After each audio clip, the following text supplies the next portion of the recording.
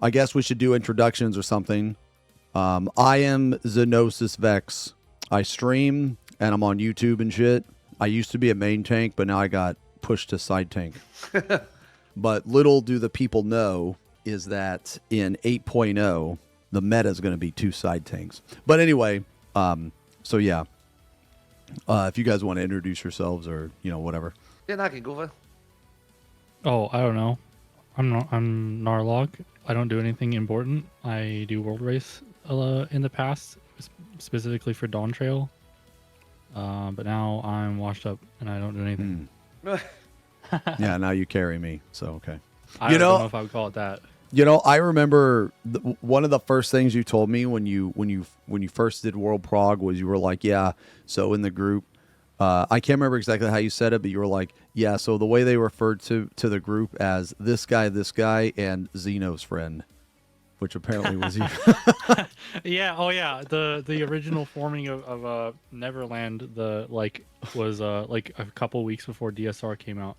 And it was a mashup of one of the Tempest groups on NA and one of the Angered or whatever they're called now, Entropy groups on EU. And it was like 4 people from Tempest and 3 people from Entropy and also Xeno's friend. I always thought that was funny. Yeah. Anyway, Arthars. Yeah, I'm Arthars. I'm also Xeno's friend. How do I say? I mean, I guess I stream also. Yeah, and I play Final Fantasy 14. Used to tank, but now just play DPS and used to play on JP, but now mainly play on NA. Yeah, I guess. Yeah, that's the intro. Anything else? No, right? Nope. Okay, hold on. I gotta move my arrow. All right. So I don't know about you guys, but when I first saw the changes, I hated it, and I hated it mostly because I got like flashbacks of like fucking just horrible decisions like that Square Enix has done with like Heaven's Ward and like A Realm Reborn and just shit like that. Because so a lot of people, they didn't play back then. They have no idea that this is not the first time that SE has tried to do this before. This is actually like the 4th time, I think. The first was in A Realm Reborn, second was in Heaven's Ward, and third was in Stormblood. And then after that is when they went to Shadowbringers or whatever, and then they changed a lot. But so this is like the 4th time they've done it. They failed in A Realm Reborn, they failed in Heaven's Ward, and they like half failed in Stormblood. But so this will be the 4th time that they've done this. So obviously when I first saw the main tank off tank, it was a huge, oh, okay. Nars Cat just turned off his PC. That's okay. I'm going to yap anyway, so it doesn't matter. No, that's okay. It's okay. I'm going to yap anyway. So obviously that was a huge, fucking, like, red flag for me, right? I was getting flashbacks of, like, Heaven's Ward because, like, Paladin was literally unusable. Dark Knight was supposed to main tank, but it was the worst designed main tank in the history of any game I've ever played in my life. Warrior was an insane main tank, but it was designed as an off tank. Like, basically, they don't know what the fuck they're doing. And so when I first heard that, I was getting flashbacks of that. No, I don't think it's going to be that bad. Like, I really don't think it's going to be that bad. But just the fact that they had, like, an almost perfect system, and then they just ruined it. Or, well, not ruined it, but then they decided to change it. Like, they decided to, like, reinvent the wheel. So, I obviously, when I first saw it, I was like, this is going to be horrible. Then I looked into, or then I, like, I watched it more, and I was like, yo. My cat turned my computer off about 5 minutes ago. No, you can knock again if you want. I'm not gonna turn my stream. Okay. That's fine.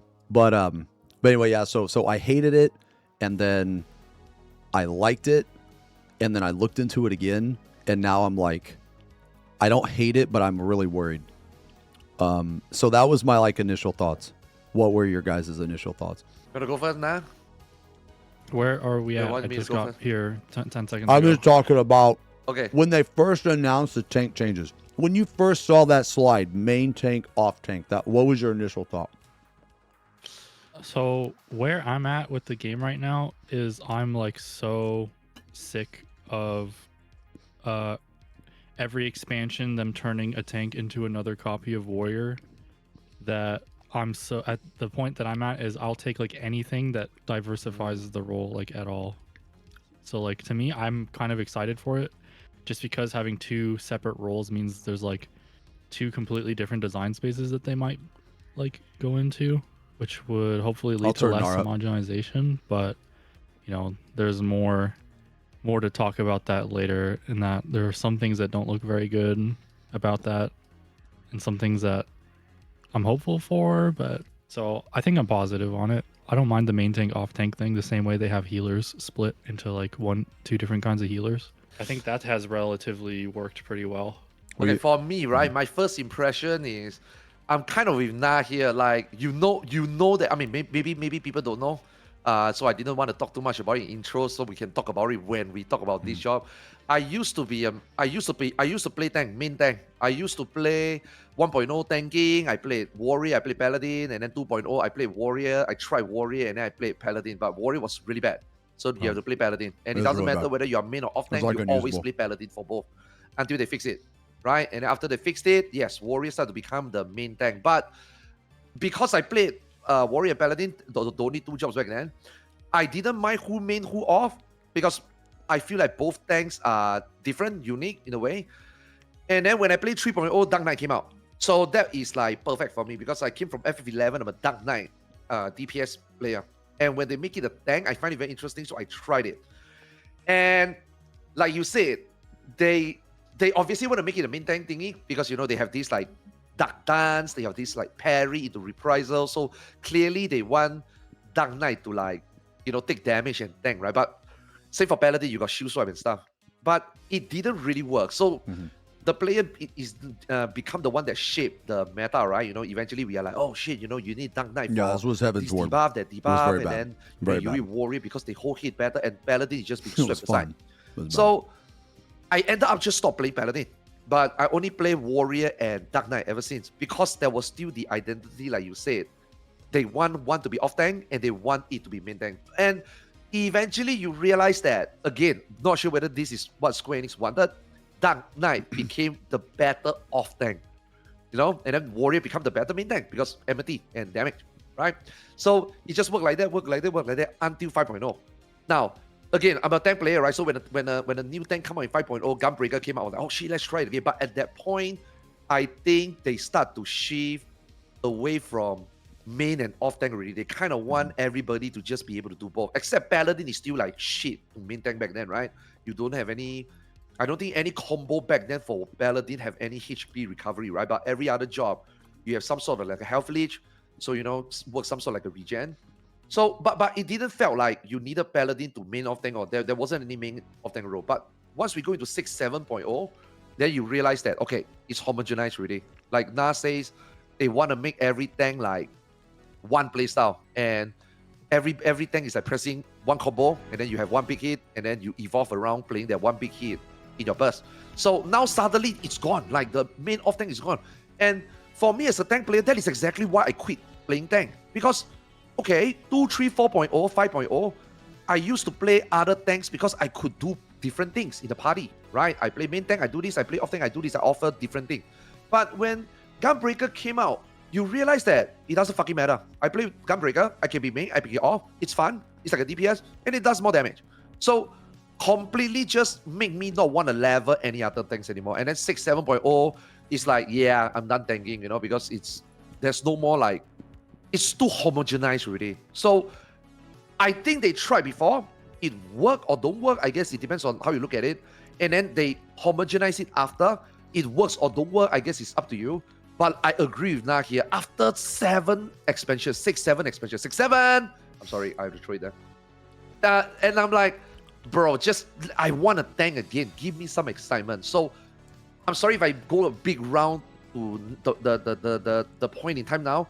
What is my first impression? When I look at it, my first impression, yes, that's good. Like, I don't mind playing a different tank for a different role, because rather than just playing Gunbreaker, for me, I use my own experience, rather than Gunbreaker, just do both, and then every now and then try Dark Knight and realize that, okay, I might as well go back to Gunbreaker, because Gunbreaker does both better at that point, right? So now it's like, oh wow, I can choose to play which. Now I'm forced to play both. If I want to be into tanking, if I want to tank, I'm forced to go both. I have to learn main, I have to learn off, and maybe through that, with the job identity that they're gonna come away, maybe I will find it fun to tank again.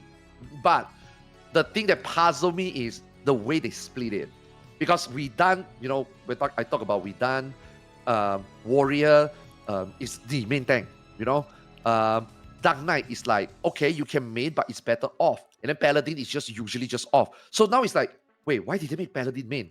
Wait, why is Warrior off? And then the first impression is, yeah, Xeno is gonna get mad, So that was my very first. I didn't get mad. I didn't get upset because Warrior was off tank. Warrior's like pretty much always been designed as one, or attempted to be.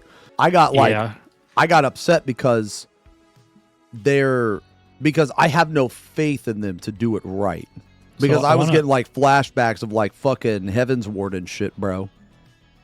You went over like a lot of points in a row there, Arthars, that I kind of want to like talk more about, I guess. Like the reason why I feel like tanks are so homogenized right now is like you said in Shadowbringers, that's when they kind of like standardized the defensive cooldowns across the tanks, and it like kind of worked fine in Shadowbringers. Like, some people complained a little bit about it, but like it wasn't the worst thing ever, because at least like offensively they all still played pretty differently. And then Warrior was by far like the most popular tank in Shadowbringers, and everyone liked it because people like pressing inner release and getting 3 huge fell cleaves, and like, yeah, we fucking love that. I was against that change, by the way. I was always against that change. That's a whole other thing. Yeah, how there was a version of Warrior that only existed for one patch in Stormblood. Yes. I was also not happy with the way they changed that, but like, it remind me later. I'm gonna rant about that. Yeah, that ship is long gone by this point. But yeah, then so in Shadowbringers, kind of everything got like defensively homogenized, which wasn't the worst thing ever. it kind of worked fine. And then people, Square saw that everyone liked Warrior. And then the expansion after that, they're like, well, Dark Knight's not that popular. So what if we just make Delirium a button that you press and you get 3 big blood spillers, right? And then Dark Knight turned into Warrior 2.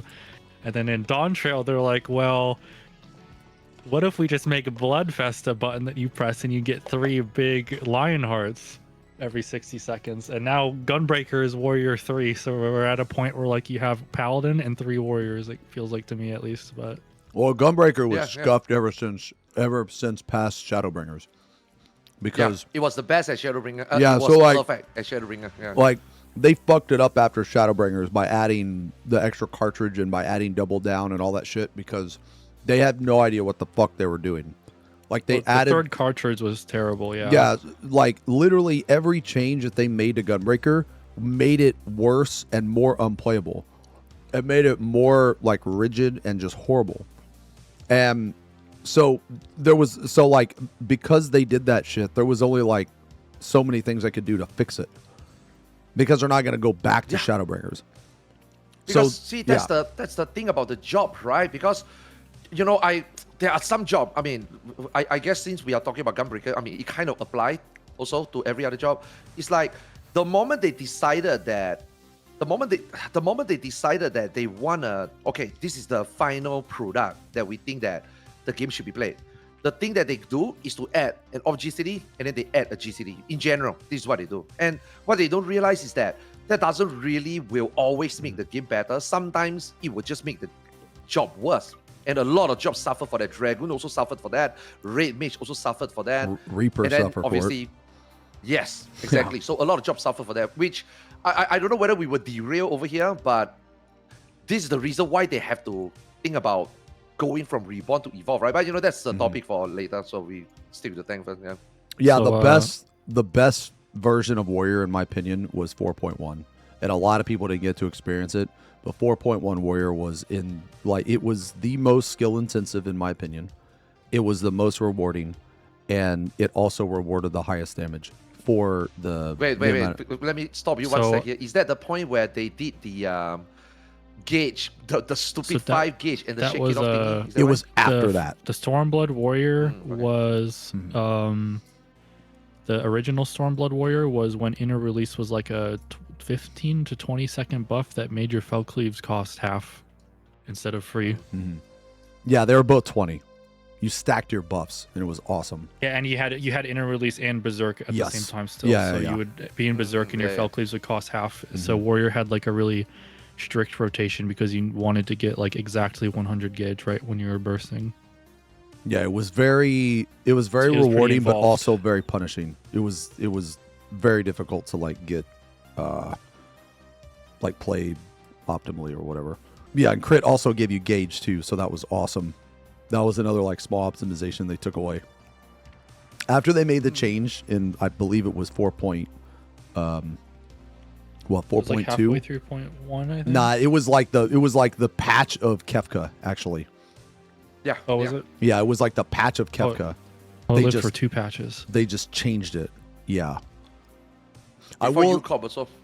During UCOP a bit, because I remember I tanked with Warrior on UCOP. Yeah, no, you could play 4.1 Warrior on UCOB because I remember I had this god run one time where I crit like I think it was like 4 out of my 5 fell cleaves.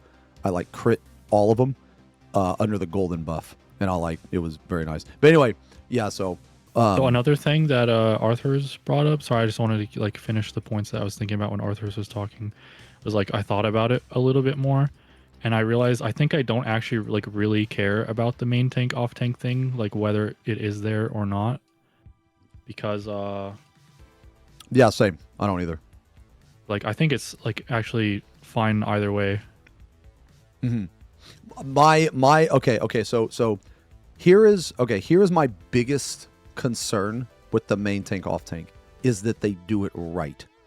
And like me and you were talking about, like, all right, because at the end of the day, and this is so weird, I don't know why people think this, but it doesn't matter like which tank has threat on the boss. There's more there's so much more involved than that simple, like that's like such little dick energy, man. It's fucking weird, man. It's really weird. But like there's so much more involved than just which tank has threat on the boss, because the way that they're going to do the off tank main tank is going to create issues in this game. So like one of the issues, like me and you were talking about this the other day, they didn't even get it right step 1. In step 1, Let me I'll pull up the slide real quick of like okay, how they said they wanted to do it. so like step 1 is, for whatever reason, they gave the off tank the party mitt, but the main tank, I guess, the counterattack. So I'm going to tell you right now, based on the past, that like from what I can see, one of two things is going to happen. Either the main tank is going to be excluded from like optimization because they're not going to be as good at helping the party as the off tank. Or 2, they're going to, so like you're not going to be able to run 2 main tanks. So like I don't know how they're going to do now obviously this is all speculation, right? This is all speculation because we need to see what an off tank has, and we need to see what a shield healer has. Yeah. So Okay, sorry, I pulled up the slide now. oh yeah, okay. So yeah, so basically skilled at taking direct damage, actions to counter enemy attacks. Okay, so the 2 most important parts here are skilled at lowering damage taken by allies and actions to lower enemy damage. Because because there's a lot of people that don't know about So we can just like, we should like just to take it like 1 point at a time. Like you see, starting on the main tank, skilled at taking direct damage. All three of us are like pretty experienced in tanking, right? Yeah. We can all probably pretty immediately agree that it's pretty unlikely that they're going to ever tune boss damage high enough that this is probably ever going to actually matter, right? Yeah. Like Yes. this basically doesn't matter. Yeah. Yep.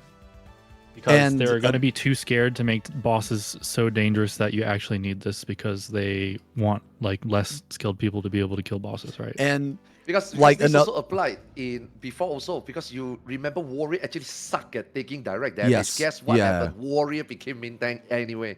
So this first And, point is completely irrelevant in my yeah. opinion. Yeah. Yeah. and also this- this also goes with boss design. Because one thing I've seen like people say is that, oh, well, they're going to make a main tank buster. Like, that's just not, I mean, it's okay, it's possible, but like, I just don't see that happening. Like, they're going to make a buster that only a main tank can take. That doesn't make any sense. That wouldn't happen. Yeah, that I don't doesn't think make that any will ever sense, happen. and they never done anything like that before. And not only that, but this main tank off tank shit is only starting in 8.0. So there's still all of this other content in the game that you're gonna have to be able to tank with an off tank. So are they gonna go back and add that shit? Like, and another thing is this is if that's the case, okay, if that's the case, then how are you gonna do double busters? How are you gonna do double auto attacks? So I personally don't think that they are going to design fights around an off tank and main tank. Even though they said they were going to, I don't believe it. I don't have faith in them. Now, I could be proven wrong. I could, but I still remember all the fuck ups they did in the past, which is why that I'm extremely hesitant to think that they're going to actually do anything like this. Now, they could, but like, think about a Savage fight. So you're telling me that you're going to have one of each tank. One of them is going to be a main tank, but like, that just doesn't make any sense. That doesn't make any sense to me. Like, there's no way they're going to do that. And Yeah, plus the fact that like there's going to be, content like Quantum, like 4-man content that you have to be able Yes. to use any tank for, right? yeah, so Plus, there's like an extra wrinkle in the fact that like, oh, maybe they'll make like the main tanks way tankier. There's an extra wrinkle in that, and that we've seen Paladin, and we've seen that they've barely changed Paladin at all, which means the only way this could actually be true is if they take multiple cooldowns off of all of these other tanks, right? And Yeah. that would make them Yeah. like basically completely inept at 4-player content. yeah, which is, so like, that's not another a non-starter. Yeah, that's another thing I was going to say, was that since we've already seen Paladin, they didn't really take anything away. In the evolved mode, they took Bulwark, but you can Sheltron more, so it makes up for it. So because of that, they didn't really take anything away. And you can also use a Reborn mode on the other tanks too. So let's say that they do take stuff away from evolved on the other tanks. Okay, well, you're just going to use Reborn then, because they didn't change like Hallowed Ground's cooldown. Now, all that's subject to change, obviously, but they didn't change that. So, like, unless they take away CDs from the other tanks, like you said, then I wonder how they're going to guarantee a main tank spot, because that's the whole point of this, right? The whole point is to have one main tank and one off tank. But the problem is how are we going to get there? And I don't think they're capable of that, because like I said earlier, they've tried this 3 times and every time they failed. Like, and in Heaven's Ward, they failed. That was literally the worst tank meta I've ever seen in any game in my life, actually. So like, and I mean, I don't think it's gonna be that bad, but yeah, like in Heaven's Ward Ward, is really bad. Like, yeah, Paladin is straight up not playable. I mean, if you remember Frosty, you remember we always make fun of him play Paladin back then, remember? yeah, It was really bad, yeah.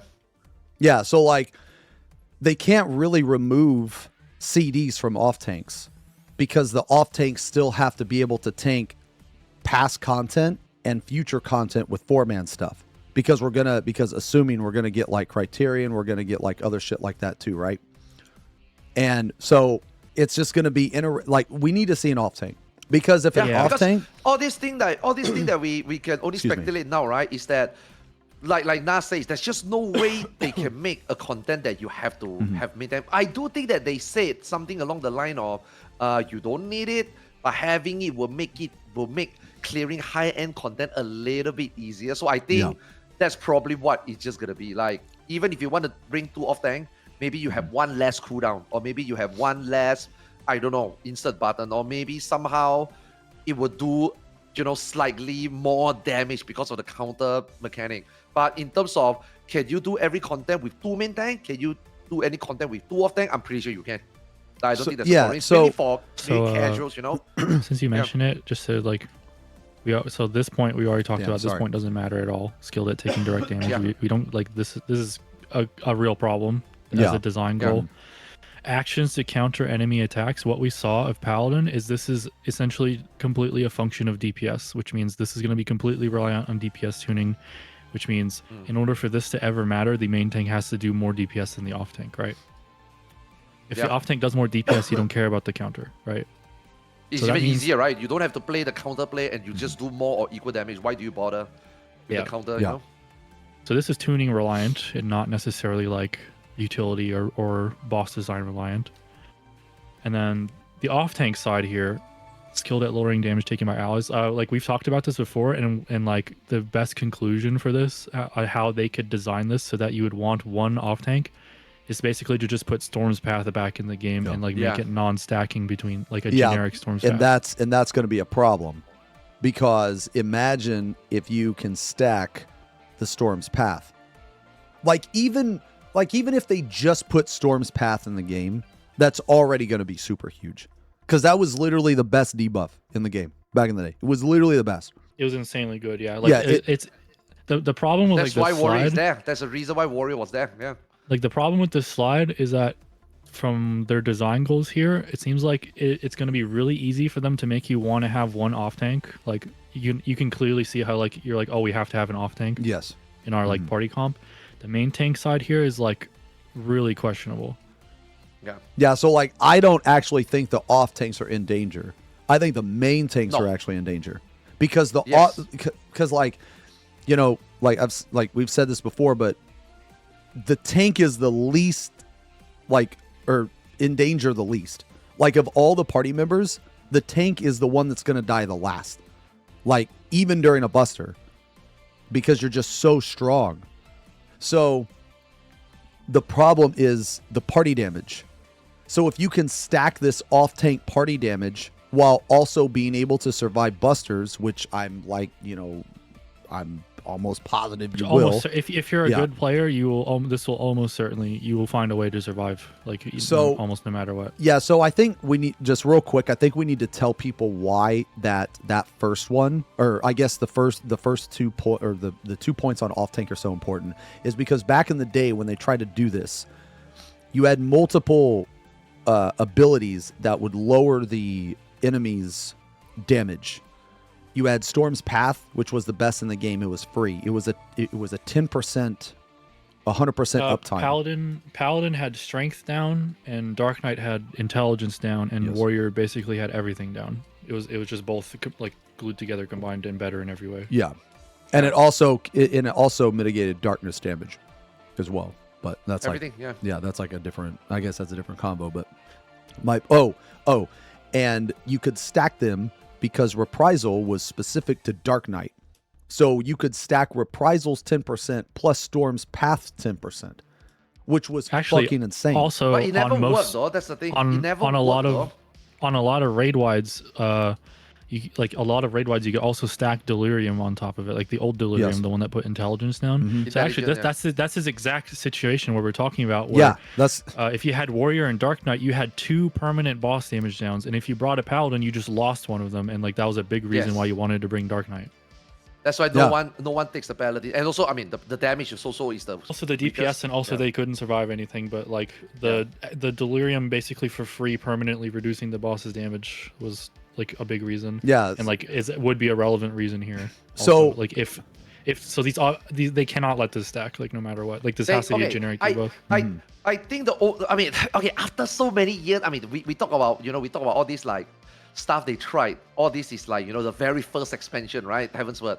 After 13 years, I don't think they will be that dumb to let off tank have to stack. Like I think they are very simple. It's evolved. They're just gonna make Storm's Path come back, I'm pretty certain, in some sort of way. And every other off tank will have that button, but I don't think they will stack. If they Oh, do, then there's I Swanks think- is still stupid. I Then, think you that know, they're gonna stack, and here's why I think they're gonna stack. Because they're gonna try to make them less homogenized, and then they're gonna realize that it was a fucking mistake. That's what I yeah, think. if they do that, it will suck.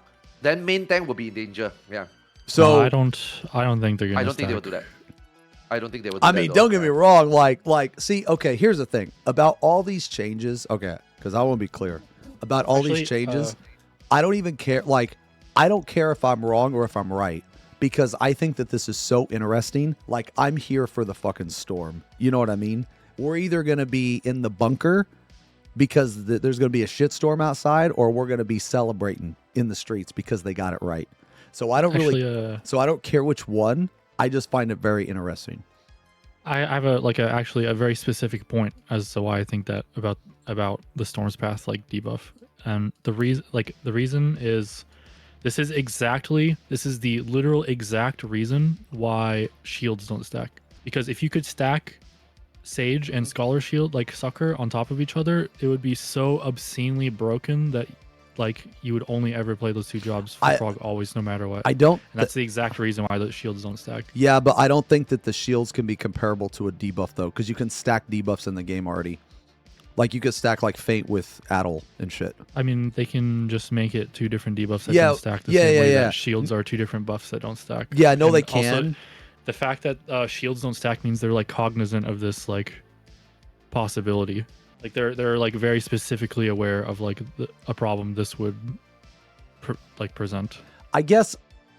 I think I just have no faith. Yeah. I think that's what it is. I don't blame you. I don't blame you. Yeah, I think it's Like just you I have said, no faith, they man. done Like, it, like you said, they done it so many times before and they failed, and now they are revisiting it. But they did and should have learned a lot from the last 10 years, and now that they want to do it again, I think it should be better. But will it be better? We don't know, because I want it to work. I want this main off tank to work because, you know, like I mentioned in the intro, right? Able to play both tank or understand what the strengths of each tank, and then you as a main tank player can venture into both main and off tank role and hopefully not homogenize so that you can play them completely differently. I think it's really fun to think about, right? And I think because right now, right, let's just say you are looking for a static. Let's just say you're in a static. And then people is like, which tank can you play? I mean, the answer is pretty simple. Oh, I can play all. Oh, which do you want to play all for main? Oh, I don't care. Now it's just like everybody can play anything and do anything. So now if they introduce this main off, and if they make it work, if they really can draw the line between these 4 points, and then I think that player will be like, there will be more skill expression. Okay, I can play this as a main tank. Okay, so you are only a main tank player. And I can also do this as off, but I'm more comfortable main. But hey, can you play off tank and still main tank? Oh, you know what I mean? Like, I feel like it's something interesting to think about. You know, maybe the meta will change. Maybe players will have more responsibility. They will have to be better than just press 3 buttons. see, You know, so for me, that is like the exciting part, you know? But they have to make it work. See, because if they I don't make it think- work, like you say, we're gonna come off the bunker and we're gonna be like, well, here we go again, you know? see, I think they can make it work, because, okay, so we'll talk more about like evolved and the evolved mode and reborn mode later.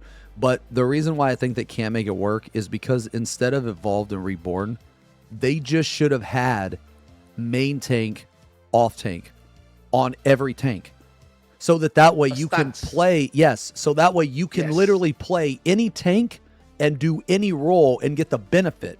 You just turn on your main tank stance, turn on your off tank stance. Okay, see, now that is where I don't trust them to be able to do so much changes at once. Like, this is a good thought if they make this work. And then they think about, okay, what if we just let both tank be able to do both? Because I think, like you, I don't really trust them to make too big of a changes. I mean, that's why everybody is scared right now, right? I think they can make one thing work, and they should have learned from the past, and maybe they will make this work. If this works, I agree, next time in the future, I mean, it's not just tanks, even healers, right? Because they done it before Astrologian. You can like, okay, I want to play Astrologian, I can play Barrier and Shield. So maybe even Red Mage, right? Okay, I can play pure DPS, because that's what Red Mage is about in, you know, other Final Fantasy, especially 11. I can play Red Mage as a full DPS, or I can play Red Mage as a full support DPS. So I think that might extend to in the future. But now 8.0, we've already so much, and Mr. Prime, one person have to do 21 jobs. Yeah. Can he make 2 versions of those jobs? I mean, for Well, now, probably not. Just let them cool first, you know? So just to like give an example of like so right now we have Reborn and Evolved. Well, if you have like the main tank mode and the off tank mode, there's a lot of different things that they could do with that. But what they're doing with it currently, they already fucked up. And that is, they're not giving and me and Nar were talking about this the other day. Oh, so I was gonna lead into that after like another point I wanted to make. Oh, okay. Go ahead and make your point, and then we'll talk about that. Yeah. I had like 2 more. So like 2 more. I had 2 more points I wanted to do on this slide in particular. Okay. Yeah. The first one is that I wanted to like talk about this very last bullet point like a little more specifically. And this is, so like you read this and you see like presumably the off tanks would have like extra party mitt on top of their debuff, right? Yes. That would be why this would be 2 different bullet points. This one on the bottom is like Storm's Path, and this one on the top is that they should have like an extra party mitigation. But the problem with that is because we've seen Paladin, we've seen that Paladin is almost completely unchanged from how it is now. Paladin already has extra party mitigation now, like in the current game, than all of these off tanks, right? Paladin is better at mitigating the party by like a lot, right? And so what are they going to give the off tanks? They still have Reprisal, they still have Divine Veil, and they still have Passage of Arms, and Passage of Arms has an extra follow-up too. So it's even better. And Clemency and Cover. And Clemency and Cover. Yeah. Right? So the huge problem with that is since they didn't take anything away from Paladin, this is another thing. There's a big problem with the fact that Paladin is almost completely the same in this slide. And that is, since Paladin is almost completely unchanged, they still have just a ton of party mitigation. That means the onus is on the design of the off tanks now, where they have to greatly change how the off tanks are in order to make this work. So if the off tanks are barely changed, like they're going to have to add like 3 party mitts to all these tanks to make them better than Paladin at party mitts, right? Because right now as a warrior you have like Shake It Off and Reprisal.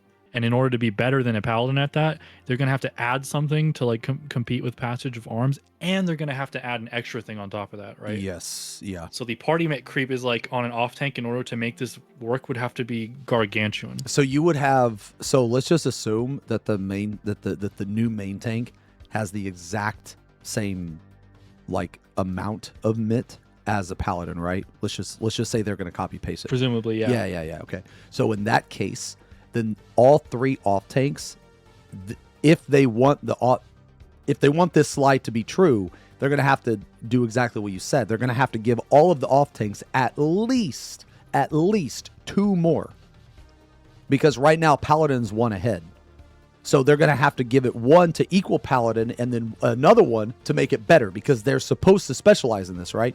So that means that you're going to have 2 off tanks with like 4 fucking party mitt. So between the 2 of them, you're going to have like 8. That is insane. That's crazy. That's more than... That's like more than... That's like reaching healers or more. That's crazy. So you're going to have tanks with more mitt than healers. Which I don't necessarily think that is inherently a bad thing, but like... It just... Can they do it? It's a very drastic change to like... to make this design goal true. And another... So like, piggybacking off of that, is I really dislike. Well, of course, we're assuming it because we can't do anything else. We're assuming what we saw. We're assuming what we know is true. Right? We talked about this the other day, Xeno, where like in other MMOs, like the tried and true tank dynamic that happens in other MMOs. Oh, right, yeah. This is what we're. What should happen here is like, you know, there's a lot of like people that seem like upset that off tank looks like they're like basically like a debuff bitch, right? Like the tried and true dynamic that like people want to see is the main tank should be the support bitch with like Yes. extra mitigation and like support for the party, and the off tank should be like a big DPS guy, right? Yeah. That would be something that would immediately make it so that you want a main tank and an off tank. Yeah, right? and that's like the main tank simplest thing too. The main tank could just have Storm's Path. You automatically want one. The off tank can just do more DPS, but it doesn't have Storm's Path, and that's like instantly you want a main tank and an off tank, and it works, right? Yeah. And it also fits the like job fantasy where like, you know, paladin players, you know, like you would want a paladin to be supportive, and like warrior, dark knight, gunbreaker, those are tanks that like you want to do big damage, right? You want to be like a tanky guy that does big damage and can't die. And as a paladin, you want to like be supportive, right? That would be like a dynamic that would instantly work. But like the way they split it here is like so strange, where they're gonna have to make the main tanks do more DPS, and they're gonna have to make the off tanks have like the debuff, which just seems kind of backwards. Yeah, it doesn't make sense, because like why would you give the main tank like why wouldn't you give them some type of like ability down or something like that? The way that they split it just creates more problems than like you don't gain anything by doing this. And I think that's the biggest thing that a lot of people aren't seeing. What are we gaining by splitting it like this? Because based on what they showed on Paladin, it's not fucking dehomogenizing them, because they didn't even change Paladin. As a matter of fact, they actually took abilities away from Paladin. They took the entire atonement combo away, because you're supposed to focus on this counterattack, which the counterattack isn't even that intricate. It's 3 counterattacks a minute. That's what it comes down to. It's just going to be, you're going to counterattack 3 times a minute. That's it. So is that more? Because to me, that's not more fun than the atonement combo. Like, it might be more fun at first for the first couple weeks, but then after the couple weeks, you're going to do your opener, you're going to pre-pop Sheltron. Okay, there's one counter. Then you're going to wait for either the Buster, or you're going to do another one. There's another counter. Okay, so now you're done. You're just spamming 1, 2. You know what I mean? Like, it's not, in my opinion, I don't think it's going to be, I think it's to be dumbed down. Because when I originally saw it, I was like, okay, cool. You're going to get to do like rec every 40 seconds instead of a minute. Okay, that's pretty cool. But the amount of buttons you hit or whatever, because they also took off one of the off GCDs, and your dash no longer does damage, which is good, because I don't think dashes should do damage. But I also don't think the dash should have cover. I think that's fucking horrible. You should be able to put cover. Like, it's really strange to me that they kept cover on the dash, and the only logical conclusion I can come up with is that they just copy pasted it from PvP. There was no thought behind it. There was no thought process behind that, because I mean, that one is going to be the first thing that go. There's no way that will stay. Like, that is just a whoopsie. You because know what I mean? Like, immediately, screen, like immediately, right when I saw that the cover was on dash, I'm talking like within 5 seconds, I was like, no, this is horrible. Because what if you need to cover someone and there's a fucking pit or an AoE or something in between you and the person that you need to cover? Well, it was fucking nice to use this an expansion ago. Guess I'm just fucked now. Like, that's what I mean. Like, what are we gaining here? Because with every expansion, we should try to gain something. You know what I mean? So what exactly is it that we're trying to gain? And if their goal is to dehomogenize the jobs, splitting them in this way is the laziest way they could possibly fucking do it. Like, you can have all the tanks do this. This is a little bit, okay, I think this is thinking way too deep, which is not a bad thing, obviously, because this game is not new. Right, this game is already 30 years. There are things that they tried, there are things that they failed, there are things that they succeed. There are ways that they want us to play, but we don't play their way. We forge the meta. But the thing is, right now, and this is on them. Like, why do they show a Paladin and then bring out this slide? In order for them to bring out this slide and like really convince people that this is the philosophy they're going for and will work, they need to show us how an off tank is. Because we are missing very important information here, because all this that we think and, you know, not gain or gain anything, we don't know. We need to see how a warrior, a gunbreaker, and a dark knight is before we can draw the conclusion. So hopefully Berlin, we will see it. But right now, it's just like a bottomless well we would be talking about, and then they would be maybe watching this and like laughing their ass off, like just wait. We don't know. Yeah, We yeah, don't yeah. know, you know? Because okay, they could get it right. Like I don't want anybody to think that I'm all doom and gloom, because I'm not. Like, I want them to get it right, because if they get it right, then that means the game is going to be better than what it is now. So I want them to get it right. It's just I do have some concerns, right? Because they have this is the fourth time they fucking tried this shit, you know? And it's like, I feel like that they should have shown a main tank and an off tank because of this change. Yes. So I actually, when you were talking about the things you don't like that they did change on Paladin, I think I actually diverged from you a lot there. I actually like a lot of the things that you said you didn't like about the cover on dash and what was the other thing? Cover on dash. I didn't like that they removed atonement, but and the counter attack. So the reason why I like those is right now, like, one of the big problems I have with like the current design of the game is the way that your character's like abilities and rotation almost like barely interact at all with the boss in the encounter. Either like you're kind of just doing the same rotation always for every boss, and the only thing that changes with the boss is just where you walk in the room. I think that's like a really bad problem that this game has right now. And actually, I really like the way that you like jump to someone when you cover them, or like the counter attacks makes you like pay more attention to the encounter, because it's like it's more interactive with like the encounters, I guess. And I think that is going to be really I like fun. the I'm actually counterattack. really excited for that. I just don't like that they removed atonement for it is all. I think they should have kept atonement. No, but I really do like the counterattack. I think it's cool. I actually really like the cover on dash, like on a 30-second cooldown. I think that's going to be awesome. And I think it's also going to be awesome the way you have to figure out how not to kill yourself with it. I don't know. I think it's going to be incredibly frustrating when you can save someone and you can't dash to them.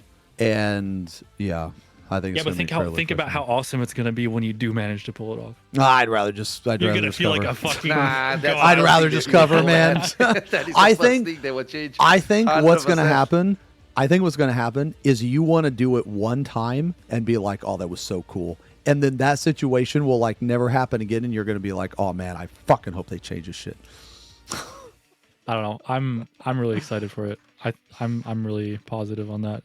That's all.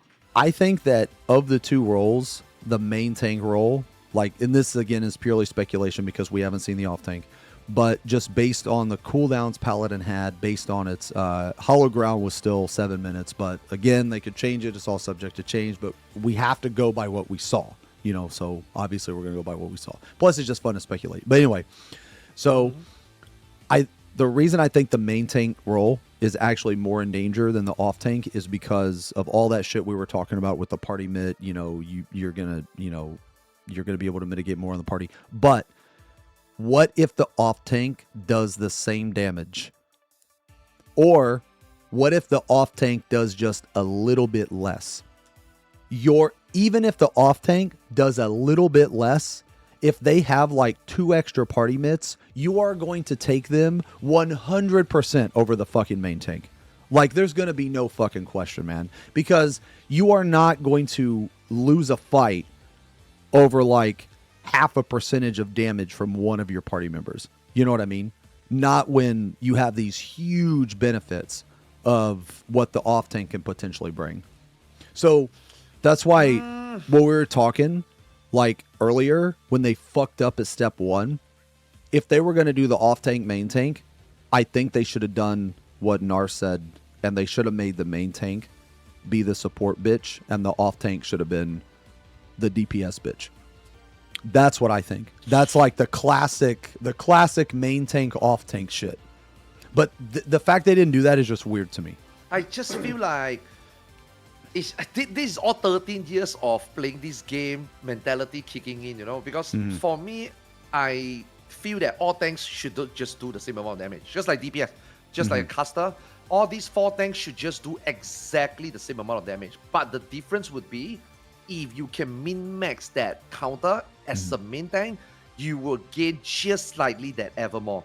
Yeah. But that is that little bit that an off tank can never make up, because off tank is just, hit the boss ass. You are just off tanking. You don't have any special mechanic. Your mechanic is just put a debuff, and your mechanic is just make the party able to take damage better. Now, I know that sucks from an optimization, from let's say a passer standpoint, that sucks, because that means your off tank might never reach a ceiling, because it's just gonna be overall X amount of damage. Whereas a main tank played right in the right situation and optimize all your block and your counter will mean that you will always do X plus 1 damage. I think that's what I want to see in this scenario, right? But this scenario, it's a lot of work for them to like make it happen. Like the job has to be so unique, so different. All the jobs have to play differently, and then different people have different sort of fun. It have to be something for everybody. And it used to be 5 jobs. I mean, if we get a 5th one and they keep the current philosophy, it would have been 5 jobs playing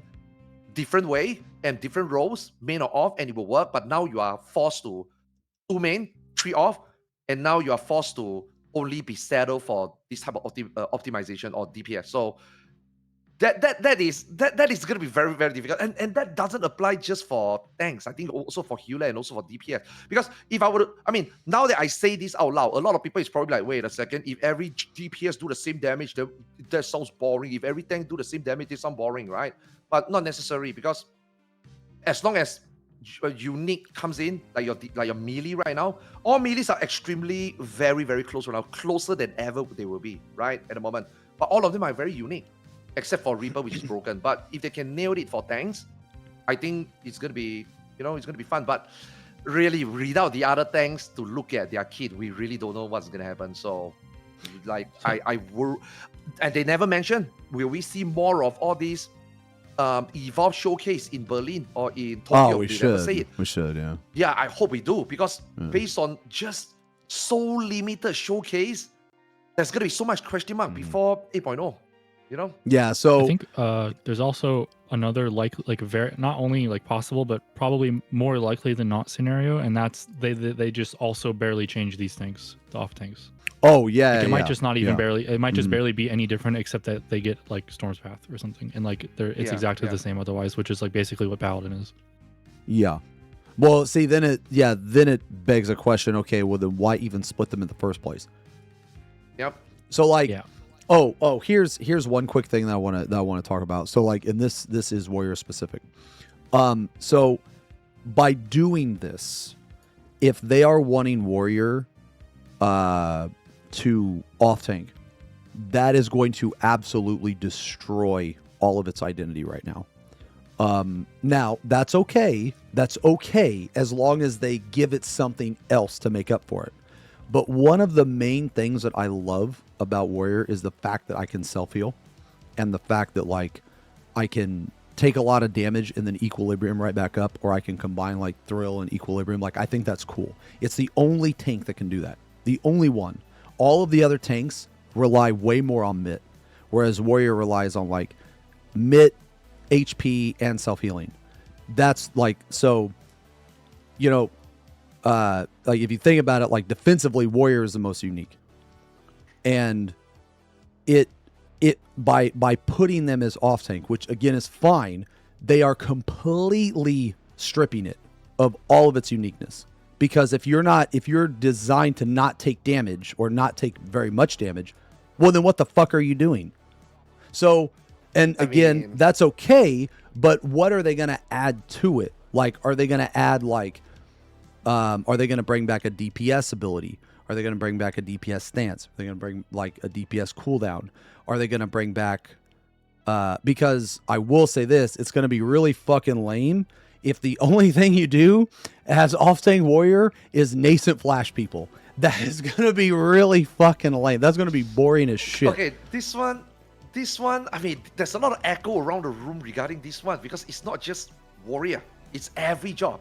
I think every job is afraid of that identity that is being taken away because of this massive change to, every job's gameplay. Because he also came out to talk about Dragoon. Right? Okay, we understand that Dragoon, the uniqueness in every FF is the jump. So they do something to it. So if they truly believe that as a warrior, the uniqueness is not the get a big X and do crazy big damage, flashy move like, you know, Primal Ran, Morphel Cleave, like all this big effect, big hit, big damage as a tank.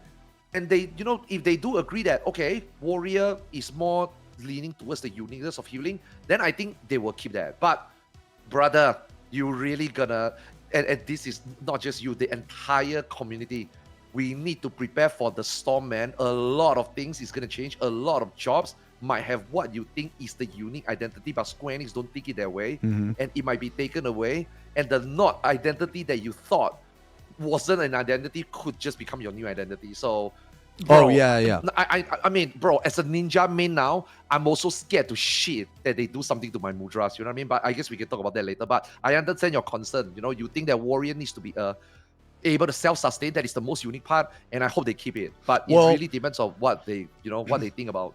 You know, so like it doesn't need to individually. keep like it doesn't need to keep it. I don't like if they want to change it, that's fine. That's completely fine. I'm just saying that because of this split, Warrior is one of the tanks that suffers the most in terms of identity, because you don't like all of your self-healing is based on you taking damage. Well, if you don't fucking take any damage, then like Thrill is half useless, Equilibrium is completely useless, like Bloodwetting is half useless. You know what I'm saying? So like it's fine if they want to take it away, but just give them something to replace it. So like if they want to make them like a faster GCD, or if they want to make it like, you know what I'm saying, just something to change it. But like what I don't want to see happen is I don't want what Nar said earlier to just have all of the off tanks remain the same and nothing's changed.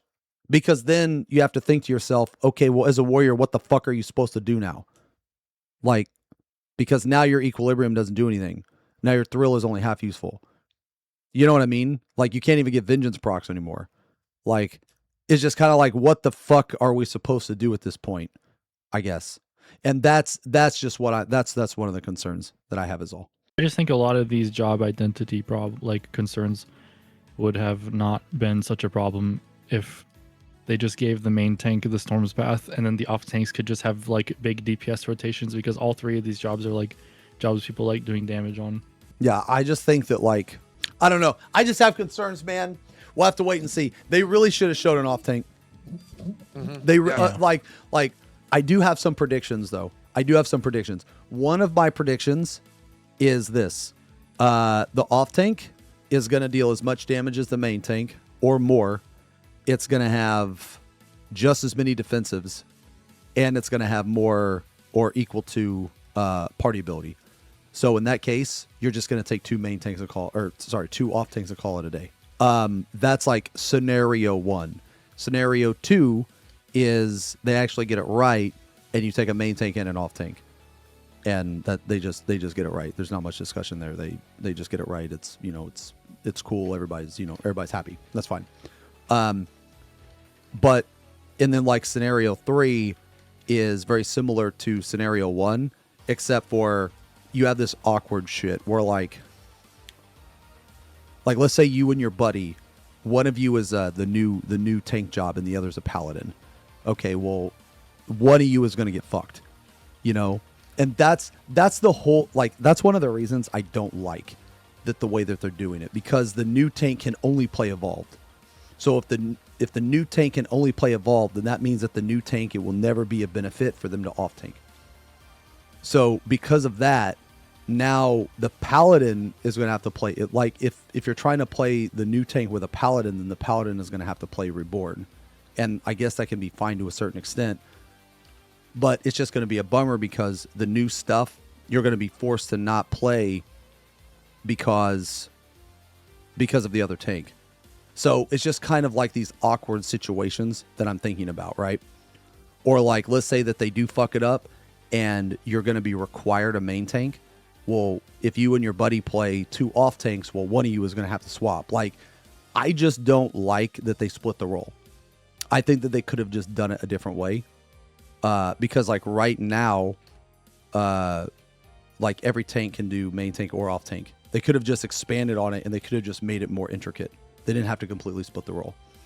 So, like, I think there's a higher chance that they fuck it up to a certain degree. I don't think it's going to go back to Heaven's Ward.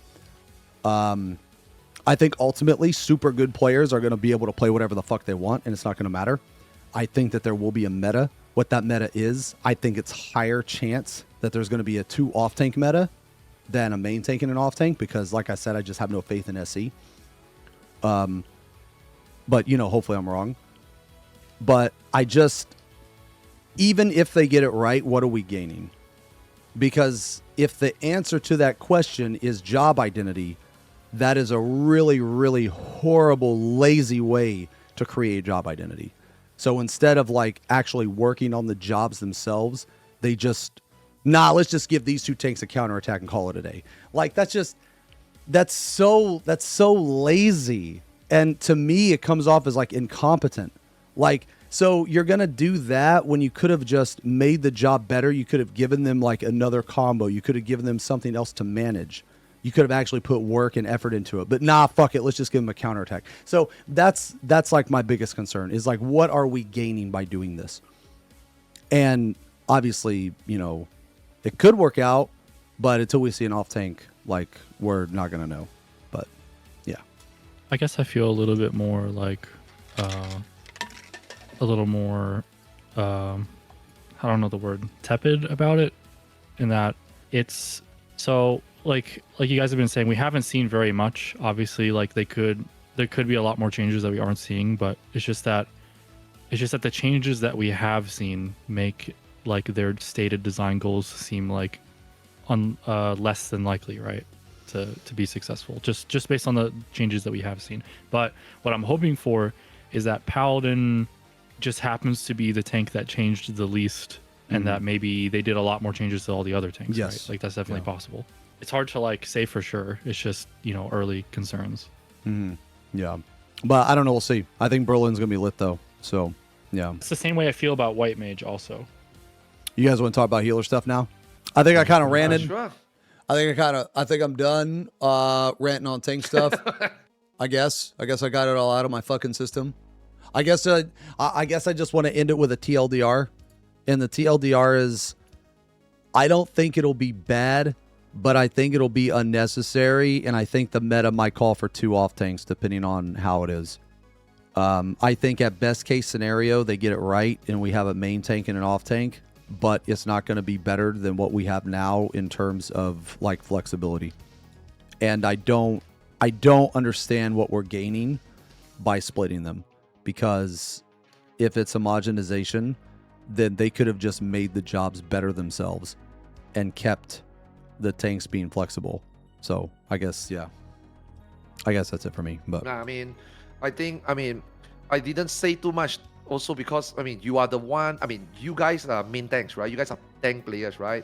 I'm already, retired tanking for now, maybe come back in the next expansion after this split and obviously the new tank. But it's nice to hear that, people are thinking about preparing for the worst, right? That's what we should do, right? We should always prepare for the worst, and we need, if they ever listen to us, I think they do, because otherwise they wouldn't have made literally this entire fan fest about all the changes. Most of the people in the community who played the game long knows what they are thinking, knows what they are talking about, and they made all these changes all based on that, right? So hopefully they listen to all this, because bro, it's Final Fantasy 14. If Final Fantasy 14 fuck up, it will take 3 years, or even in this case 13 years before they make one change. So we are all concerned. You as a main tank player, you have all these concern, prediction, and things that you want to see, not want to see. Hopefully they listen to it, and hopefully, we 8.0, we get a better version of the game than before, or just different but better, hopefully, and not different but worse, I guess. Or go ahead. Sorry, go on. I was just gonna say, like, in terms of like overall, like feeling of the evolved stuff, I guess, since that's kind of like the direction we were talking about. I'm personally at a point where I'm just excited for anything to change, because me too. A lot of even so here's the thing, like hardcore players, they kind of feel this like fatigue faster than like casual players, because you know the game has like so much more casual content, and casual players like just go through it more slowly. They don't feel that fatigue like as much. But even a lot of the like casual players that I know, that are like, if the game doesn't like change, like the game is getting so stale for me, and if the game doesn't change in some way by the next expansion, like I'm just gonna take a break for like 2 years, because like the game is just getting too stale, even for casual players, which is like a real problem, right? And I'm at the point where I am excited for any kind of big change that they're doing. Like I want them to just start trying some Yes, shit. yeah. And Yep. and it is true that the jobs can be more unique than they are right now, and it can be balanced. But like I'm willing to take big changes, even if it like damages balance in the short term, and it takes them like a raid tier to like sort it out. Like I'm fine. Like there's always gonna be a meta. I'm fine with there being a meta as long as the game is balanced like good enough. I'm totally like on board personally. But Yeah, like we all lived through, we all went through Heaven's Ward. So like I really don't think that they could ever fuck up as bad as that, but like you said, I am just glad that they are changing shit. And regardless if we're like celebrating in the streets or hiding in the bunker, I am fucking all for it, man. Like I will fucking wait out the shitstorm with you guys and still be excited. Because I just wanted yeah, to try to the be a game little needs change. positive. because ultimately, It's hard to change. It's difficult to change. I mean, people don't like change, right? And especially after 13 years, like, I'm not saying that it's gonna be good. I don't know whether it will be bad, but dude, they gotta change something because numbers Yeah. don't lie. There's a reason why Dawn Trail is so many more doom and gloom. Yes, obviously they are still enthusiastic. Yes, there are some good things about this game, but the overall sentiment of Dawn Trail right now is the lowest Final Fantasy 14 ever has been. And we are not even the one with actual number. It's Square Enix. It's the CEO. It's the company. It's yoshi-p. They seen the numbers. They know that they can't wait for another expansion, for another 6, 7.0. Oh God. You know what I mean? Like it needs to start now already. So hopefully they get it right. Like you said, I hope that they got it right. And even if they don't, hope that they will make it right fast and not make us wait 13 years. You know? So the thing is like, as a content creator, people have this completely wrong perception, because even if it's bad, bro, I love to bitch. I love to complain. And if shit is bad in 8.0, holy fuck, that is going to be an unlimited well of content, man. So, dude, that's what I'm trying to say. I don't even care. Like, of course, I want it to be good, but even if it's bad, it's exciting. It gives me something to talk about. It gives like all of us something to talk about, something to bitch about, something to like deal with. You know what I'm saying? So, like, even if it's bad, it's still going to be good. It's a brand new game. Real quick. Real quick. Excited, yeah. Do you think that the leaks are right and that it's going to be a hammer tank? Yes. I think so. Blunt weapon tank. I think more so. accurate blunt weapon tank. Yeah, I think so. The question is, does it have a shield? Did you guys hear? Did you guys hear the theory, like the stretch, the reach from his shirt? Because it said, fuck, what did his fucking shirt say again? It was like, and guess who's back? yeah, it was guess who's back, right? Well, somebody was like, guess who's back? Slim Shady, Marshall Mathers. The job's going to be called Marshall. I don't know, man. I don't know, dude. That's a little bit of a stretch for me. But I'm going to believe the leak. Do you think it has a shield? Or no? Do you guys think that's I don't a shield? know. It could have. Yeah, it could have. But I do. Okay, so I have and I probably told you guys this before, but when I went to the Shadowbringers media tour, one of the questions I asked Yoshi, I actually asked him why they went with Gunbreaker, and I asked him about a sledgehammer tank, and he told me that they actually had a sledgehammer tank in the concept, like the pool of ideas, right? So whenever they come out with a new job or whatever, they come up with multiple ideas, and then they pull one idea from that. Well, one of those ideas he told me was a hammer tank. So he told me that back in Shadowbringers. So I can tell you, Gaia also, right? Gaia was like eventually, shown to be the hammer, right? So everybody was expecting a hammer, but they went with the gunbreaker. Yeah. Yeah. So But eventually, yeah. yeah, now it's happening. so I can tell you that he did tell me that. So that's not like that's fact. Like he literally told me that. And that was a long time ago. And obviously things can change, but I think it's gonna be a hammer tank, but it could be wrong. It's a hammer for sure. Yeah. For sure. I think it's gonna be some type of blunt weapon. So I don't know. But anyway, yeah, those leaks were pretty accurate. Others, I have to ask. People seem very like the easiest target for people to argue with each other about with the evolve changes is combos. How do you feel about the combos? You mean for like DPS, or you mean like all Just in jobs? general. Okay. Do Do you mean the 1-1-1 instead of 1-2-3, or do you mean like? Yeah, that's what I mean. I mean, I think one button is fine. Most games are like that already. See, the thing about Final Fantasy 14 or even WoW players, right, is that most of Final Fantasy 14 and WoW players only ever play one MMO. And that's fine, because not everybody got time to play multiple MMOs, right? But they need to know that every other game already adopted this system, if not now, but already 10 years ago already. It's not new.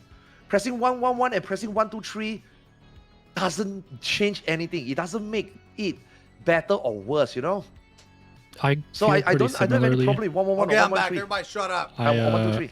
I feel pretty similarly in that I feel like it's fine to prefer the Okay, 1-2-3. Like I think that's a valid, like opinion that like you prefer the 1-2-3 over the 1-1-1. But the goal of like reducing the number of keybinds I think is a good one. So like even if I slightly prefer like that hypothetically, the 1-1-1 is like not really big enough of a change to be like, upset about. Plus, if you're a job that cares about when your combo finishes, which it seems like a lot of them do, you're probably going to keep track of which step on the combo you're on anyway. So, Are you talking about 1-2-3 versus 1-1-1? Yeah. No, I'm glad that they consolidated it, man, because 1-2-3 is fucking stupid. You should never be able to put 2 on your fucking hotbar. Like, you should never be able to accidentally hit 2. There should always just be chain skills, in my opinion. Yeah. I mean, at the beginning, they do that because at the beginning of the game, there isn't a lot of buttons. So they do that as a bloat, as like a, doesn't want to make you feel that you are not pressing much. But now, with how all these buttons that we have, I think it needs to consolidate already. Because yes, what else more do you want them to add to the Reborn hotbar? What, another 4? Like, why? No, yeah, they could just consolidate so that we can get more things. Yeah. So when they consolidate, when they go 1-1-1, you can actually add more abilities by consolidating. So like Viper has a shit ton of abilities, but it's in like two, right? Well, you can keep adding to that if you really want to. Whereas if you have to put everything on your hotbar, that is extremely limiting in what you can do and give the classes. Yeah, that's exactly how I feel as well. Like I like slightly prefer the 1-2-3, but like it's actually like so many jobs have so many like permanently available GCDs that you just always press like in a certain order that it like really damages their ability to like manage keybinds now, right? So I'm personally for it. Plus, like I said, you're probably gonna want to like keep track of what step you're on anyway if you're a job that cares about that, which looks like most do. So and then like Box says, right? Like Box says on his tweet, if you guys really are upset about this, just put 1-1-1 or the 3 button into 1-2-3. You can also still stimulate to press 1-2-3. Boom! Now you're better than us. That's not the same thing. Yeah. No, it's the same, bro. It's exactly the same. It's exactly the same. No, because the main like thing, the main thing you immediately like stumble on when you when they changed Gunbreaker Gnashing Fang from 3 buttons into 1 button, I actually did that. I put them back into 3 different buttons because I was like, I don't like it, because what happens is I'll start pushing the 1 button and I'll forget which part I'm on while I'm pushing it, and I was like, I'll push it a 4th time by accident and do nothing, or I'll cut it off by accident because I'm like bad at counting it, right? Like that was the problem I was running into. You still have that problem if you put it on 3 different buttons, but like you get used to it, right? It's just muscle memory. Like you get used to it, right? Like it's not a big deal. But I'm the guy that did that, and I can tell you it's not the same. Okay, so healers. All right, so obviously White Mage didn't change at all, really. I mean, you still have the lilies, you still have like all that shit. It's just like you still have your blood lilies. Now though, it's going to be a DPS gain, not DPS neutral. I'm pretty sure now it's DPS neutral, right? To use your lilies, it's neutral.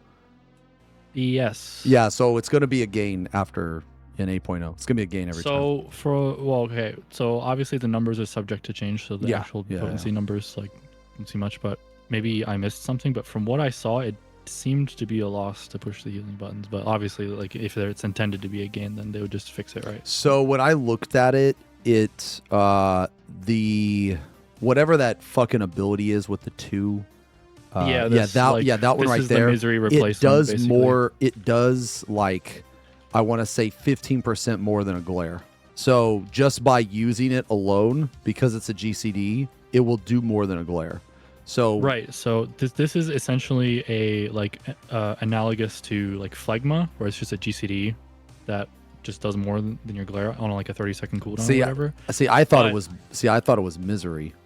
No, okay, hold on. So if you can just use it with no stacks of like heals, right? And if you just press it baseline, it's on a 30-second cooldown. You always want to push this even if you're not healing, because it does do more damage than your glare. But when you heal, it increases the potency up to 3 times, right? So it's kind of both. It's like both a cooldown and like a misery replacement. But at least from the number, I could be wrong. I only looked once and I'm not very closely, but it looked like the amount of potency in order for it to be a DPS gain, the amount of potency that it increases each stack has to be at least the amount that the glare hits for, and it looked like it wasn't that much. Nah, so when obviously they could fix that. When I looked, he hit it for 172,000, and each glare did 50k. So with 3 stacks, it did 100. Or sorry, it Right. So if those 2 numbers are accurate, that means this button is a DPS loss. Or no, sorry, it was 2. It was 2. Sorry. 2? Oh, yes, if it was 2 stacks, 2. then it would be a gain. Yeah. Yeah. But like obviously they wouldn't balance it that way because they know better by now, right? So it could just, even if what I said was true, like they would just fix it later. Like the potency numbers are not final, obviously. But. Yeah. Well, yeah, that's another thing is there's a couple people in chat that are like the potency numbers aren't final, but one thing that I think people have to understand is that we are talking about this stuff as it is current. Like we like, yes, like the people that are saying nothing is like, it's all subject to change. Yes, we understand that, but we are still going to talk about it because it's important that we do, because they might not, like, just because something is subject to change doesn't mean that it's going to change.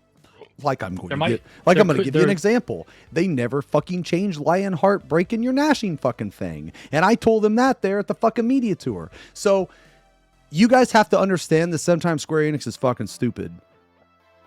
Just because something is subject to change doesn't mean that they're actually going to change it.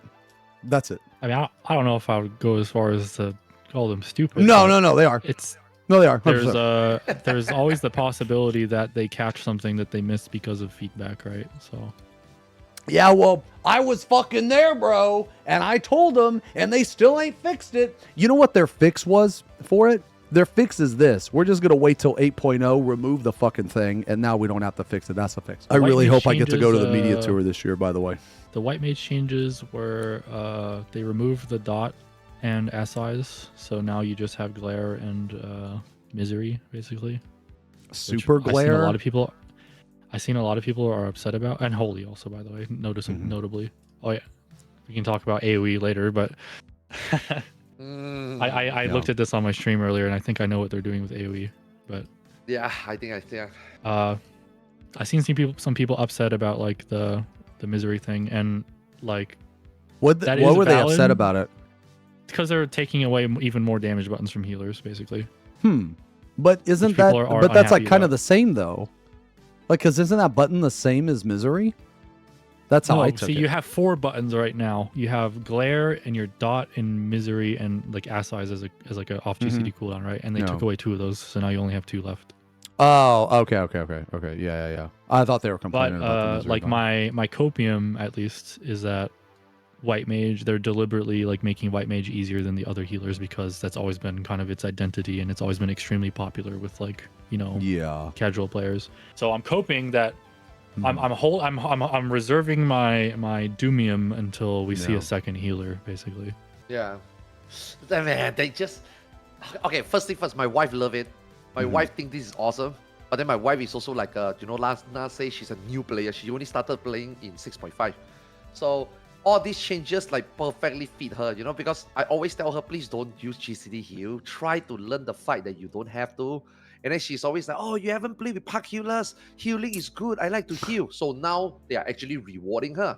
So everything, and also her glare, right? She suck at slide casting, not until she do ultimate. So now she can cast glare and move. It's like, wow, you got what you want, And her dot uptime is absolute shit, and I don't think I see a dot.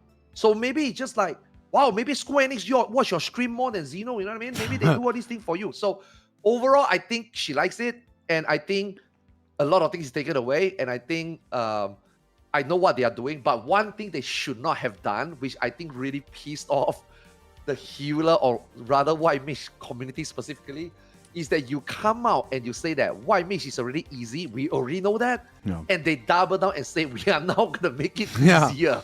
I feel like that is just like, bruh. Okay, so like, actually, it's like such a... It's actually, I think, like, this is something I've always said, and this like supports my like stance that I just really want jobs to feel different again. I think there should be like at least one job in each role that's just like really easy. Like I think that's healthy for the game. But the problem is that when they make these kinds of like systematic changes to the game, they tend to do it to everything at the same time, so everything continues to stay the same, right? So all that needs to happen is this time they need to just not do exactly the same thing and remove the dot from every healer and every off 2 CD damage ability from every healer like they do every other time, right? So yeah, so going by what you said, you're hoping that the simplicity of Paladin and White Mage are only to those jobs. Yeah, that's my copium. Yeah. Because those two, because they happened, the pattern is that the 4 jobs they showed off, like Bard, Dragoon, Paladin, White Mage, those are like traditionally very popular jobs, like for, like story players and stuff like that. So maybe those might have been like first targets for simplifying stuff, just because they're like, those jobs are always popular even when they're bad. Even in Heavensward. Even in Heavensward, when Paladin was basically completely unusable, it was just so, like, it was unbelievably terrible. Like, literally bottom 1 worst job in the entire game. Like, people still play Paladin, like, all the time. People, even when White Mage is bad, there's still so many White Mages. Like, they're such popular jobs, right? So, maybe that's why they showed them off first, and maybe that could also be why they might seem a little simpler than they probably should be. But that's kind of copium. But Okay. So I asked this question the other day on stream, and I was actually surprised by the answer. But do you guys think that one of the optimizations of playing a healer is slide casting? Because I do, and when I asked that, a lot of people are like, "Oh no, you're just bad. You're just bad." But I've actually helped some friends before improve their healer damage. And one of the reasons their damage was so bad was because of the lack of casts that they had.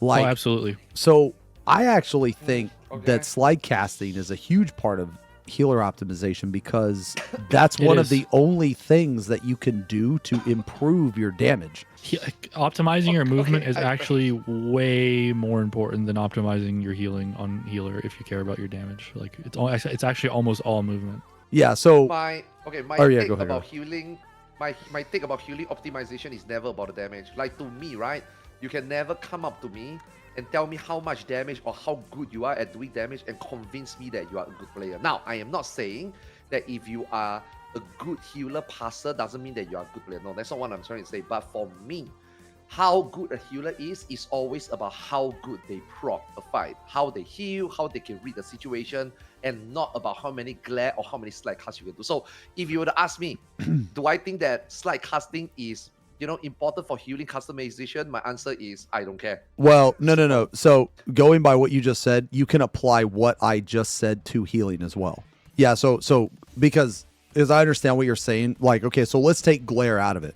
What I said still is applicable to healing, because let's say that you're out of position and you need to use a heal, but you don't have swift cast. Well, if you can't optimize your slide cast to heal, then people are going to die. Of course. Yeah. So obviously, yes. So that's what? important, yes. Yeah. So when I said optimizing slide cast, I wasn't just talking about damage. I was also talking about healing too, because if you don't position yourself correctly as a healer, you might not even be able to heal because you're too busy running away and trying to reposition. But they didn't take away casting from heals, right? Yeah, so I guess this leads. So this leads into my next question. So I asked that question just to get your guys' opinion because I want to ask this question. By making DPS heal, or by making the DPS cast instant, in my opinion, that dumbed the job down even more, because now you don't have to optimize your glare cast. You only have to optimize your healing cast. Now, I'm not a healer main, and I'm not going to pretend to be, okay? But I'm just saying that from what I've noticed, one of the most important things is positioning yourself correctly as a healer and slide casting. And now that they've took the glare slide cast away, in my opinion, I think they made it. That's another step to make it even easier. That's another step. That's all I was trying to say. I am a healer player, actually, and you're definitely right. Okay, let me use my shitty analogy here. Okay, you are working on the office desk. Okay, your job is to go to the copier and always print papers for your boss, right? Okay. Now, the copier is in a distance that is like within arm's length, but not really. But then every time you have to stand up, walk there, press the button, go back down and sit down, versus you could just roll your Herman Miller chair and roll over there, press the button and roll all the way back. Which one do you prefer?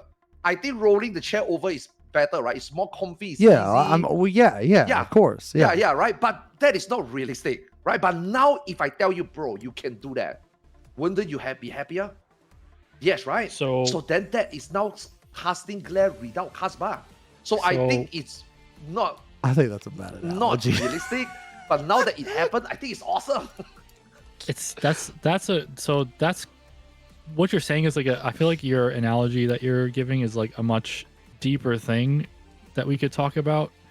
And that's anything that makes the game easier is generally like people like when the game gets easier. Yeah. And the thing is that as the developer, it is their responsibility to resist that to some extent, right? Because everything that's kind of how we got to where we are now. That's why the boss hitbox was like the size of the whole fucking room in Abyssos, because Melee players complained they couldn't hit the boss. They're like, oh, we make the boss hitbox bigger. And was like, yay, we love it. We can get uptime all the time. And now it's like you just do your rotation exactly the same every boss fight, because you get free uptime all the time. It's like the game will be ruined if they just make people happy by making the game easier every time, right? So to some extent, yes, people like it, but also to some extent they have to resist that, at least to some amount, to maintain an identity in the game, right? You must answer. See, I think the best middle ground is right now. Like, say you have your 1.5 cast, and then you can still weave a GCD off GCD. I think right now it's perfect. But then Scholar also got the Ruin 2 situation, which is, by the way, the most broken button that any healer can have, especially in the pro. But it's very underrated, right? And then you got Sage, which is you got half and half. You got your 2 charges of melee range instant, and then you got your 3 Toxic Wound, which you can get back if you break a barrier unoptimally. Okay, so I think right now it's okay.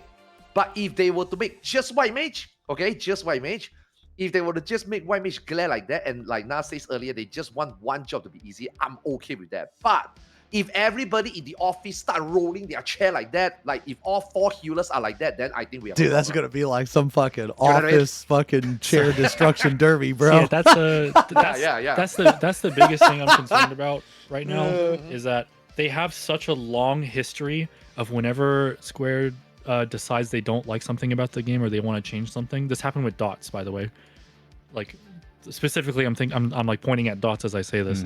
Whenever they want to make a change to the game where they're like, oh, there's too many dots in the game, like every job has this 30-second GCD dot, like phlebotomize, like fracture, like touch of death.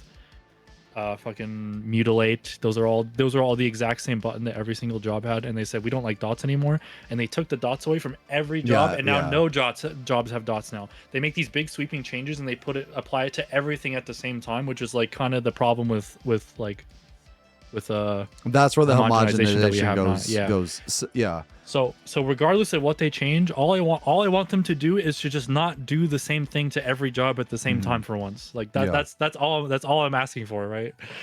Like earlier you in like this is I mean I know we talked about tank stuff earlier, but earlier you mentioned like all of the tanks having like very similar mitt. Like that is fine, but if you're gonna do that, then you have to make the rotations different. You have to make them different, like in another way.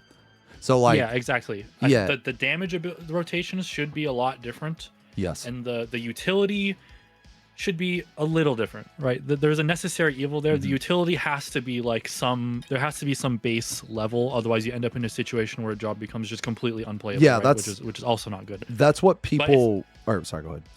I was just gonna say it's also I think it's also not good that they're all exactly the same. Just about like there should be like 1 or 2 things different between each job, and I think that like they should have like 3 or 4 things that are exactly the same, and I think that's like a good balance. But I don't know, that's just how I feel about it. Yeah. So like one thing people don't understand is that a certain level of homogenization is necessary. You have to have it for balancing purposes. If you don't have that, you end up like Heaven's Ward. Like that's just fact. Like if you have a tank or a job that literally can't do something, but every other one of that in the role can, that's a problem. You know what I'm saying? So there has to be some level of homogenization there. It's just they have went overboard with that. And that's also a problem. So it's like finding this like middle ground where you have to homogenize enough, but not too much. So like hopefully with the healer, which is what I was like getting to with like the slide cast being, you know, like skill intensive or whatever. And I know it might be tedious, but it's regardless, like it's still skill intensive because I was helping some of my friends, a couple of my friends try to optimize more on healer, because this raid tier, you know, M11, like I mean, obviously for, you know, hardcore groups and, you know, world pro groups, they didn't really have too much of an issue for the DPS check, but M11 shit all over the community, man. That is a fact. You cannot argue that. M11, dude, the Tyrant fucking dick slapped so many fucking groups so fucking hard. Some of them fell apart, man. You know, that is crazy. Like, this was one of the best third turns that we've had in a very long time. And one of my friends, their damage was bad purely because of slide cast. Like, purely because of slide casting. So that's what I was saying, man, is like, now that they've taken that away and done the job down, like, do you think they're going to do that with the other healers? So, because, I don't know how much like experience in other like jobs do you guys have? Like, do you guys play casters for a long time or healers like often? I used used to to play caster a lot, right? I used to play all the jobs back in the day, but I kind of quit around Stormblood or Shadowbringers because they all became the same. So so there's been a very long-term trend like over the game's lifespan where casters have basically gotten movement creep like very consistently over time, each expansion. Like casters have always been moving in a direction where it becomes easier to move every expansion and never harder. Like that's just been a continuous thing. It's not like a sudden jump they've done with that. I think the most sudden jump they did with that was when they reduced the healer GCDs or Astro GCD to 1.5 and then all the other healers after that. But it's always been a thing where casters just gradually gain more and more instant casts, and now swift cast cooldown shorter, and now like there's so many instant casts, and now glare is instant. But along with that, they've also been demanding you to move more and farther and more often in boss fights, right? Like there has been kind of a rising expectation of movement in the boss fights alongside that.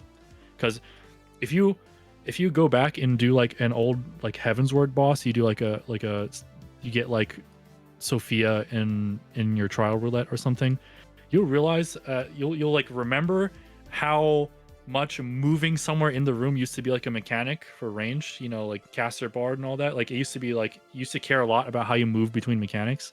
And now you go back and you do those trials, and you're like, there's literally nothing happening, because moving is easy now, right? But in all the new fights, like you do so much moving nowadays that like, it seems I personally think that they are moving will get easier probably across all the casters.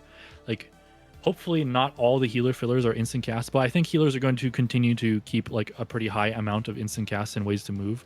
But also I think the bosses are also going to make them have to move, because that's also is a trend that's been going up over time. So I don't, that's just how I feel about it. That was actually one question I was going to ask. What would you prefer? Would you prefer the old style where you... Yeah, that's what I wanted to say. Yeah. So okay. So I think basically, which path do you want to move more but have more instacast, or do you want to move less and have less instacast? Because me personally, I think moving more is more interactive. But that's the problem, right? That's the $1 million question for people who play an MMORPG, because MMORPG like Nas says have moved on so much already. Like, if we are talking about vanilla WoW, we are talking about old school MMO. You are just standing there, cast a spell, the mob comes very slow, you can root them, and then you are just standing and cast, because the game wants you to do that. That is what peak gaming felt like, you know. But today, doesn't matter what MMO we play, it's always about fast movement. It's about a mechanic. Difficulty is now based on not just how good you are at, you know, pressing the button, but it's also how good you are doing the mechanics, you know. So I mean, that's why World of Warcraft like also become like, right, you know, you play your mages gotta blink, your mages gotta move, and then, you know, you have to have weak auras to tell you when you can use your instant cards and stuff. So it's like the game today has becoming so dynamic, so much movement, that they want you to move. And how do you as a player like look at it and tell yourself that's good or not? Because some players just want to chill. Some players just want to stand there and cast, but some players is just like, oh my god, I have to do 5 mechanics at once. If I can use these 5 swift casts, even as a caster, but move 5 GCD for 15 seconds freely, wow, now I'm actually a very good caster, you know? So how do people feel about it? like, I hate casting. I personally, I hate casting. I hate casting. I hate standing there with my dick in my hand just waiting for a cast to finish. Yes. Yeah, because that's not interactive, but there needs to be a middle ground. It needs to be like, we can do it, and don't... Friction is good. Friction is still good. Able to slide cast, I think, is great. But how many slide casts can you really do in an entire fight? The game has to give you some leeway, right? Okay, here's the triple cast. Okay, here's an instant cast. Now play around it. So I think that's okay. But if they gonna do every healer like White Mage and take away all the Broy casts, then, man, I don't know, man. Then the boss fight better be interesting, man, because otherwise players will maybe get bored. I don't know, you know? I think Sage is currently probably in the spot where they should probably make the healers land, because Sage has very good movement. They have a lot of instant casts. I'm a melee player, though. They still also have a lot of casts that they have so to don't like, take you know, my do caster during take the seriously. downtime. And also, I personally like how toxic Queen I just don't like casting. You have to heal. I like you have to break a barrier, then you can get the instant cast. Like, I feel like that is balance, you know? You got enough, you can move, but you need to think about how you get it. They give you 5 at the beginning, you get 2 over time, but how do you get the other 3? So I think, like Sage, they do... Yeah, Sage is movement-wise, I think Sage. Perfect. I know I'm bad at it, but it's one of my favorite jobs in the game. That's no cap. I love Sage. So, I guess to answer your question that you asked, about if you would prefer less movement or like more movement. Which path? But I think that's basically going to be entirely like a matter of opinion. But I guess my opinion is that all of my favorite bosses in the game are like all my favorite boss fights in the game that they've ever released is like Barbaricha, you know, bosses like that. Bosses that are just constantly jumping around and doing shit and you're like running around all the time. I fucking love that. I think that's awesome. And unlike most other things that they're saying here, I actually do believe that they're going to make bosses make you run around more. Yeah. I mean, I hope so.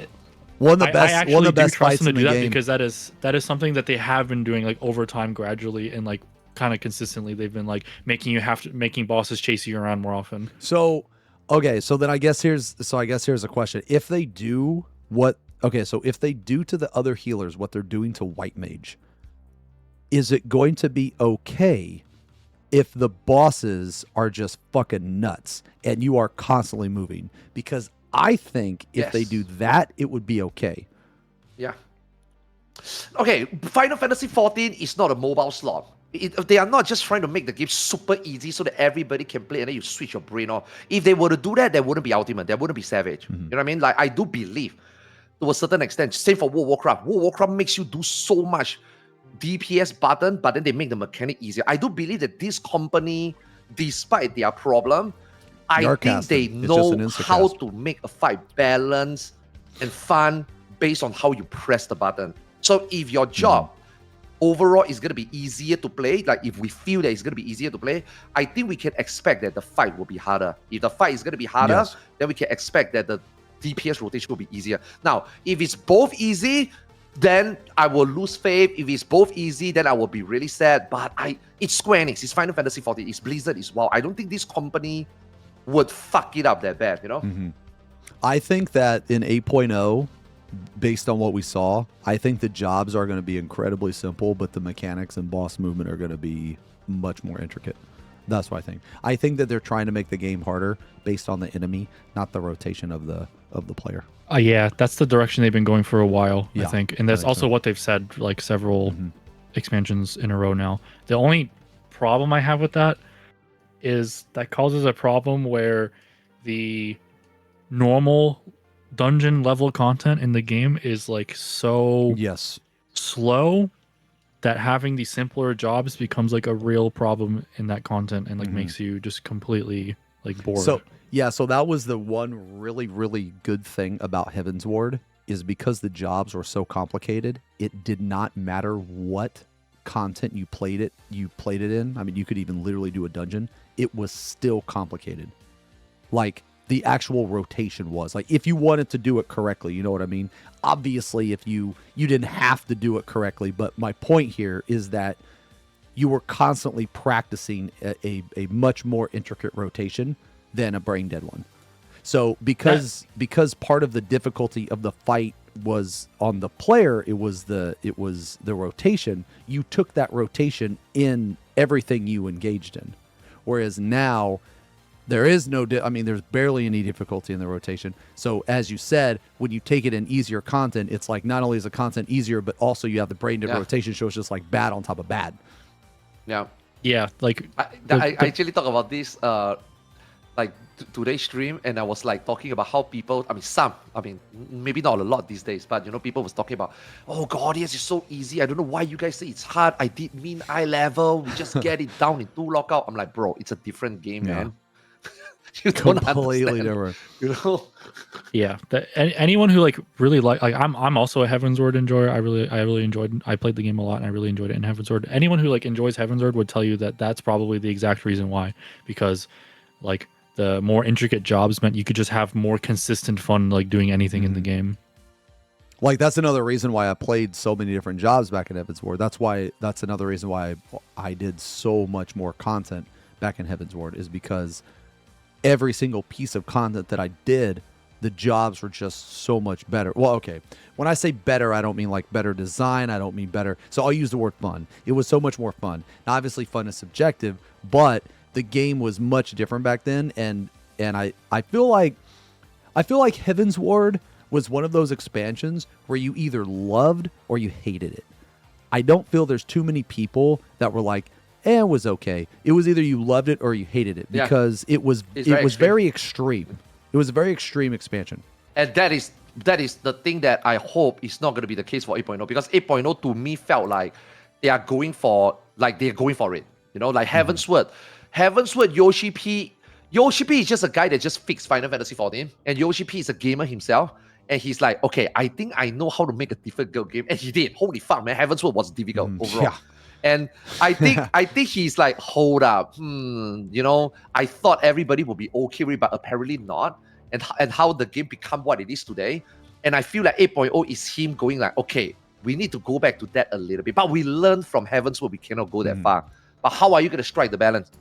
You know, back then, 10 years ago, he didn't know better. Now he learned a lot. He's way better today compared to, you know, 10 years ago in terms of like evaluating what the player base want, what is actually healthy for the game, you know.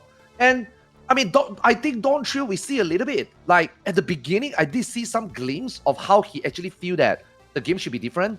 how fight should be different. And then, you know, we still got our ultimate, we got chaotic, and then we get like Q40. Like, he does know what needs to be there. It's just how do you place it in the right place, you know? So 8.0, hopefully he will like make like a better product than 7.0 and even a better change compared to Heaven's Word, you know? That's what I hope.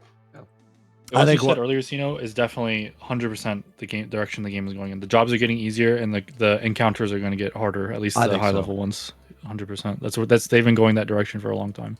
Yeah, I think they started in Shadowbringers. That's when they started, I think, because in Shadowbringers is the one where they took away all the debuffs, which I actually think was good. That was a needed change. I definitely think that was good. I think that was too much meta in the game.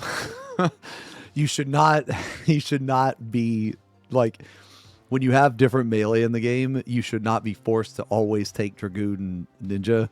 And Ninja, yeah, you should. I'm fine with resistance is being gone, especially nowadays where there's just way too many jobs for that to work. Yes, so yeah. There's just, it's like, if you have to choose, but like, it kind of made sense in A Realm Reborn, right? Because you literally had Monk and Dragoon. That was it, right? Like, you literally, okay, so one of them gives, yeah. So you just take both naturally, and then the Dragoon, you know, it just buffs the range. You know, yeah, it makes sense. Okay, Ninja came out.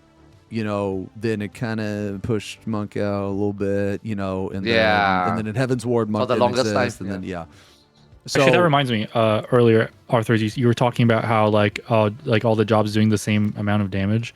That's actually I don't know if you guys remember specifically in Heaven's Ward, like the balance of Heaven's Ward, like really intricately, but that actually, all of the DPS jobs in Heaven's Ward actually did do almost exactly the same personal damage. It's just some of them had raid buffs and therefore were extremely way better. But like, there was a period of time where all the jobs basically did exactly the same personal damage, and like, I personally, like, I actually found it to be like really satisfying that like, if you're playing the best, if you're the best player in the party, you're going to be on top of the damage meter no matter what like job you're playing. Like, I found that to be really fun actually. So like, I don't think it's a problem if every job kind of aims for the same amount of personal damage. The problem in Heaven's Ward is just like raid buffs for DPS. Like, raid buffs were just insanely. They had no idea what they were doing with raid buffs, even a little. Like, they don't know. No, I don't think they know. Yeah. I don't think they knew about. I think we kind of skipped to the DPS stuff. Do you guys want to? Do you have anything else to say about the healer stuff? Oh, I could, but it's like pretty more intricate, like healer player stuff about like specifically what cooldowns they changed, I guess. I mean, yeah. I guess like but something I was kind of disappointed to see on the White Mage hotbar here is they removed things like Asylum, like some of the AoE like healing cooldowns, which is fine. You know, obviously they're going to, like, I actually think healers have way too fucking many cooldowns right now. Like Astro and like Scholar, like they actually just have an insane amount of cooldowns right now, and like reducing that down and like bringing some power up in the GCD heals, like, I think is fine. Like, I think that's a good direction for the healing to go. Less cooldowns, stronger GCD heals. So like, you know, you actually have to use the GCD heals. Yes. Even though people complain about that, that's some of the friction that, you know, it's their responsibility to like inject back into the game, even if people complain about it, because like down the road it'll lead to a better game. But something I was disappointed in is they removed and changed a bunch of AoE stuff, but these, like, this high amount of single target buttons, the Benison and the Aquavale 2 stacks, Tetra 2 stacks, Benediction is still a 3-minute cooldown. Like, I don't know if any healer really enjoys having to press all these single target buttons all the time. I do not, but then again, I'm not a healer main, so yeah, I don't really like it either. I find it kind of obnoxious to have to like press a bunch of Benisons and Aquavales and Tetras in a row. That's just one to get main one thing on everyone. reason, actually, why I completely stopped playing Astro after Stormblood was because of all the single target cards. Like, I used to play the fuck out of Astro back in what was it, like Heaven's Ward, and I think Stormblood as well. Sorry, it's been a long time, but ever since they made that change to the cards, I never played it again because of all the single target. I fucking hate that shit. So like, two things, I guess. They could have like taken away one of these single target buttons that, like, I guess maybe this is just my own opinion, but they could have taken away one of these single target buttons that feel kind of clunky to use. So you have to like make mouse over macros for them and stuff. They could have replaced one of these with like Assay's and kept Assay's, and I think like the whole kit would have immediately been way better if just Assay's existed instead of one of these. And then the second thing is, it's kind of crazy Benediction is still a 3-minute cooldown. Because I don't think it's like, it's nice, but it's not like that good, right? I don't know. Especially because they're lowering they're like taking away buttons, but lowering the cooldowns on the ones that you keep. Like Temperance is a 60-second cooldown on evolved mode. I kind of thought they were just going for lower cooldowns across the board, but like less number of actual cooldowns, which I personally think is like a really good direction to go. Like less buttons, but like lower cooldowns on everything would be great. But You know, okay, so you can call me an idiot for this, but back when, okay, so if you think back a long time ago when there was Astro and White Mage, I remember me and Bach were talking about it, and he asked me, he was like, what button would you rather have, Benediction or Essential Dignity? Because like at the time, Astro's quote unquote Benediction was Essential Dignity, and I was thinking to myself, and I was like, dude, I'd much rather have Essential Dignity because it's like up all the time. And so I don't know if I was an idiot for that, but I always liked Essential Dignity way more than Benediction. So like, I agree with you that I don't really think Benediction is that crazy powerful. yeah, I mean, the same as Tetra, right? Tetra versus Banny, right? I'd rather use Tetra because I use Tetra more if I have to. And the fact, I mean, Banny also doesn't help that it's so fucking clunky. So yeah, like the fact that they're doing all this, like removing buttons and lowering cooldowns, but then you lose SIs for like Benediction completely unchanged. This still was back a 3-minute stacks. cooldown is like kind of disappointing to see. That's all, I guess. Mm-hmm. And also, I don't know if you looked really closely at the White Mage gameplay, but they changed Lilies from like 2 separate buttons and Misery Yeah, to it's one extra this one button now. that you click, and it Yeah. replaces your other buttons for the GCD, kind of like Yeah, Eucrasia. yeah. So I don't particularly like that. I mean, I think it's okay, but yeah, it does play. It plays almost exactly like Sage now. It's just you hit that, which is whatever the fuck word you just Eucrasia or whatever, and then it turns your shit into other stuff. I actually really like it because, you know, one of their like stated goals for this change was reducing the amount of buttons that you have to push. And this is like a really easy way to like have complexity, but with less buttons. So like Arthurs, you were talking about ninja earlier with the ninjutsu. I'm pretty sure this is exactly what they're going to do in ninjutsu. They're going to basically make it like a dance, like that's the way Dancer works. Oh, you're going to press the ninjutsu button, and it's going to change 3 of your GCDs into the mudras, and then you press it again to execute it. So all your mudras, like you have one mudra button, but it still maintains the like multiple buttons, right? Yeah. So like would it? So you would hit the. Yo, you know what? What if they just fucking make it to where, you know how you have different mudras, right? What if they just make it to where instead of different mudras, it's the number of times you hit a mudra? So, yeah, I mean, does that make sense, right? So what if you hit it once and you get a shuriken, you hit it twice, you get a Raiton, you hit it 3 times, you get that Gyazo or whatever the fuck that was called, the ice thing, right? Whatever that's called. Yeah, but the thing is, right now, Mudra has different combinations. So I don't know whether they can do same button.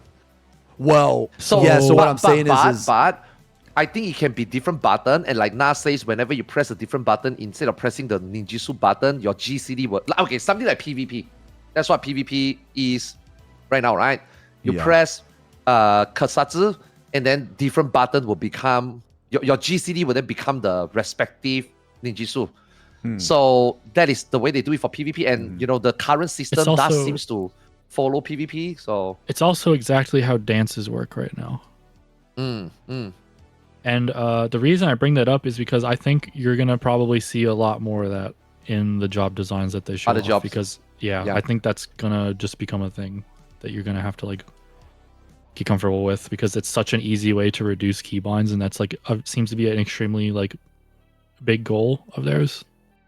Yeah, so with this... Combine button, consolidate, and multi-purpose a button, right? That's what they are going for, yeah. So like by adding that, whatever that fucking skill's called, I don't even know what it's called, the blue spear, that thing right there. This is, I think, plenary.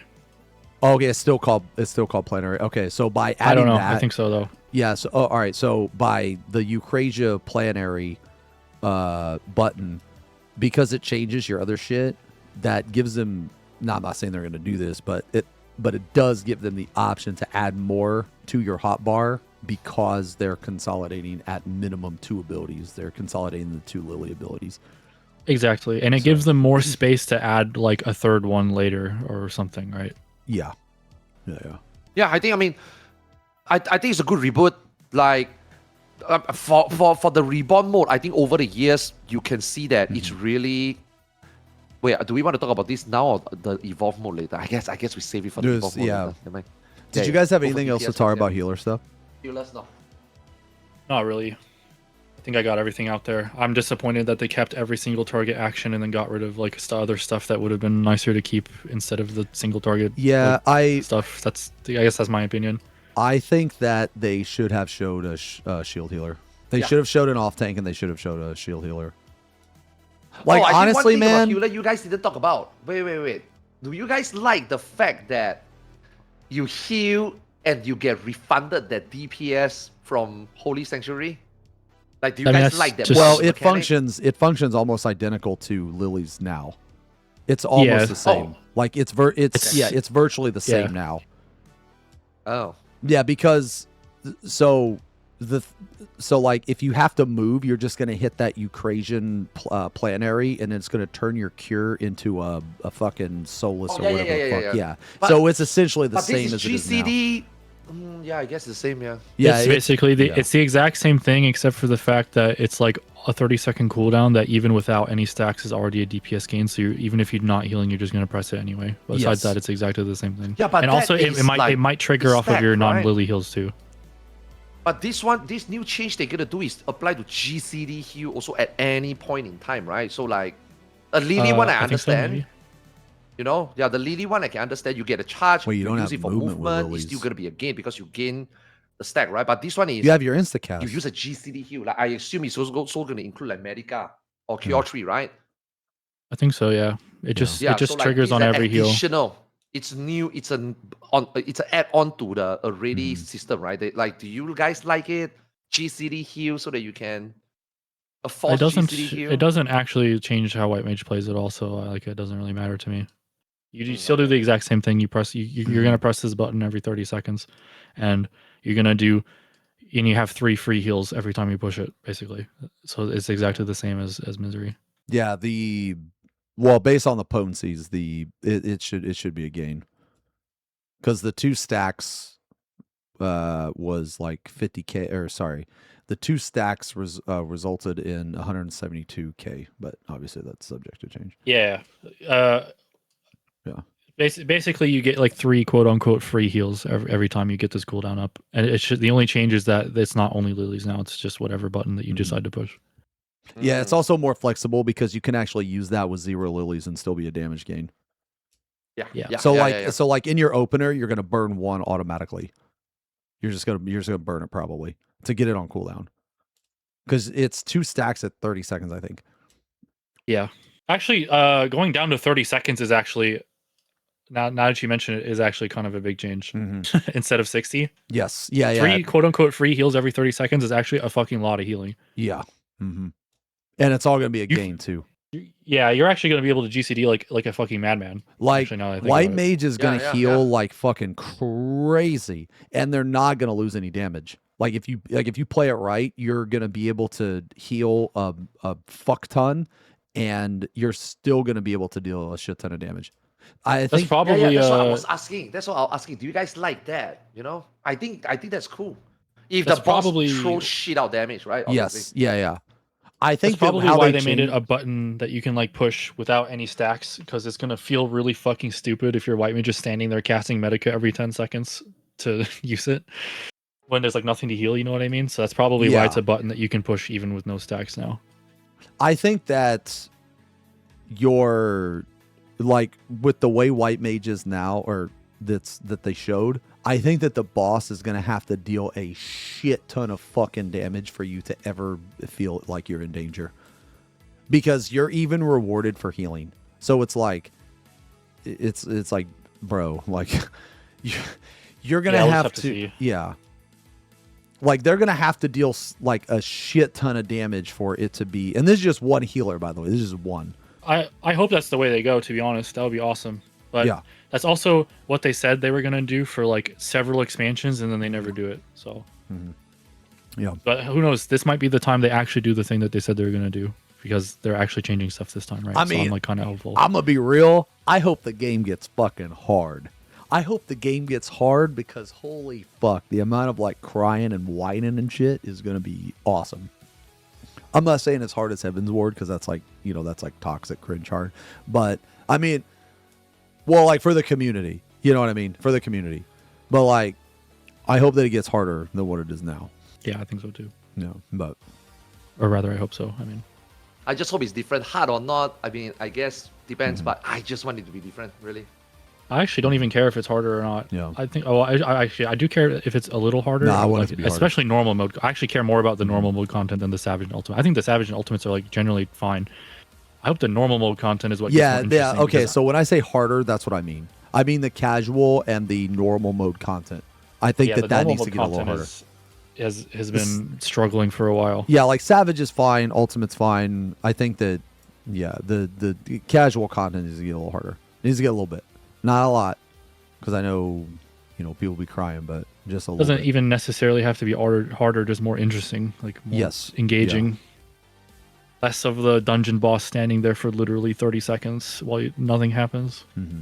Like, I understand people are like casual. I understand they're bad at the game, but like, holy fuck, man. Like, yeah. I'm fine with easy. Like, Yeah, one of no, my, me like too. Yeah. Barbaricha is one of my favorite bosses in the Yes. entire game, and she's really Yeah. easy. Another like really like, dude, some of the extreme trials, especially in this expansion, are awesome. They're fucking awesome, man. Like, I also really like Golbez too. I thought Golbez was a fucking 10 out of 10. Oh, I liked Arkfeld actually. Yeah, Arkfeld no, I did is like too. one of the easy. Yeah. Arkfeld is extremely easy. Yeah, but it's fun as fuck though. but it's really fun. Yeah. Yeah, because he's just running around all the time. It's Yeah. fucking awesome. Okay, DPS stuff. I'm not sure I have a whole lot to say about Dragoon besides. I thought it was think it was awesome. good. I really liked it. I don't really I'm a play little Dragoon too much, but I'm a little bit disappointed that the position. So it seems like very focused on the positionals, which is awesome. I really like that. I actually also like that you can like time them so freely, but only having 3 positionals every 30 seconds that you can do all in a row seems like just quite not enough. But see, I think they just should have got rid of them. I still think they should have got rid of them.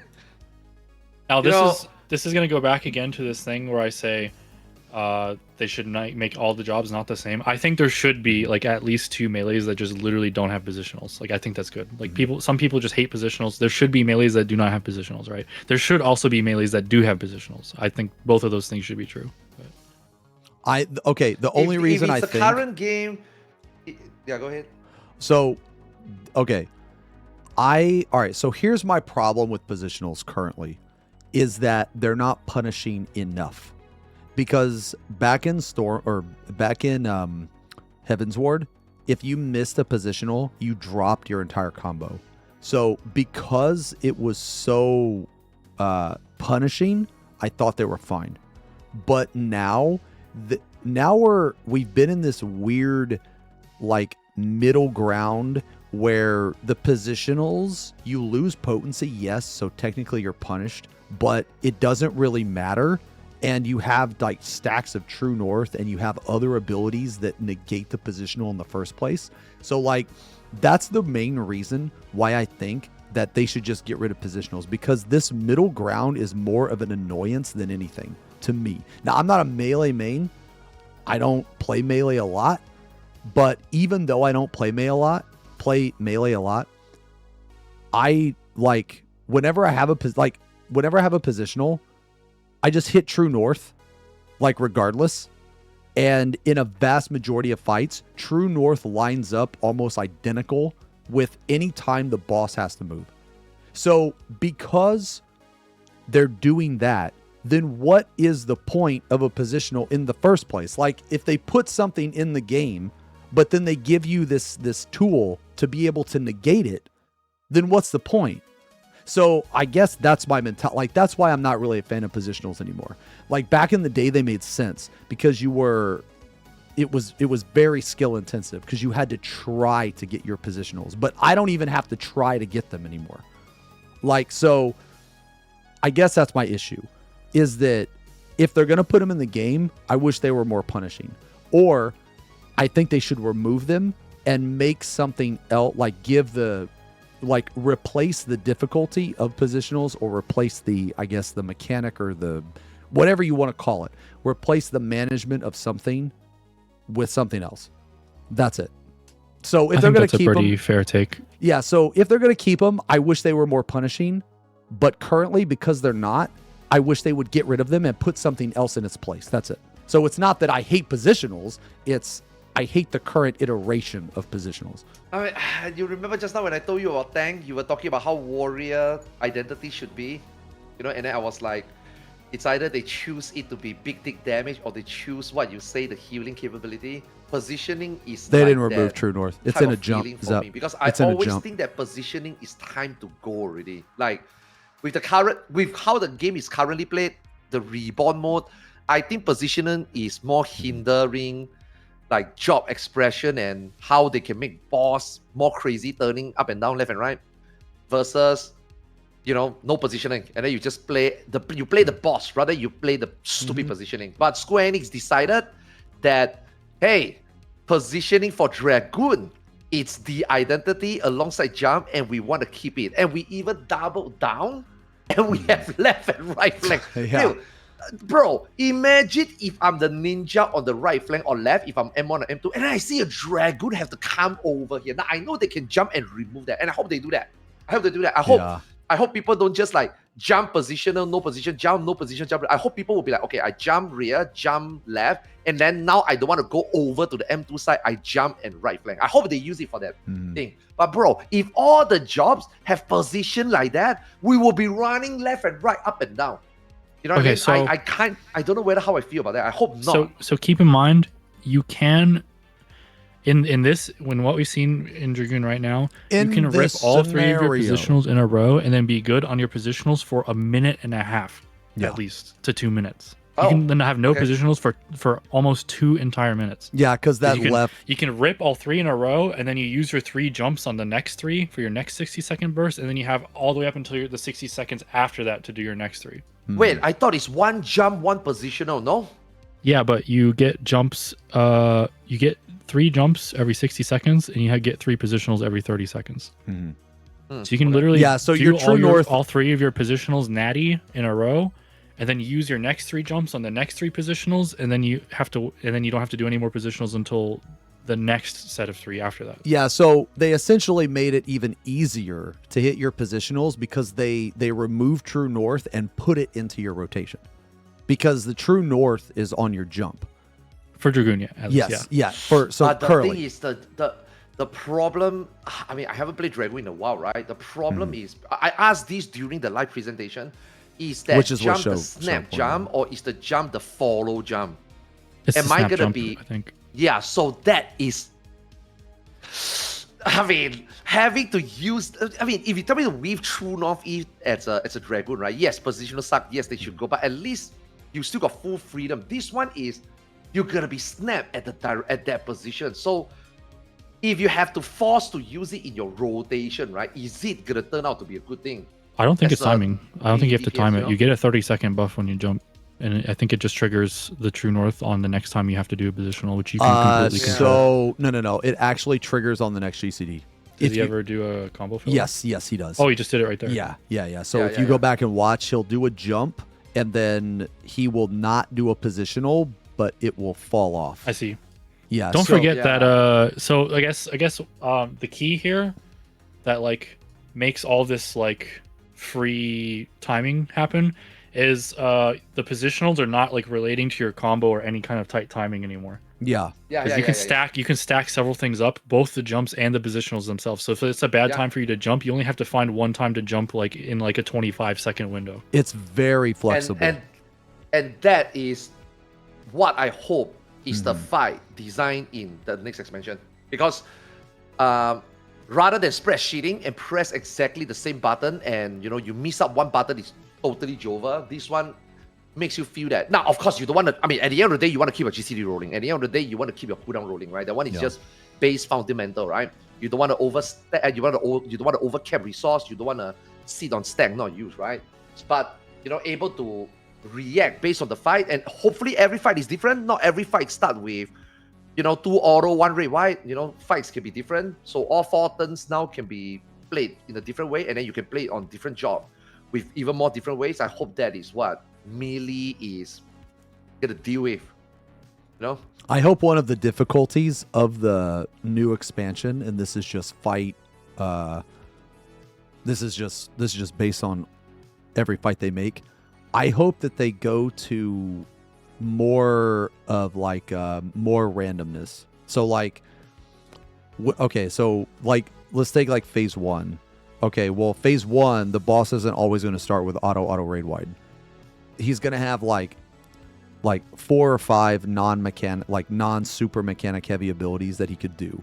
So he could start with a chariot. He could start with a dynamo. He could start with an auto raid wide. He could start with like a pair stack, a buddy stack. But my point now, all of those by themselves are simple. We've done them 1,000 times. But when we are pulling the boss over and over and over and over and over again, and each time is different, I think that is going to add a lot to the fight, was what I'm saying. Yeah, so like, I think that the randomness, now obviously on the big mechanics, like if they're going to have some fucking, like a fucking puzzle mechanic or something, then obviously it can't be random there, right? But for their normal shit, like I hope that they go more random with it is all. They should, based on how they want us to play the new jobs. I think in order for the new job to be like what they say, they want more flexibility, and what they want you to make the decision of when exactly to use what, right? They have to do what you suggest. But the thing is, there are some randomness they cannot do, because if you're talking about progging, if you're talking about a savage fight, if you're going for like say wolf first and stuff, this will then means that good RNG equal easy prog. Good RNG equal in a shorter fight like savage. Good RNG can just mean that an inferior team with good luck can win. But best team should always win. But if they do random stuff, this can happen. So I mean, I don't even think that that's agree, but I don't even think that should be even considered a part of balance as world first. I don't even think that. No, of course not. But I'm just saying that if for people who are like into that thing, and if they overboard with this, if they don't do it right, this type of thing can happen, because this type of thing already happened in Savage. Even though Final Fantasy XIV right now is kind of scripted, but instead of just okay, I use Chaos as an example. Are you getting Earthquake first, or are you getting Water first? Some groups just get Water first 10 times in a row, and then suddenly when they get Earth, they're like, what the fuck is this? I and mean, some groups just get to practice both. Interesting to me, though. I think it sounds fun. It is. Like for us, it's like, what the fuck? We get Final Fantasy. But in like a world race setting, in a progression setting, that could mean that it might take away a little bit, but it's up to how they do it. But in order for but TLDR though, in order for all this DPS new philosophy, how we play the DPS, yes, that needs to happen. Some randomness, complete different opening. Like the first 1 minute could be the same mechanic, like you say, simple mechanic, and also maybe one key mechanic, but the key mechanic just happen at the correct time, and then everything else just random, but not too much. Yes, I think that would be best middle ground. Yeah. So I think I guess Fru is a good example. How at the start it's either spread or stack, right? You're either like in your Proteans and you either spread or stack. Well, if you add like 2 more things to that, so now the pool of abilities, like the pool of like basic mechanics is much greater. And also, here's another thing too. If you guys notice, whatever you get first, you get the opposite second. You know what I'm talking about? Right? Well, if you add more things in there, you still have to pay attention, because you don't know what the second thing is that you're going to get, right? So you still have to pay attention, because there's a lot of times where you get the first thing and then you just shut your brain off because you already know what the second thing is going to be. Well, they need to fix that too, I think. Yeah, depends on how they do the fight design. I agree, because they cannot the one thing that cannot happen is there is some mechanic that you will never see because you got good luck. Like that cannot happen. Yeah. That's the most important thing. Yeah, they could also make it based on HP, they could also make it to where like it forces everything, right? So you know how like I guess in Fru P2 with Shiva, you don't actually kill Shiva, you get her to like 19%, but you still have to see everything, right? They could do more stuff like that as well, because that kind of solves two things at once. That kind of solves like it forces you to see everything. And at the same time, it also, I guess if you have a death or something, there's like, I guess always a chance that you can possibly still get through the phase. So a lot of these things that you guys are saying are things that they have that are like things they already tried and had problems occurred and had to fix in the past. Like, Yeah. remember going from Creator to Deltascape? And Creator, basically every group that killed Alexander Prime just completely skipped the last mechanic with the bleed puddles because it was so late in the fight, like you just never had to see it. And like it was easier to just have good DPS and skip it than to actually do it. And they like very specifically reacted to that by making every single raid tier boss in Stormblood do their hardest mechanic at like 40%, and then after that was just looping. Yeah. Like, these are already like things that they like have considered where they've been designing bosses for a long time to make sure you can't skip things that they don't want you to skip. So like I personally don't think that would really be a problem. But I also agree they should have more RNG in the boss fights. And I don't necessarily mean like two, like in Chaos where it's like two equally static but concurrent paths that you can just randomly pick at the start, or like, you know, dog first or snake first, where it's like still the exact same scripted fight but there's just two of them. Like they should have more, like more, they've actually been doing this a lot more lately, but like more 50-50s constantly happening on like just little things, right? Yes. Like see, that's what I'm mostly talking about. Maybe Thancred could do, like Thancred, you know, or sorry, Fatebreaker and Fru, you know, your example was the elemental break right on the pole, the spread into the lightning or fire. Yeah. They could literally just add holy to that, and then they could also make it so you could do burnt strike first or elemental break first. Yeah, that's what I'm talking about. It's like why didn't they do that in FRU? Like, you know what I mean? Like that's the first thing we were talking about when we did FRU. We were like, wait, surely there's a holy. Wait, why didn't they just put holy in here? This is an ultimate. Why not? Now, if you tell me that this is a savage, I can understand. But this is an ultimate. Why is there no holy within those fire tether, lightning tether, and within those elemental break? Why is it always fire and thunder only? Why not another one? Yeah, when I'm talking about the RNG, I was mostly talking about like the non-main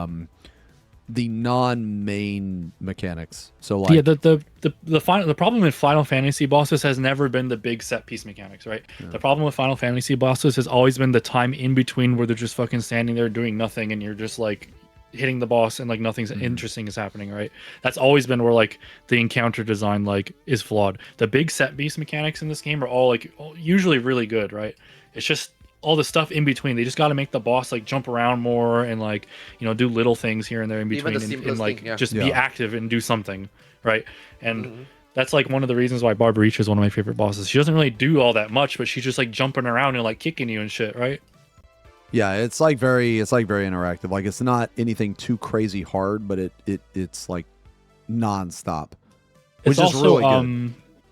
Oh god, trigger warning. I'm going to talk about World of Warcraft, but Arthars, you played World of Warcraft a bunch, I know. Like something you notice in like a difference in boss design between those two games is in World of Warcraft there's a lot more RNG in the sense that like let's say there's like a spread mechanic, right? Let's say there's a spread mechanic and you drop like fire puddles on the ground, right? Like in Final Fantasy, like all 8 people would get the spread and all 8 of them would drop fire puddles on the ground, right? Like there would be very little RNG. And in World of Warcraft, maybe there's 20 people, but maybe only 4 of them get the spread and drop the fire puddle, right? You would think in Final Fantasy, since there's 8 spreads happening and 8 people having to do this mechanic, it must be harder, right? But no, it's actually way harder in World of Warcraft because most of the time you don't have to do it, and only sometimes you have to do it, and that like fucks with your muscle memory and like makes it a lot harder. And like that's the kind of RNG they could like introduce in Final Fantasy more, where like maybe not only is a mechanic like randomly stack or spread, but maybe a random amount of people get the spreads, right? Like even if you randomly remove mechanics and have less mechanics randomly, that actually makes it harder. Yeah. Also like different timing also, instead of, I mean, now it's random but still scripted, right? Okay.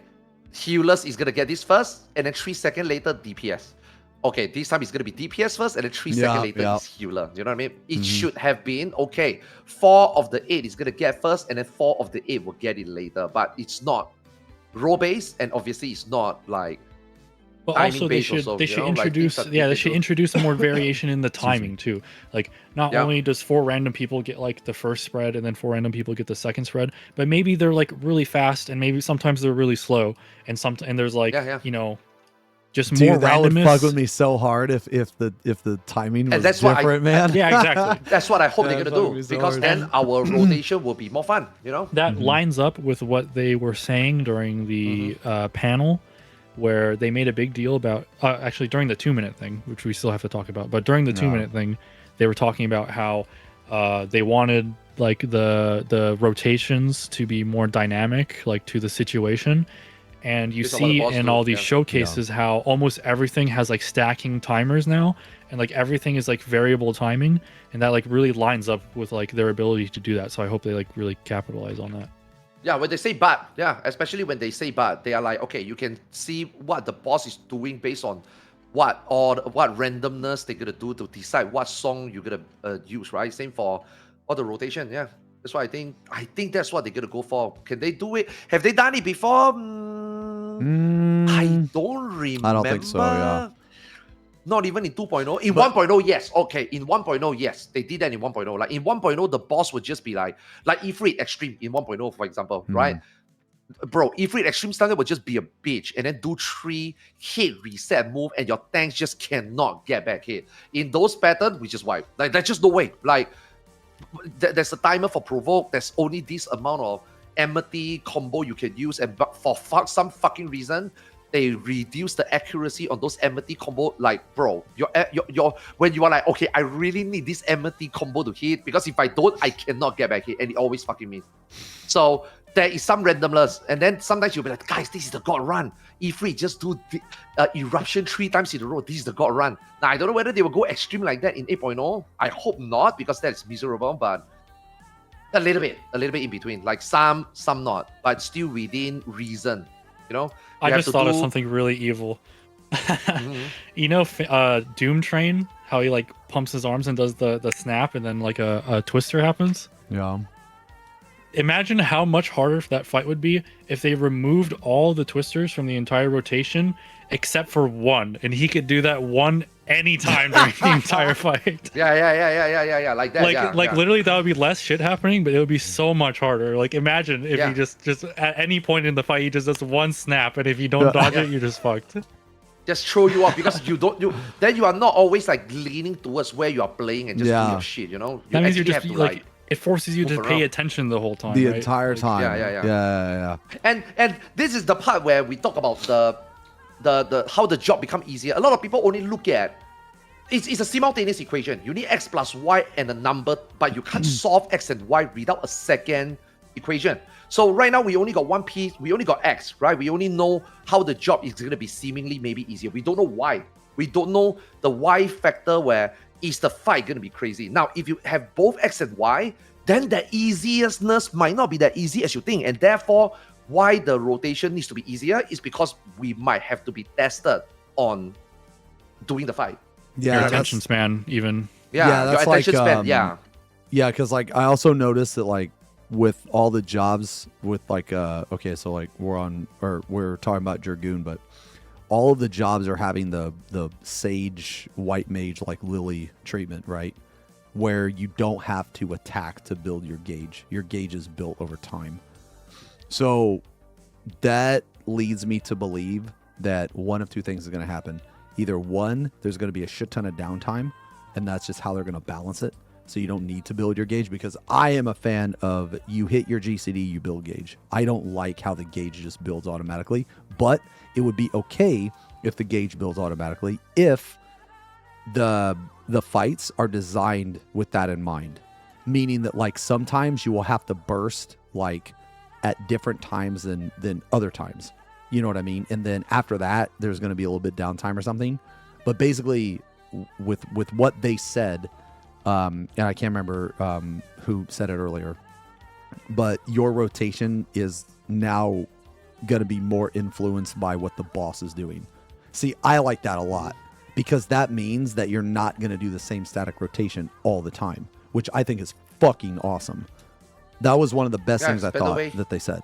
Better way to play. I mean, it's a different way, but it can be a better way to play the game as well. Yeah. I mean, I agree. We press Also, the same rotation too long already, way too long already. I think the game needs to be a little bit different. Yeah. Like sometimes I'll be playing the game and I'll like literally just get fucking bored because I'm doing the same thing over and over and over and over again, like every single fucking fight. So hopefully that changes. That's one of the big things that I hope changes. It's a different game, man. Like I think people need to really go into 8.0 with the mentality that whatever you learn is good, but like all good things, everything gonna come to an end. You acquired a special skill set. You think you were really good. You know, you think that this might just mean that everything you work for is down the drain. Maybe you will hate it, but dude, think about it, man. You've been playing it for 13 years already. You want to go on another 13? Like that will become a job. You know. That's not why you play games for, man. Like you want to play different. Every expansion should feel different, and they done it in 2 to 3, 3.4, 4 to 5, and then 5 to 6, 6 to 7. They stop. They can't go 7 and 8 and still don't change. So I think it's a good time. Yeah. Yeah. Did you guys want to talk about evolve mode? Wait, ball mode? No, evolve mode. Oh, evolve. Oh. Did you guys have anything else for DPS? Oh, I guess we could look at Bard. We could look at range just real fast. Actually, no. Go to Bard because I have a couple things I want to say about Bard. Because I noticed Sorry, I'm trying to find a button. that I noticed on Bard. Okay, so here's like I don't know how I feel about this yet, but okay, so Bard basically breaks down is you have 3 different songs. You can play them in any order. So it's like I guess kind of like Summoner right now, where you can summon any of the 3 in any order. And then when you play a song, it unlocks a GCD, or it basically unlocks a combo. Now the different songs will give you different buffs. So one of them gives you a healing over time, one of them gives you a barrier, one of them gives you sprint. And then when you use all 3 of those, you unlock a new thing. The new thing, which I think is called Radiant Finale, it gives you a buff, but we didn't know what it does. So there's 2 things. I don't know how I feel about the sprint. I don't think I'm going to like getting a random 7-second sprint. I might. I don't think so. I don't think I'm gonna like it. That's gonna be bad. I don't like. Okay, so here's my issue.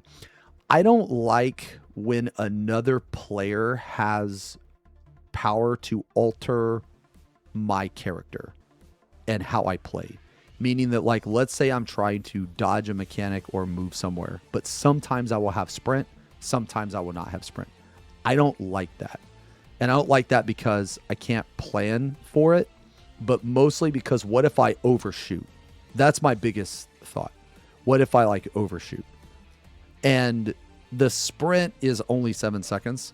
So I feel like there could be something better there. But I mean, we'll see. I'm not gonna like immediately like shit on it.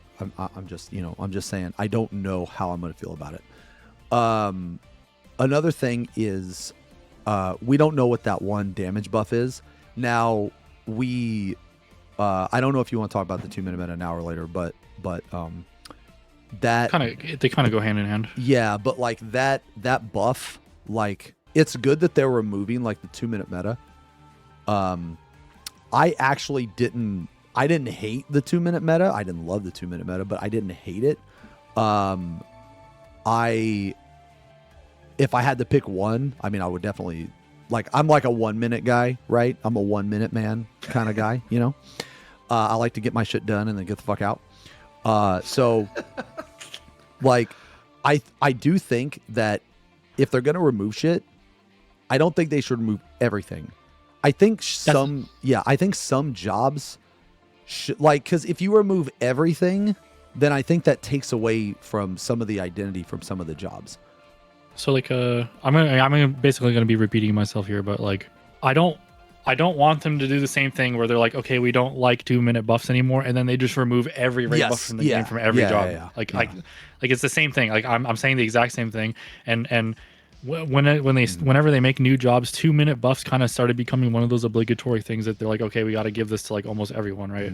Yeah, so it's like this. It's just a core problem with what they do. Excuse me. Whenever they add one thing to something, they add it to everything. Or whenever they take one thing away, they take it away from everything. So I'm pretty sure the Bard, they gave like buffs to, there's one buff that we didn't know what it did. At least I think. So like, I guess the question is if that's a damage buff, you're gonna have, there's gonna be something to play into, I guess. So I think that is good. I think they can go overboard with it. I guess the way I feel about it is they could have easily kept Bard and Dancer as, they could have had their cake and eat it too. They could have easily kept Bard and Dancer as buffing jobs and removed like timed buffs, because Bard songs, like now they have this like basically permanent passive buff that you're just giving to the party all the time with your songs, right? I don't know why they got rid of that. Like that could have just stayed. And then Radiant Finale could have just like not given a timed raid buff, right? If they don't want people having to play around buffs all the time. Like they could have easily just kept the song buffs, the passive ones, and just got rid of the timed ones, right? Same with Dancer. Dancer could easily just keep the standard set buff on the dance partner, the like basically permanent one, and they could get rid of like technical step or whatever, right? They can continue to be buffing jobs and not like have this problem with timed buffs that they don't want to have to design around.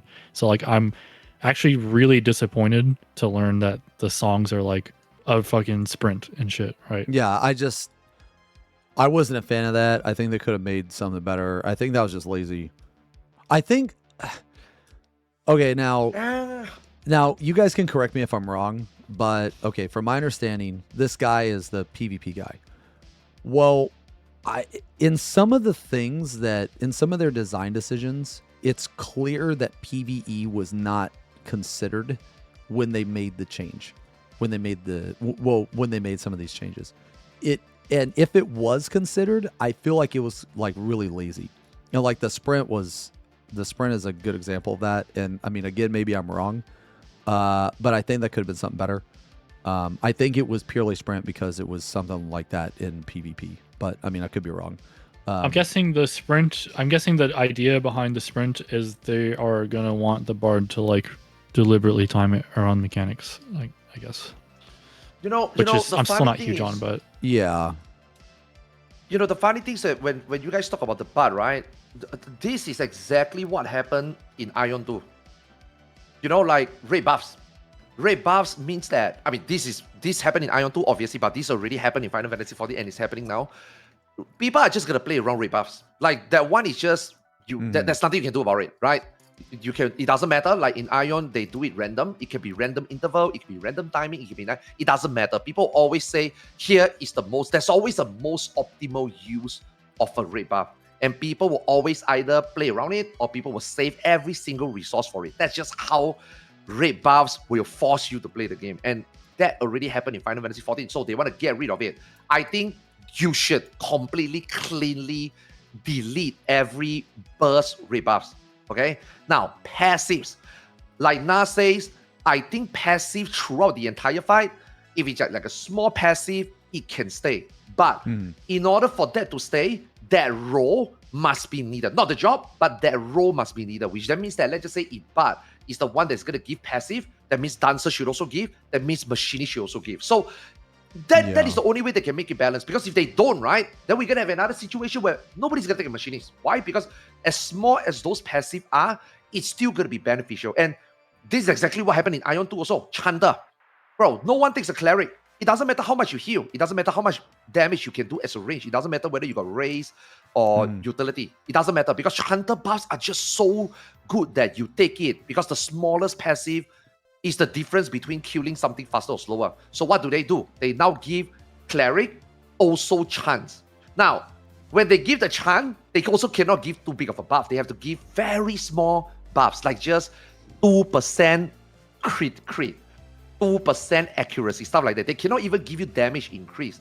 So what else can they give you? They give you shields, they give you regen, and they give you movement speed, which is exactly what our Bard is gonna look like. Yeah, so yeah. I do think that there's a consistency within all this MMO that they realize that what raid buffs bring to the game and what it will create. And if you take one away, you have to take it all away. If you put in a passive, it cannot be too strong. So I think that's what they're going for. I mean, we only saw Bard. We still need to see Dancer because I think there's a big elephant in the room regarding Dancer. People is wondering what's going to happen to Dance partner, right? Because that is the identity, right? That is the most important identity. So now we see Bard becoming like that, and clearly 2-minute meta is gone, burst window is gone, party synergy is gone. I honestly think after playing World of Warcraft and now playing Ion, I do think that is the right move they do, but they have to have some support ability, and hopefully it's not some shitty one, because right now the Bard one is definitely the most barebone, right? I mean, barrier, regen, and sprint is the most barebone they can think of, right? So hopefully all the jobs, if they want buffs, hopefully it's not significant. I'm okay with it. I wonder buffs, if the buffs are even synergy, going to matter. Gone. Like the regen and shield, I wonder if it's even going to matter. I mean, the regen and shield were quite a decent amount. Oh, okay, yeah. Because I was about to say, because I'm just the thinking shield about is it like now. 10%. It's like 10 to 15% HP. It's okay. That's good then. Yeah. Well, then that'll matter. Yeah, because I was just curious because I didn't actually. It just now hit me that I never actually went back and checked the actual value of the number. What's the cooldown? So you get all three songs every 60 seconds. It looks like. Yes. You get one, you get one song. And you get, and they don't take like 20 seconds each to finish. It's only like 5 to 10 seconds each to like do the rotation, right? So you get very flexible timing. Yeah, but you can only use one song per minute. Yeah, but you can time it extremely well. Yes. Yeah. See, I thought, so like instead of the sprint, I thought it would be cooler if they gave you attack speed. Because one of the cool things about like Heaven's Ward was, remember the fucking, the Celine. Remember what was that thing called that gave you GCD speed, man? Fey Wind, maybe? Fey Wind. Yeah, you could actually get an extra GCD underneath Berserk, which I thought was cool. Okay, buffs no, like this, you get 3 songs per minute, but because one of each. you are not gonna play around it, and then it's a buff. I think it's okay, but bro, it's the players, man. Meta gaming is killing gaming, man. I just feel that whenever there's a meta, and there's always gonna be, it's just not. It's enjoyable for some, but miserable for the others. You know? Yeah. But the thing is that also like it's one thing to like try to make the meta like less miserable or like more tolerable for like people who don't want to be forced into it, but it's another thing to like think you can completely remove it, because you can never completely remove it. Yeah. You're not going to.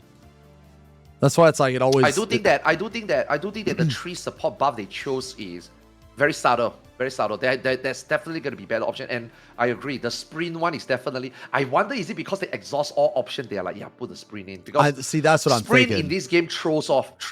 That's what I'm thinking. For a game like Final Fantasy XIV, where intricate movement is so important, even a 5-second sprint can throw people off. Yeah. And it's not going to be players' mistake. It's just because, bro, what the fuck? I didn't expect to move 1 yao more. No, you can definitely kill someone with experience if you're trying to time it at the worst time possible. Exactly. That's what I was trying to say earlier, is that like I don't know how I feel, because like all jokes and memes aside, there have been times where I've had expedient at different times. Fall off the edge. And I almost like fall off the edge, or I run too far. You know what I mean? And it's not a problem if you're expecting it, right? That's fine. But if you're not expecting it in a pug, I mean, like, I'm sure it'll be funny, but it'll also be a little frustrating too. I guess since you can time the songs so deliberately, it's really not any different than expedient, but it doesn't mean you have 2 expedients in the game. So yeah. Well, also, we didn't talk about it, but the White Mage, there was this, the White Mage Wings. Sprint it also. now gives sprint, but we don't know if it gives sprint to the whole party or just the White Mage. It does. I check it. It gave to the other healer also. Wait, did it really? Yeah. So that's like another sprint. Like, dude, what the fuck? We're going to be zooming around. Imagine if we got White Mage, Bard, fucking, and then the Dragoon, whenever they do elusive jump. Dude, you're going to have permanent sprint. They are They are definitely trying to find some. Bro, they saw buffs expedient, and then they were like, "Okay, let's just give everything sprint." They're doing it again. Yeah, exactly. So hopefully they come up with a better. They're buffs doing it again. That is not gonna be meta defining, but at the same time not irrelevant. Because at the moment, this game, right, it's only small shield, a dispel, Yeah. you know, maybe a dispel, or I mean, it used to give TP, but TP is gone, you know. But Mm-hmm. That's just because What they've else can completely forsaken any kind of crowd control as a mechanic for so long. And I've Yeah. always said that if they want to make utility a thing, that's just something they need to bring back. But I don't know. It's difficult because, like, in this game, I don't. If you play other MMOs, you like quickly begin to realize how in Final Fantasy 14, how you basically don't interact with the enemies whatsoever. All the buttons on your bar say do X amount of damage, and all of the mechanics say walk to this place. And all you do is attack the boss and you walk, and you don't ever actually like, you don't interrupt the boss. You never like, you don't move him. You don't like dispel his buffs. You don't like CC ads. You don't do anything like that. You walk and you attack, right? Those are the only two things you do in this game. I don't think it's going to change either because they consolidated No. those buttons. So No, like it's actually just- someone in chat brought up a good point, is that in older content, now I don't really do Palace of the Dead type content, but I think this is really relevant, is that sometimes you have to stun and sometimes you have to silence. So if they take both of those abilities and put them into one, it's going to be kind of awkward when you want to stun something and when you want to, because the stun might matter in terms of like the enemy will stop attacking. You know what I mean? Like, because when you stun an enemy, it's different than when you silence it.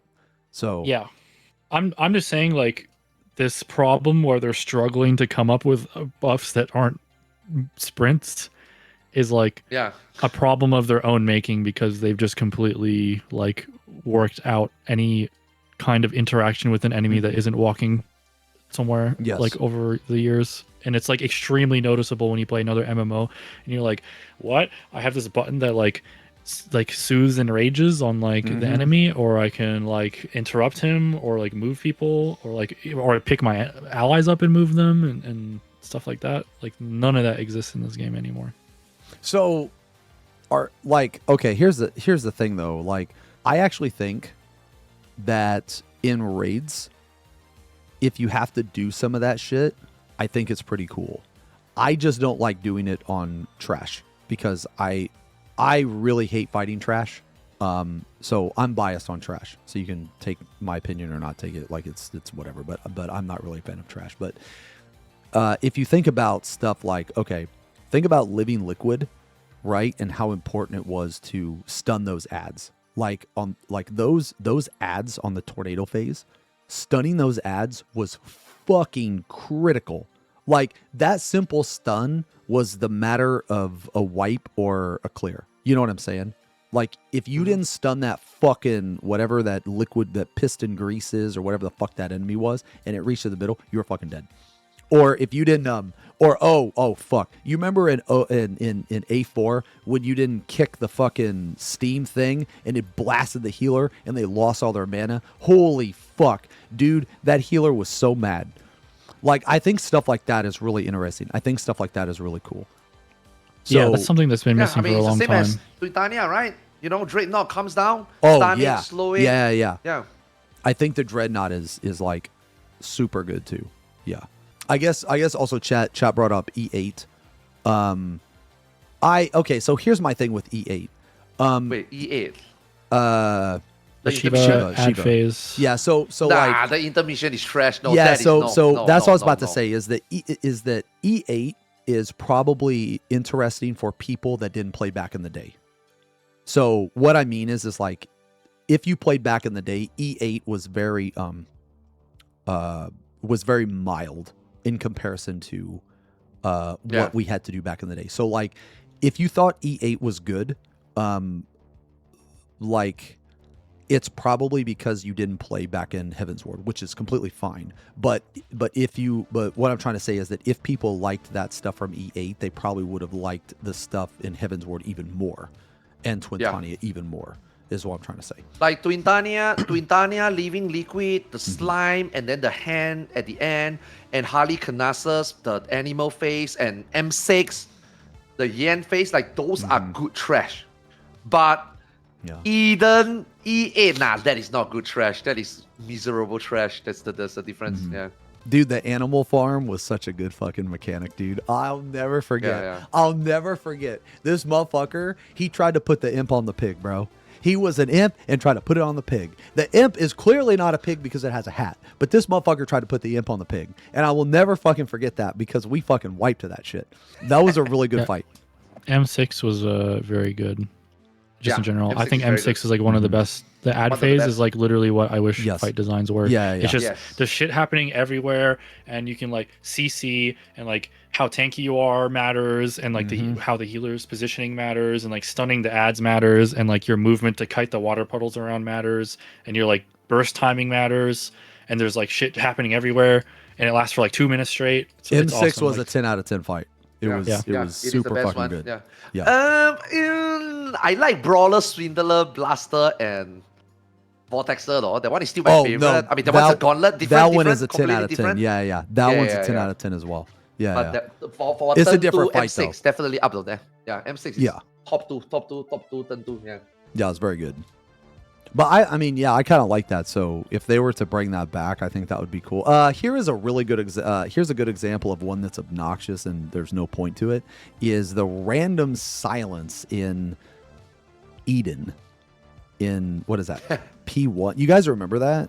First one. Is it the first one? Yeah, it was just a random silence from the ad. It's like, okay, yeah, sure, I guess. Okay, whatever. Oh, I love that because they made it such a big deal when Shadowbringers came out. They're like, we're changing all the silences to interrupts, and it's a major expansion feature. And the cast bar is gonna flash and glow when you have to interrupt, and interrupting is gonna be a mechanic. And then in one dungeon, the Fae dungeon, there's like the little frog guy that's casting the water spell. You interrupt him when you're pulling the trash. And the first raid tier came out, and the Fausts on the ad phase had the mana charge that the tanks had to interrupt, and then they never used it again. Yeah.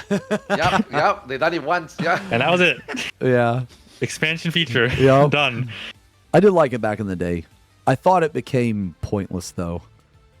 Like, Yeah. I thought it started to become pointless. So That was also need when to they do more, added for all sure. the CC abilities to the roll actions, and they made the big thing about the interrupt. And like I got so excited that crowd control, like they're making a comeback because they were making it like so much more standardized and available. And then they just never, and that was it. And they never used crowd control ever again for the last 6 years. It feels like Yeah. everything's immune to everything. yeah, so Chad brought up a good point. You can't just add it to add it. It has to have a purpose, which is, I feel like that before it had a purpose, but then they just started to just add it to add it. And it's like, okay, whatever. It's like, all right, here's another useless slot on my hotbar that I use one in every like 9 raid fights. Like, great. See, that's the thing I fucking hate that they do. It's like either remove it completely or make more use of it. I hate this like middle pussy ground. Like, I hate that shit. It's like, well, we're gonna kind of have it a little bit, but not really. But I fucking hate that shit, man. Yeah, like they're removing all these buttons, and this bard still has head graze and foot graze and arm's length and peloton on his bar. Like, yeah, realistically, none of these besides maybe arm's length, but I don't even really like arm's length. But realistically, none of these need to even exist because they clearly are not willing to utilize them. And they would be better off just removing it and replacing it with like something else and just like going back and fixing old stuff that's broken. I don't know. Yeah, they can never. Well, I mean, unless they change DSR, they kind of pigeonhole themselves into always keeping in arm's length because of that. Nah, fucking... arm slang. I think arm slang is a good. Hey, you have like 5 sprints now. I'm pretty sure you can do that mechanic with 5 sprints. I mean, no, I mean the fucking. You got arms length. Yeah, the knockback you can run in after the lava goes away if you're fast enough. If you have. I sprints. mean, if you're fast enough, I guess I don't know. Yeah, I mean, you got 5 sprints, you'll definitely have sprint. Okay, this is completely off topic, but I just want to point it out because some people in chat might not know. But one thing I really liked about Dragoon back in the day in Heaven's Ward was that Fang and Claw and Wheeling Thrust were random. I fucking loved that. Holy shit. That made that one single thing made Dragoon so fucking fun because you never knew what you were going to get. It was fucking awesome. I wish they actually had liked that. it too. I wish they would bring that back. Like, not necessarily that, but that concept, right? Like, what if, like, on a job you had, like, 2 or 3 different procs, but they were random. You didn't know which one you were going to get. That would be so fucking fun to me, man. Hey, man. A lot of these jobs used to have random procs, and they all got worked out. Yeah. What was it? Bard also had one, right? What the fuck Bard. was it called? Blood letter? Yeah, Bloodletter. Yeah, Bloodletter. Yeah, Bard had a lot of random procs over the years that all got removed. And Imperial all got Arrow. removed, And, well, I guess what Pitch I'm talking Perfect about is not necessarily a proc. It's because what Dragoon had, you were guaranteed. So it was more like an RNG. It was an element of RNG in your rotation. It wasn't a proc because you were guaranteed to get it. So I guess what I'm talking about is like, let's say on I don't know, like Reaper, for example, whenever you hit fucking your gluttony, one of your positionals would light up. And that was the one you had to hit, but you didn't know which one. So that's like kind of an example of what I'm talking about. But for the people that know that played back then, you know what I'm talking about. Yeah. So like I'm not talking about like RNG. I'm talking about it is random, but it's guaranteed. So it's not like it doesn't affect your overall DPS is what I'm trying to say. You still get the same overall DPS. It's just unless you miss. Yeah, that's true. Unless you miss. I think the only problem I had that with was the a good Dragoon point, random though. proc was just that that was a good it just point, 'cause needed a proc is like different than what an I'm extra talking about. GCD of buffer for you to look at it, because that was really hard to do on high ping.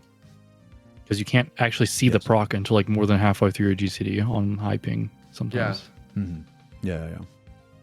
But also we know that they don't care about ping. Oh, So- I do have a question about, I do have something I want to bring up though. So here is I don't know if I want to say controversial question, but okay, for the DPS, now they did not show a caster, but they did mention, you already know where I'm going with this. They did mention that they summoner res is going to be gone.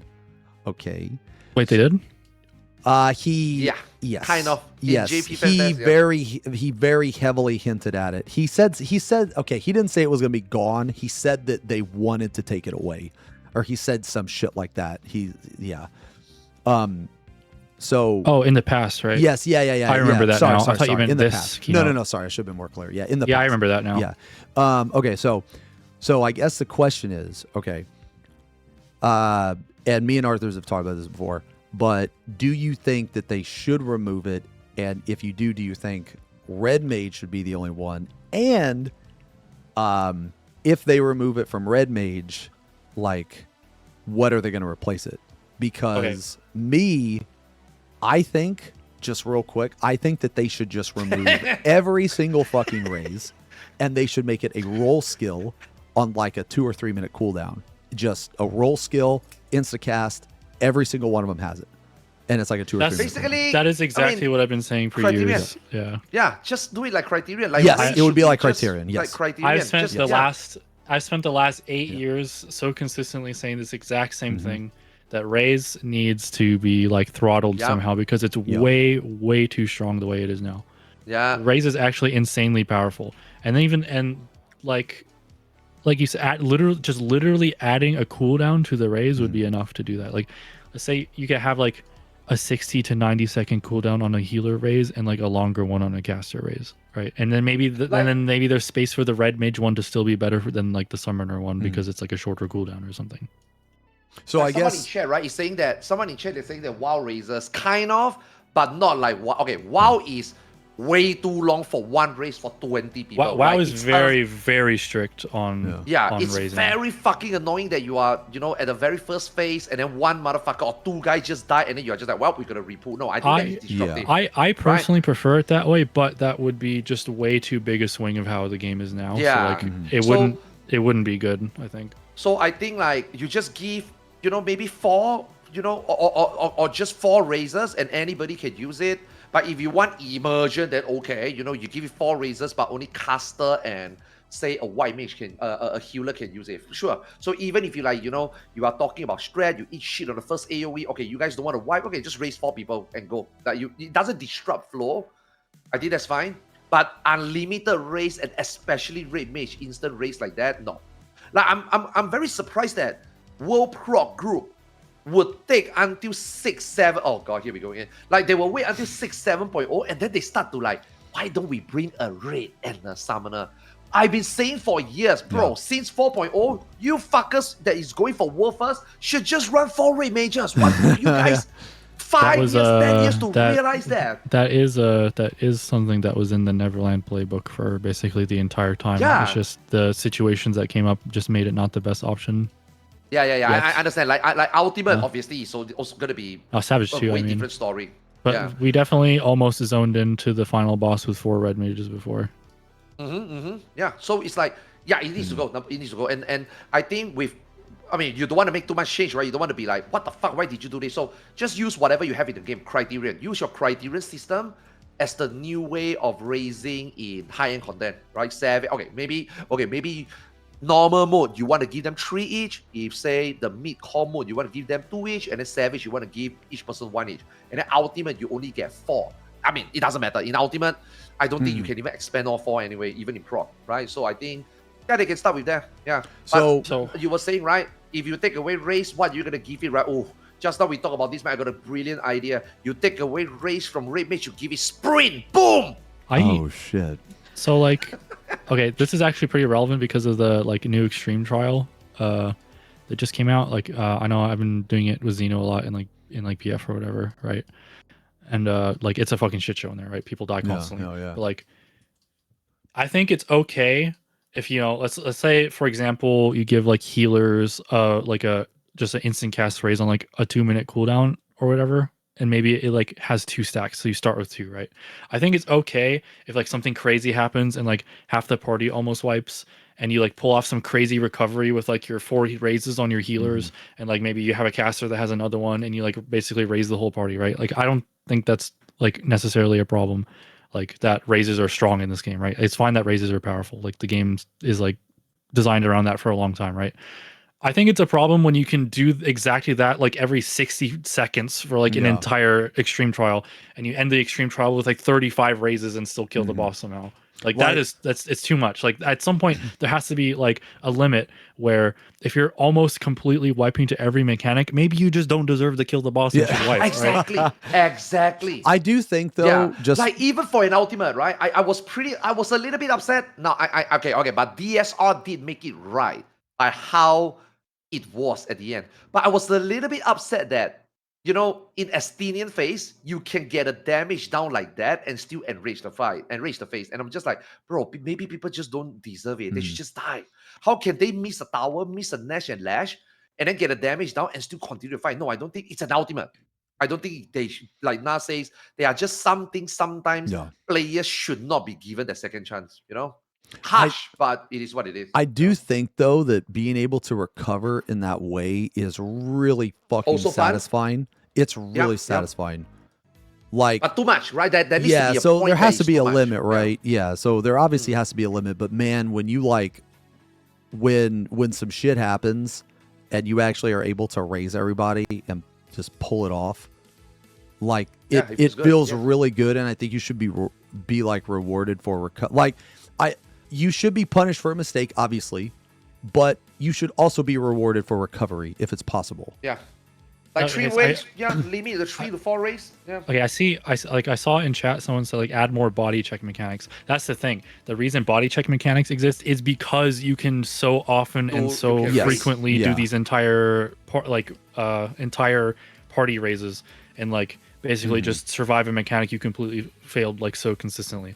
Like because they know, right? They know. If they reduced the amount of raises you had access to, they could have less body check mechanics, which people famously don't like. Players don't like body checks. You could have less body check mechanics because like constantly stringing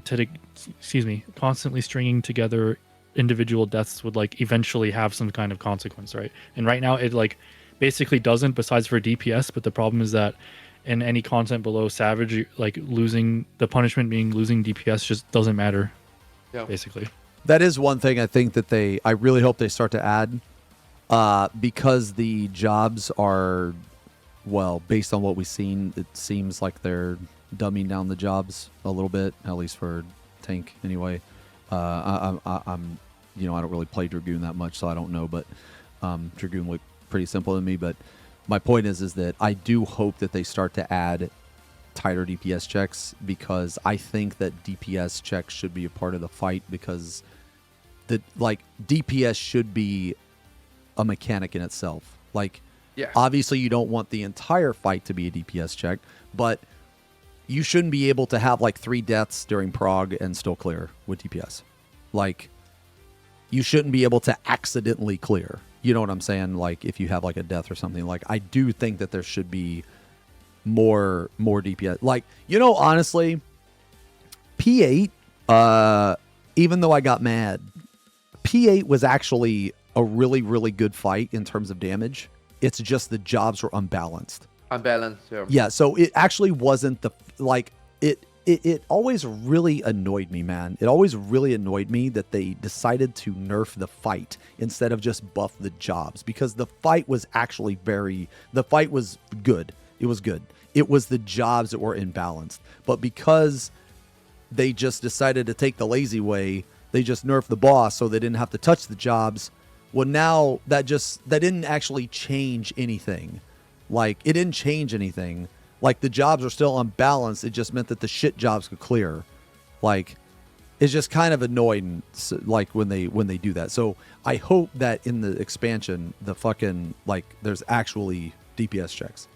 I hope. Like, because M11, man, okay, M11 was the best third turn we've had in, like, I think since A3. Wow, that far, you think?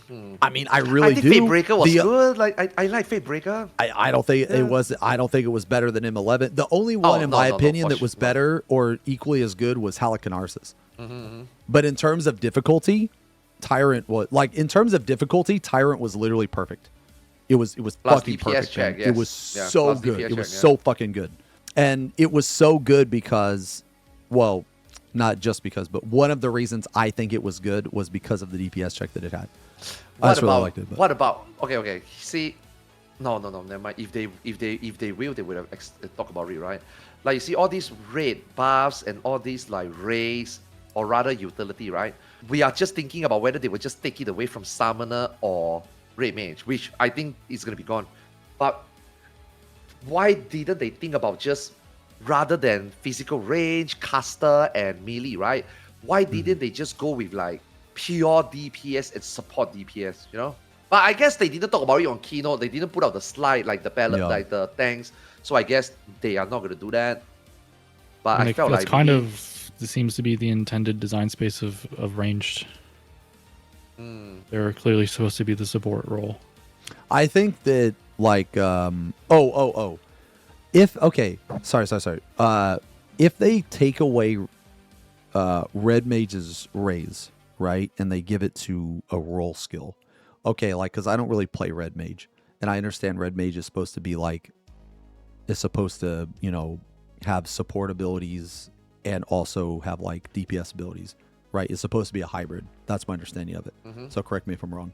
So if they take away that raise, what could they give to Red Mage to replace that identity that it lost? I mean, to be More honest, healing, Red Mage probably. identity is debuffs. Also debuff, but they used to have it debuffs in this game, but they just take it off. So there goes white identity. So did that come from the identity 11? of the identity of white mage is that it has black and white magic, so like they could just have more healing somewhere in the kit.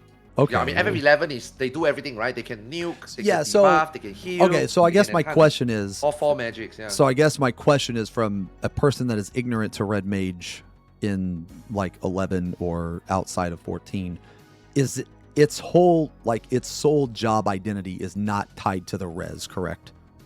No. Like, it just happens to be able to chain res in 14. Like, that's it's because being able to use black and white magic is like very close to being essentially able to just cast all magic.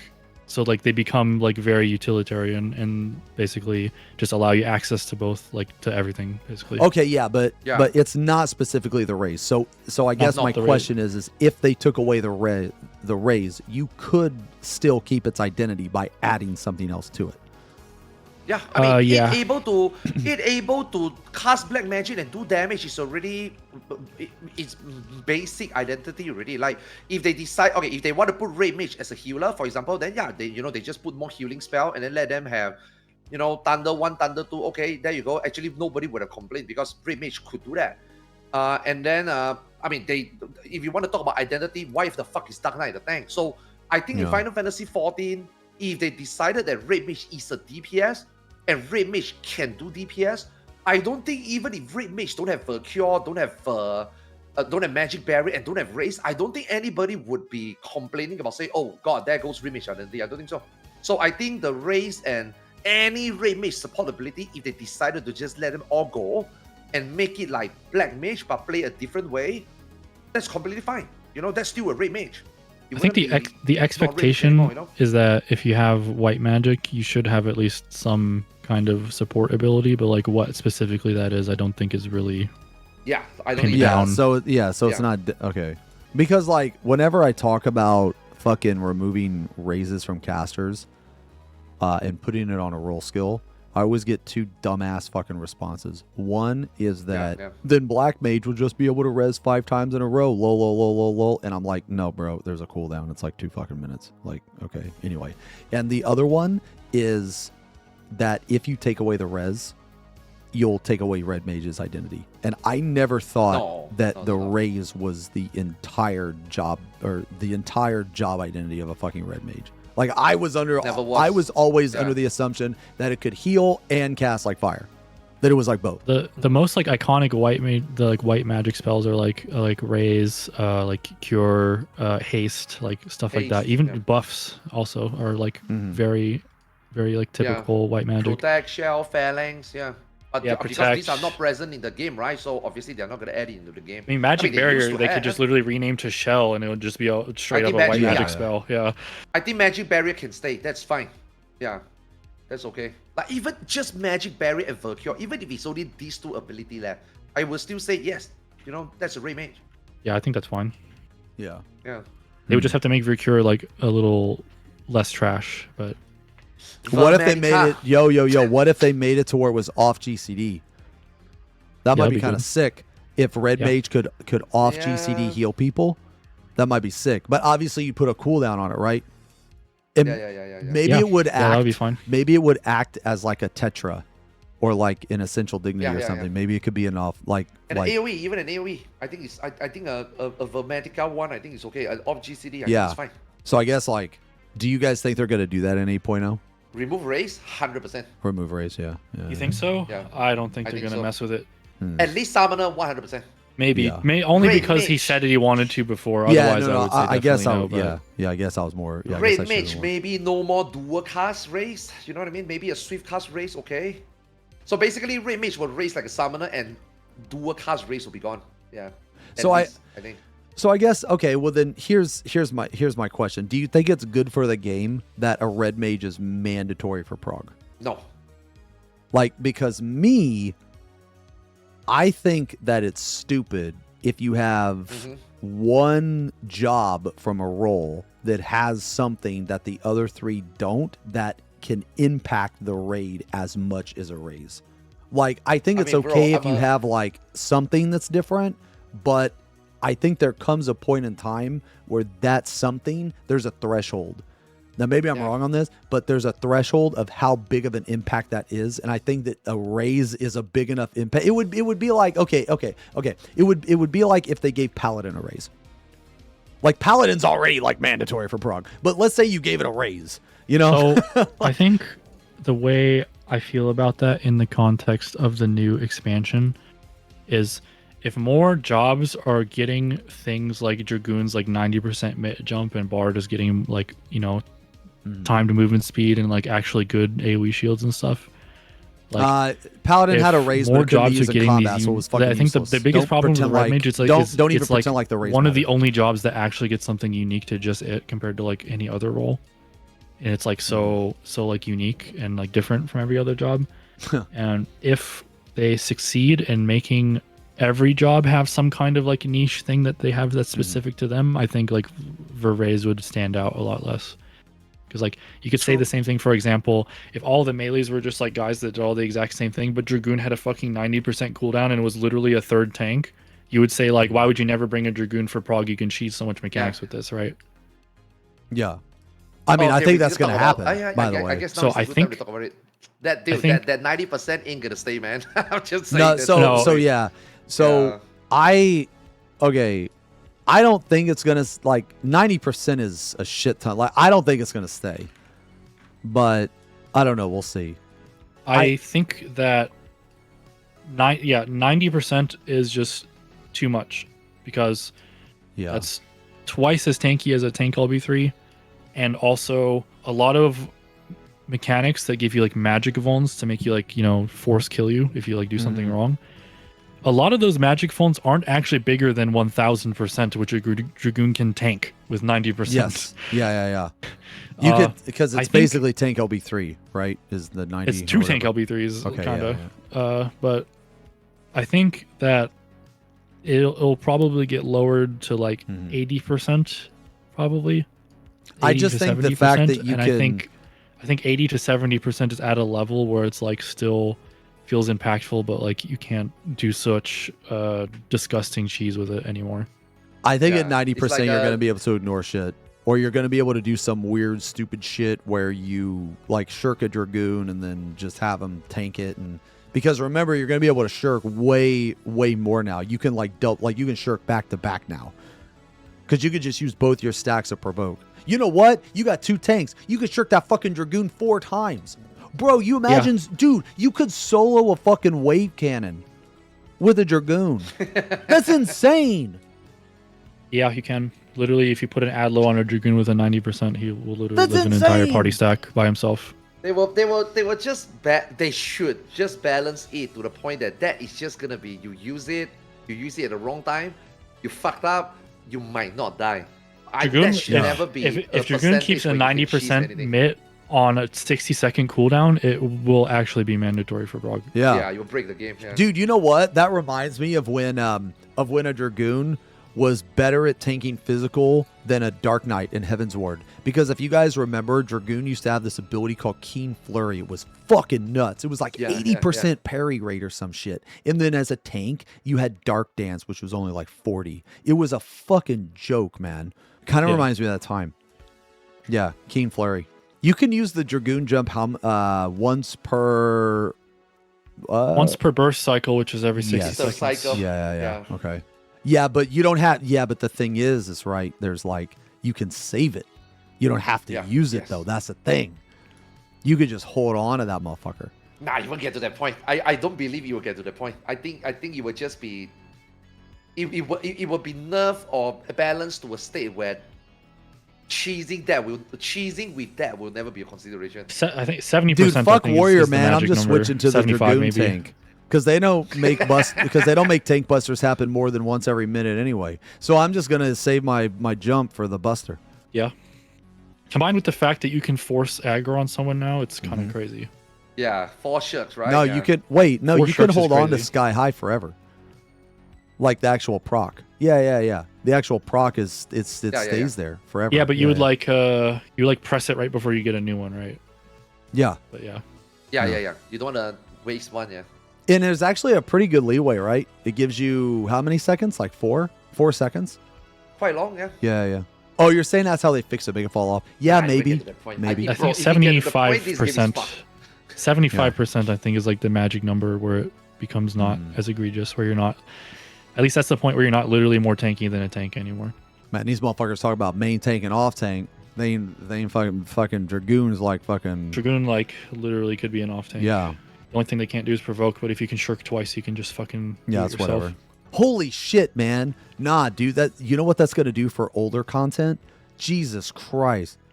That's going to do a lot for older content. Like if you choose, you could do some really stupid shit. Like really stupid shit. You don't even need another tank at that point. You just take a Dragoon. So yeah, I guess back to the Verrays thing. Oh, right. Yeah. If every job gets some things that are like as unique as this, I think like Verrays won't be such a standout problem anymore, and it'll be like less of a pain point. Because in order to have Verrays, you would have to like give up something else, right? If every job has like cool shit like this. Yeah. No. The problem with red mage rays is that you're not giving up anything else for the safety, right? It's just literally free safety, and it's so immense. Did you guys have anything else for DPS? Just like tanks, right? We only see one Dragoon. Yeah. I really hope, I mean, for me, like Ninja, Viper, Pro, I feel like Viper is already evolved. Yeah, How no, is that's what I'm saying. What the Viper- fuck is going to be evolved Viper? Yeah. One button? Yeah, You yeah, know? yeah. What is the evolved Viper gonna be? So, these are, I mean, They're, so far the game is pretty good. You know what I mean? they're Like, just- I They're probably think just going to only combine Reaper- buttons better. Yeah, yeah. So right now, I think that only Reaper is the one that stood out to be like. Which okay, thing- Red buffs aside, right? Yeah, which thank fuck because Reaper. No. Reaper is the only one that sticks out to be the one that needs help the most, right? So, you know, hopefully all these DPS, they do the evolve. It will be... I really hope it's completely... Like, every DPS job is completely different. Like, right now, I think they are, except, you know, Reaper and Viper have some similarity. But if they can nail the evolve mode for all these jobs and really maintain every single job identity and fun and flexibility like we saw on Dragoon was really good, by the way. The showcase for Dragoon, Yeah, no, it was Bard, I awesome. think, is Like I'm really like fucking good, yeah, like I'm interested in playing it actually. I'm gonna level like, it. I hope all melees are different like that. All DPS are different like that. And then, you know, we play the boss rather than we play the job. We play the boss. You know, hopefully. Dragoon is what gives me hope that not all of them are going to be extremely simple, because Dragoon's actually pretty good. Yeah, I think it looks really good. I was impressed. But then again, I Yeah. don't. But then again, I'm not a Dragoon main, so you know. There's a take that lot out of jobs like Viper where they could like barely change how the rotation works and just increase the amount of buttons that replace each other, because even Viper has a bunch of buttons that, like, you know, writhing snap, the like regular range GCD, that there's no reason that can't just turn into the uncoiled whatever. Oh right? yeah. And you know how you press like the button, the Vice Winder, the one that gives you a stack, and you get like the two big hits, like the two big hits that you do right after that. There's no reason that can't just replace your regular one too, right? You know, stuff like that. There's some weird shit where like you're supposed to use like the speed first or something, or the power first. But you know what? They should just force it. You just use one of them. Like it just, I think it's kind of stupid that I have to have 3 buttons on my hotbar, I guess. But just for Vice Winder, yeah, like yeah. Vice Winder could just be one button, and then the other 2 could just replace your regular one too. You know, stuff like that. Like they can condense a lot of buttons just like that, because they were kind of like half pussyfooting doing that for like the last 2 expansions, and like there's just still so many mutually exclusive buttons that like are taking up extra hotkeys for no reason, that there's so much they can condense even without changing anything, that I think like Viper probably won't even change that much. Yeah, I didn't. I don't have anything more for DPS. Do you guys? Oh, do you want to talk about the AoE? Oh, yes. Yeah, so I think we know what they're gonna do already. let me show you. Okay. Yeah. I So like something- forgot about it. Something you can see when he's doing his combos here is, you see he's doing his single target combo. There's no AoE circle around the bottom that shows this. So the skill effects, the animation effects in this game are usually actually very good at showing you the exact radius of the effect, like in the animation, right? So when he does like Gerskogel, wait until he does something interesting. So these are all just single target attacks. There's not really any kind of splash animation. I think what they are going to be doing is all of the filler combos are going to be single target only now, and all of your AoE is going to come through your cooldowns. Oh, right. Yeah. And the reason is that if you look at all of these Dragoon cooldowns, like you see right here, you can see the rectangle shape of this on the ground, right? So you can tell this is a cleave, and all these positionals are also cleaves. They have the same thing on the animations. Same with this entire combo. This entire combo is all cleaves. You can see rectangles and circles on all these attacks. You can literally see what is AoE and what isn't. And the regular 1, 2, 3 combo on all 3 of the jobs that aren't white mage do not have AoEs on them. And because they're adding so many like short cooldown gauges and short cooldowns to all these jobs, I think what's going to end up happening is your filler combo is just going to be all single target, and all of your AoE is going to come from your cooldowns. See, that's my theory. See that, like, man, I mean, I guess it's okay, but that just means that there's going to be virtually no more M6 optimization. You know, I actually don't agree. I think M6 actually still works perfectly fine under the system. It just means that as part of your AoE rotation, you're going to have some portion of time where you're being forced to single target, and that means you have to pick like intelligently what thing you want to single target. So I guess that's what I was talking about, is that like you're not gonna have, okay, so basically there's gonna be an opportunity to AoE, but it is better to not AoE because you have to kill something faster. And I think that the way that it is set up now is that because your burst is set up on your AoE, right? You're just going to burst the ad anyway. So it's going to cleave naturally. So that's why I think like basically that choice, I think that choice is going to be more removed is all. Well, I don't think that's any different from how it is now. You're either using your filler, you're either using your filler or you're using your burst at the time that you need to use the burst. Oh, that's right. Yeah, you guys don't play a broken job like Warrior. That's right. Okay. Well, on Warrior, let me tell you, some of its AoE is only a gain on 4, and some of its AoE is a gain on 3. And Viper is a gain on 2, you know, and Viper doesn't even fucking matter. Yeah. You're pressing the same button. So I guess, okay, so you know what?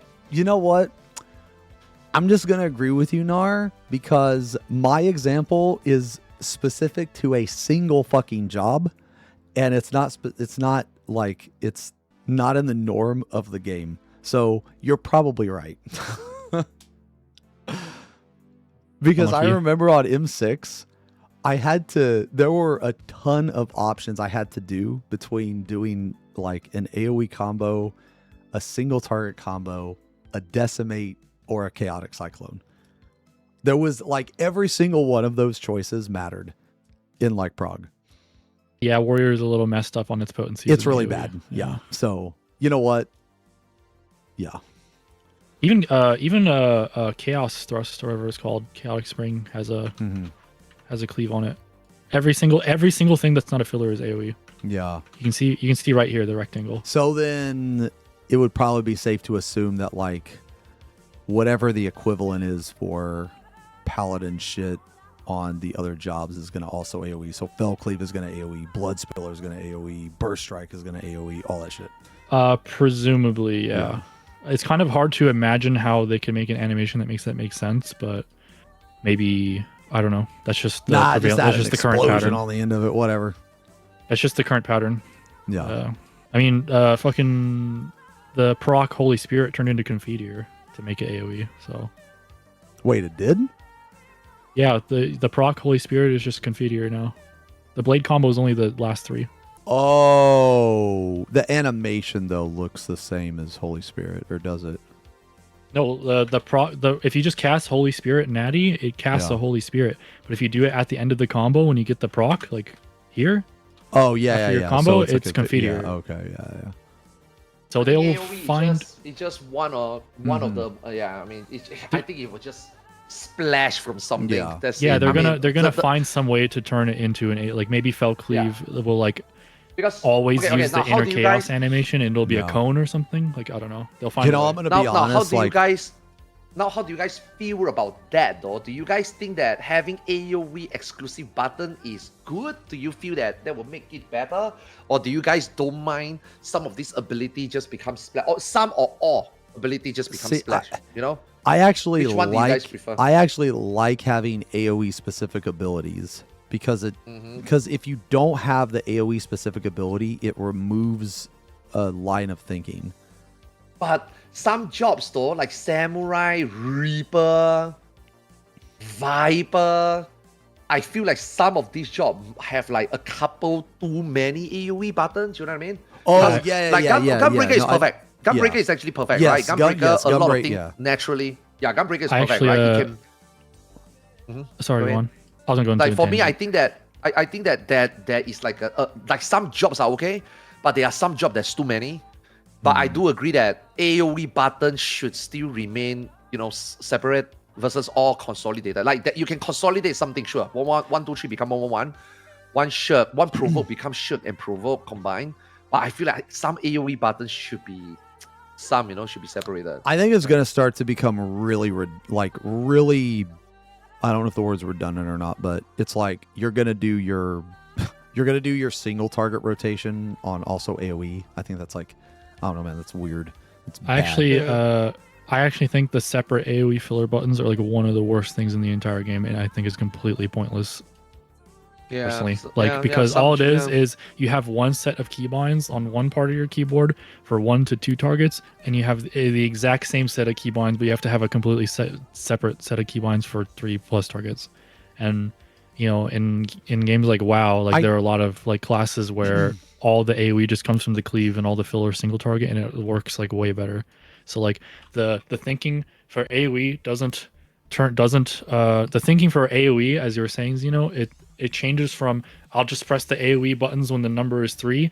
It turns into I'm gonna have to time my cooldowns around when the best time to AoE is. Yeah, I guess maybe that is better.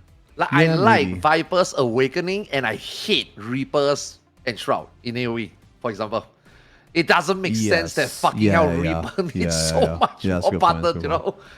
Like if Enshroud, the normal Enshroud single target just splash, like I think that's okay. Basically, that feeling So you I guess get when you're I like, guess your line of thinking would be it would change from using your AoE to moving your burst later. yeah, exactly. I That guess. feeling you get when you're like, oh yeah, I'm like saving all my gauge. I'm gonna fucking pad the shit out of these ads. That becomes like basically the focal point of Yeah. AoE. Yeah, okay, yeah. Yeah, maybe it'll be better. Yeah, maybe it'll be a lot better then.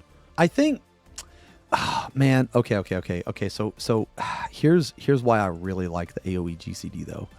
I think in the grand scheme of things you're right, but so here's why. Okay, so here's one thing that I really like. So after we cleared the raid tier, I got the gunbreaker weapon, and one of the best fucking times I've ever had optimizing 2 targets has actually been on M10.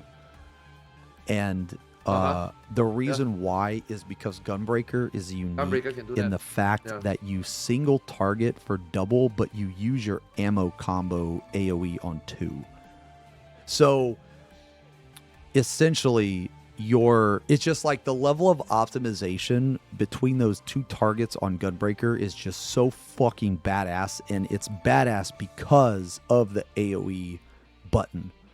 Because it's a significant increase, like because the faded circle plus the other thing is a damage gain over just a burst strike. So I think maybe I'm looking at it from a single perspective, whereas like Okay, now, no, let me stop you there. If Burst Strike is AoE, but Fatal Circle is gone, would that make you feel equally satisfied? no, and the reason why is because I would burst strike anyway. But it's the choice that it's the choice that is important, because you don't normally do it. So, but I don't think. So I guess the more I'm thinking about it now, this is a very specific situation that has literally only occurred like once in the past like 6 years. You know, so all they say, yeah, go finish first, yeah. so I guess what I'm saying is the reason is that I'm kind of looking at this through like rose-tinted glasses a little bit, because my last experience with optimizing AoE was based on one of my best. So because of that, I don't think that that's a fair comparison to make as like a general rule. So now Yeah, that but, I'm okay, thinking here's the about thing, it, right, Xeno? huh?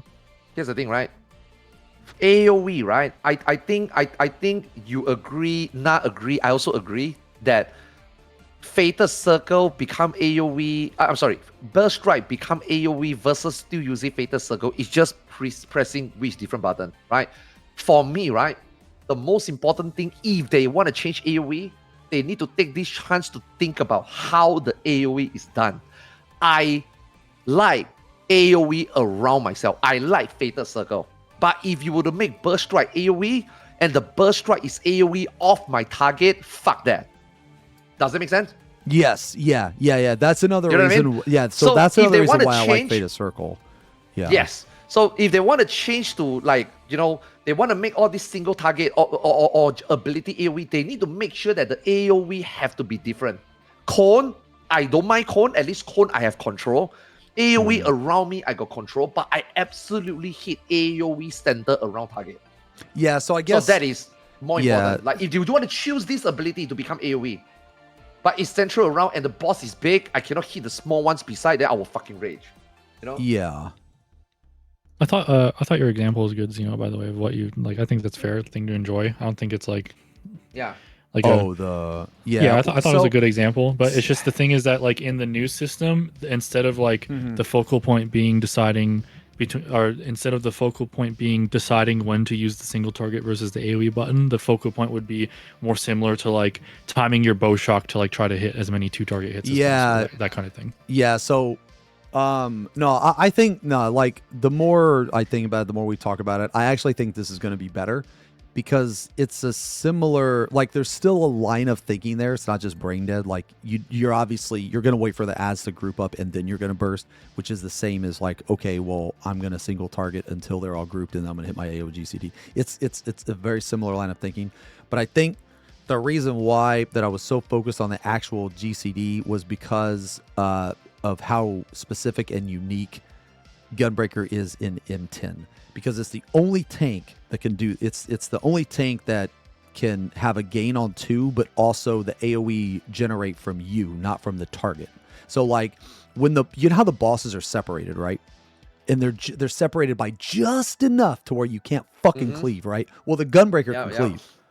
Yeah. So that line of thinking is fucking awesome. Like that level of optimization is fucking awesome. And like I said, it was one of the best like double target optimization that the game's ever had for Gunbreaker specifically, in my opinion. So that's why I was so like focused on the actual GCD. But the more that we're talking about it, that you can't apply that specific thing to the fucking game, because like I said, it only happened like once in like 6 years or some shit. So I will say that this like new version of AoE is not necessarily all upsides either, right? It's gonna feel really, really bad if you don't have any cooldowns up and you're just standing there single targeting a mob like an asshole. Yeah. Mm-hmm. And also like I forgot the second thing I was gonna say, to be honest. But yeah, like it's gonna it's not necessarily all upside. Trash like, it does pack have its, 2 is gonna be miserable. When you completely decimate the first trash pack and you have nothing for the second, that's going to be miserable. That's going to be like some feel fucking really, really bad. Yeah, that's going to be like be a bunch of that's going to be trust combat right there. Oh, I remember the second thing I was going to say. I think this like it's also like huge benefits to like the keybind thing also, because a lot of keybinds are eaten up by AoE versions of abilities.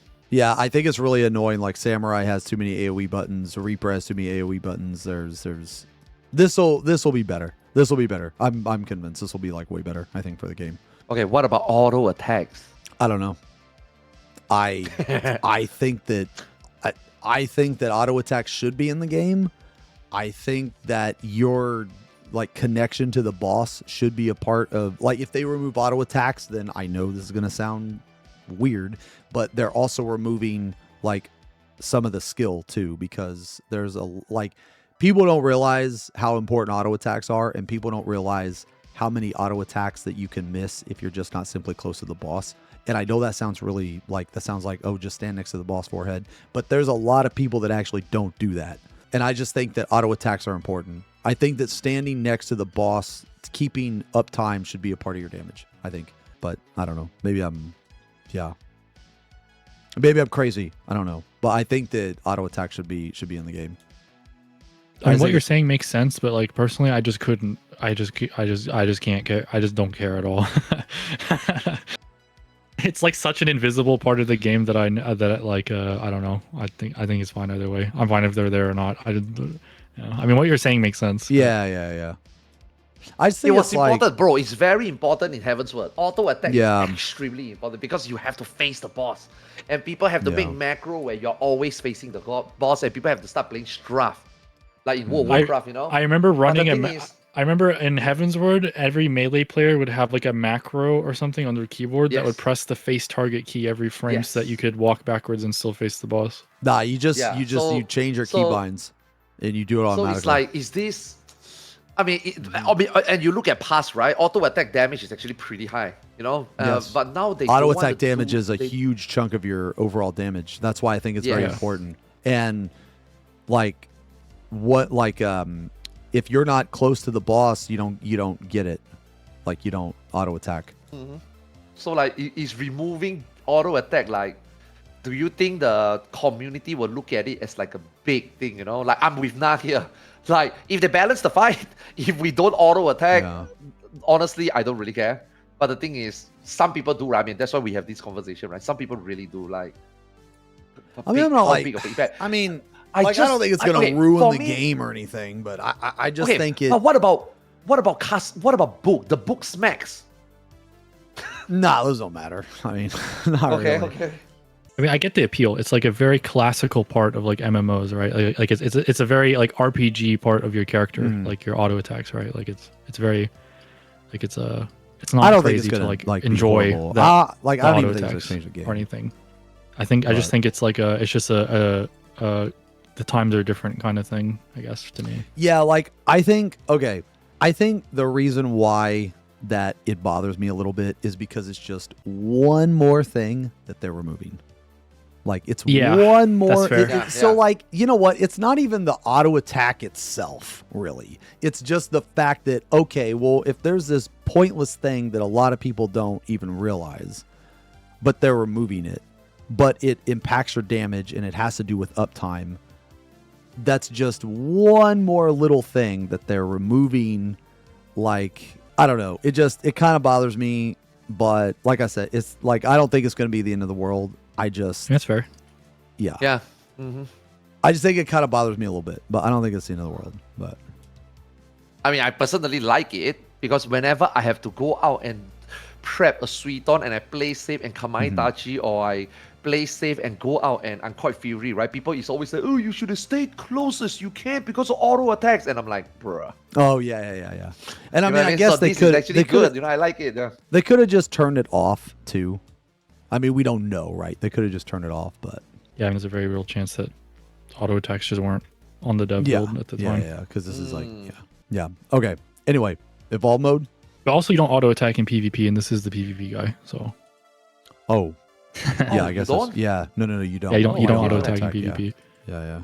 Evolved mode. Makes Yeah, I sense. kinda forgot Not about having that. too much variant. Yeah. I feel like we spent all day Just let the talking about potency evolved takes care of mode, everything. and we should probably talk more about reborn mode than evolved mode. I mean, evolve mode is mainly. I mean, I guess the 2 minutes meta include the evolve mode, right? Yeah. Same death panel. Yeah, I guess. Yeah. I don't even know what that Yazo was. Mm. Oh God. So in I mean, I case can anyone go wasn't first. aware, Oh, you want- the whole point of the reborn mode Don't look versus at that evolved Gyazzo. mode is the reborn mode is essentially what they're keeping in the game to prevent changing the game too much on people who are like used to the game as it is now, you know? And the evolved mode is like the new reworks that are essentially what they're intending for people to eventually switch to because they made offhanded comments about how the evolved mode was going to be a little better, even though that's certainly not going to be the case for every Oh job yeah, on they launch, were but- like kind of cocky about it a little bit. like Nas says, right? Okay. I think this reborn mode is just it's gone. Like it's here, but it's gone. Yeah. They are never gonna balance reborn. If they will just balance it to be closer to evolve. I think their philosophy is evolve mode will just always moving forward gonna be better. And if it's not, if the players find a way to maybe optimize reborn mode to be better than evolve, they will first hand immediately buff evolve. Like they will never allow evolve to be lower than reborn. Reborn is no longer a thought. Evolve is the future. You just gonna at some point pick in this expansion in 8.0 when to get on the new bandwagon. Eventually, you're gonna have to use evolved. Eventually. Yeah. Okay, so I think there's going to be problems in terms of Could be a lot of the fact, especially for healers, where, for example, the new versions of the healers have less cooldowns, but they're like on shorter cooldowns or whatever, right? But the thing is that having more cooldowns on longer cooldowns does allow you to stack things in a different way that you just can't do on the new mode, like inherently, because of the differences in like the number of cooldowns, right? And I think at some point that is going to be a thing, I'm sure. There's going to be some boss fight where like the cooldown spread is better on the reborn mode than the evolved mode. As I can only imagine this being really a problem for healers because, you know, for DPS, they can just make evolved mode do more DPS and then that's it. Well, tanks, I mean, Paladin didn't change, so it's hard to say without seeing the other ones. But Yeah, they took away Like, Bulwark, but all they did was take away Bulwark, but that doesn't matter enough, I think. yeah, but to you ever- get you actually get more Sheltron. I'm pretty sure now, so it like kind of makes up for it. Yeah, so I'm guessing that's mostly going to be a problem for healers, and also probably on expansion launch there are going to be some reborn modes that do more DPS, probably just because they're not going to get all of them right on the first, all 23 of them right on the first try, right? So Bulwark's not a part of the counter. No. So to say you'll never have to use reborn mode, but I imagine at some point there's mostly on healers, there's probably going to be some situation where reborn mode allows you to do something that you can't do otherwise. I'm just predicting it now. What about you, fat fuck? Sorry, man. I got my mouth full of meat. Something that me and Xeno talked about the other day was it seems clear that reborn mode is kind of a like band-aid that they're probably going to remove in the future, because it seems clear evolved mode is like what they want to turn the game into. But the fact that there is a system in place in the game for two different versions kind of like opens the door for the fact that they have just introduced a framework into the game for specs. And even if that's not really the direction they're going now, like there is a framework in the game for like in the future, maybe 1 or 2 expansions from now, where like the door is kind of open now for specs to be a thing that exists, right? I really hope they the implement systems are specs, in the man. game. I hope they do, yeah. Oh man, it would be like- so sick, dude. It would be so sick. So like that's not really relevant for now, but like something a lot of people haven't thought about is the fact that of like what kind of doors this opens in the game's design. Yeah, yeah. And I'm Because, kind of like, excited for that in the future. Yeah, so this is what I was You saying, know, man. a lot of people look at it in like face value, like they just think it's getting easier. They just think that too much is being removed. But you need to think, what do you want them to do? You want them to remove like what they do for Reborn? You want them to remove 2, add 2, remove 3, add 3? No, right? You might as well take this opportunity, start with the clean state, hotbar being consolidated, buttons being That's what I was multi-purpose, saying, and like- leave more room in the hotbar for more things moving forward. Different specs. Rather than take away 2, add 2.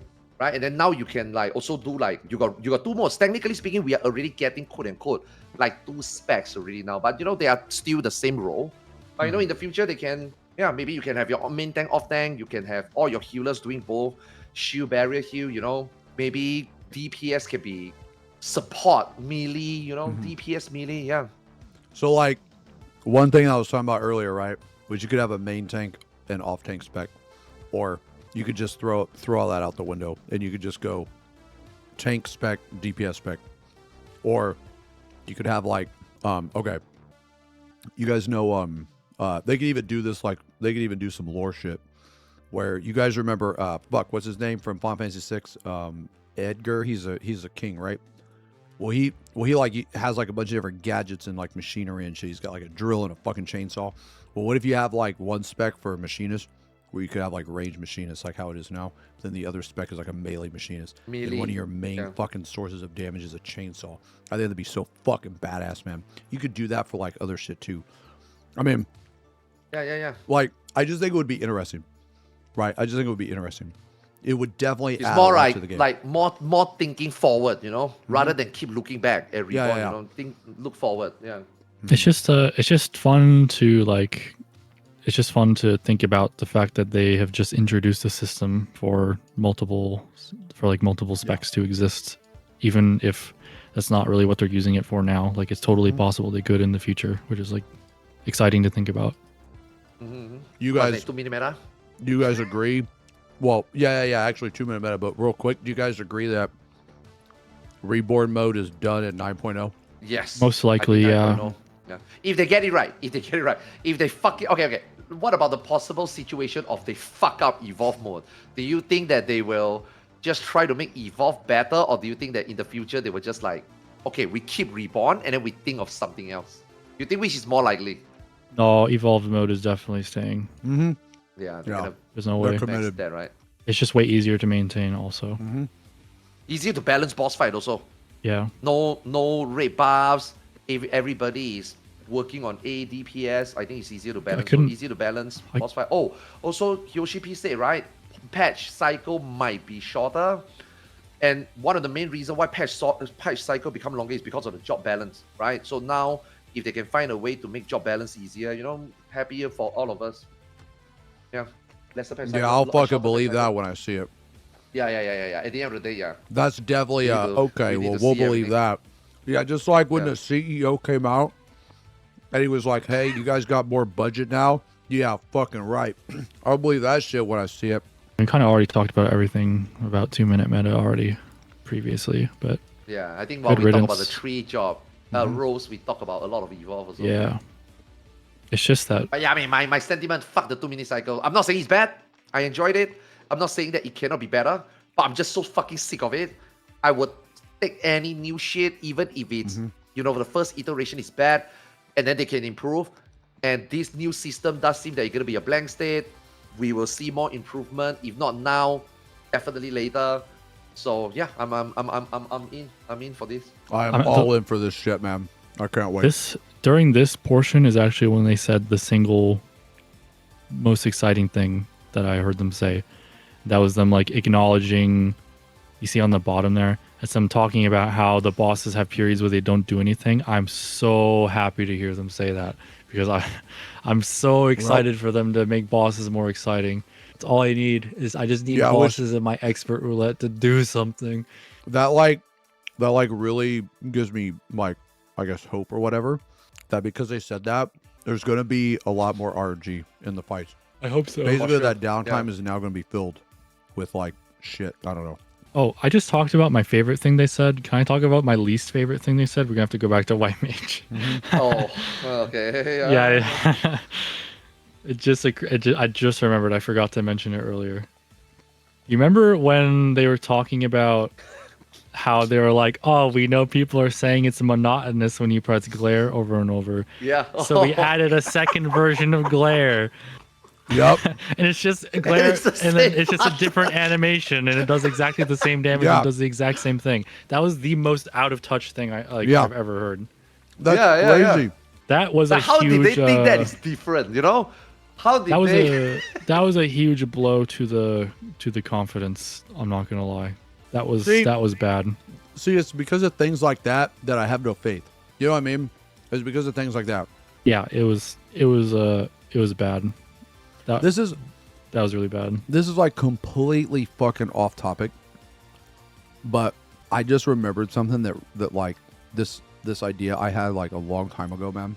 Is that okay? So you know when a Dark Knight pops Living Dead, right? And they're dying, right? I think that if the healer doesn't heal the Dark Knight, that debuff should go onto the healer at 1 second. I know that's really random, but I just now thought of it. Like, I know it's really random, but you talking about that reminded me of it. But anyway, yeah. Okay. Yeah. So, When we just talking about how a bard can kill you. When we just talking about how a bard can kill you with sprint, I don't want a Dark Knight PvPing me with his Living Dead. yeah. Yeah. Anyway, that just came to mind just now when I thought about my favorite thing they said, and then I immediately thought about the least favorite thing they said, and that was it. The second glare animation, so that pressing glare for 60 seconds straight is more exciting. Gee, thanks. Just like, I'm not very critical often, but that was just so completely out of touch. Oh, yeah. So, Evolve mode is going to be the way. They're probably going to get rid of Reborn in, 9.0 or whatever. Yeah, I think 9.0. Mhm. Yeah. Hopefully they do specs. I would really like specs. I think it would be awesome because I think it would be cool. And this is like one of the only games you can't fucking do this in, which is so stupid. You cannot queue up for multiple roles, which I think is ridiculous. Like, how the fuck in the game where you're supposed to be able to play everything, you can't queue up for multiple roles? How in the fuck does that make any sense? Just spaghetti code, maybe. They don't know how to like, okay, this guy queue this. Okay, now this queue dictates that we need If this. I- You sign up for it. Can you please change to that? They probably. If I had to don't have pick one thing in They don't have particular, yeah. it's probably because they might not have a way to like specifically link a gear set to what you're queuing for minimum item Oh. level requirements. Yeah, maybe. Yeah, spaghetti coding. If I had to pick one thing, Yeah, crazy. hey, in the new expansion, you can have the same eye level on all your jobs. Oh, that's Yeah, another guys thing. remember Really this? good. Yeah. Actually, you know what? Yo, are we gonna talk about Mist stuff now? Yeah, I sure. think so. I think that's where we're at. Can't find the gear thing. Okay, so I'm gonna say this now. The gear thing is cool, but the materia is still obnoxious. What they should do is just have it to where you meld materia. Like, well, I mean, I think they should take materia out of the fucking game and just replace it with a better system or something, man, because materia is fucking stupid. But another reason why I want them to remove materia is because that way they can't give it to us as a reward. They actually have to try to give us something now. Yeah. I was just Yeah. thinking about Yeah, that. yeah. Yeah. So that's actually the main reason why I want it out of the game. I think that you should be able to meld materia to not your gear, but your soul stone, right? Because some jobs don't want the same melds. So like being able to meld, like, yes, it would require more melds, right? Because you're melding your soul stone, not your actual like gear. But it would give your soul stone like more of a purpose, but also it would make your each job like more customizable and less obnoxious to have to like settle with like, I mean, I think this is a better solution than gear sets, honestly, loadouts, like material loadouts, but. So I mean, there's a lot of things that can improve, but just the fact that even if you just give us a system where, okay, we will just give you primary stats, vitality, and then the two substats that come with this gear or weapon or item, and then you just don't get material, but you can, use that to sync to your other job and play. I think that's already pretty good enough, because I think their philosophy is they want to let you be able to play, but not get one gear and done with the game, right? Because they still want you to go and, if you really want, you should go and farm the gear.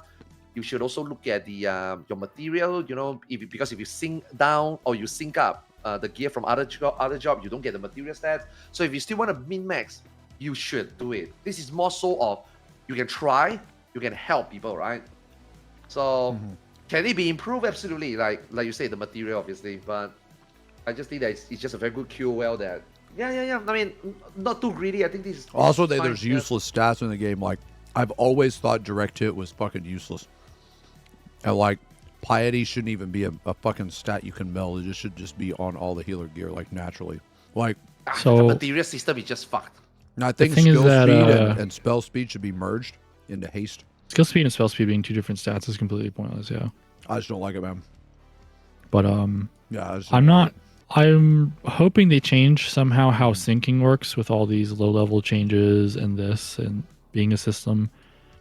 But if syncing works the same way, it's going to be pretty annoying in this way, because having no materia on all of your gear is like not a negligible downside.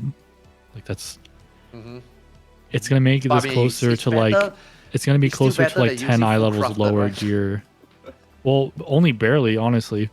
Like I honestly think at a level 790 set with no materia versus like a 770 set with like full pentamelds is like not as far apart as you would want it to be, probably. You think it's that much?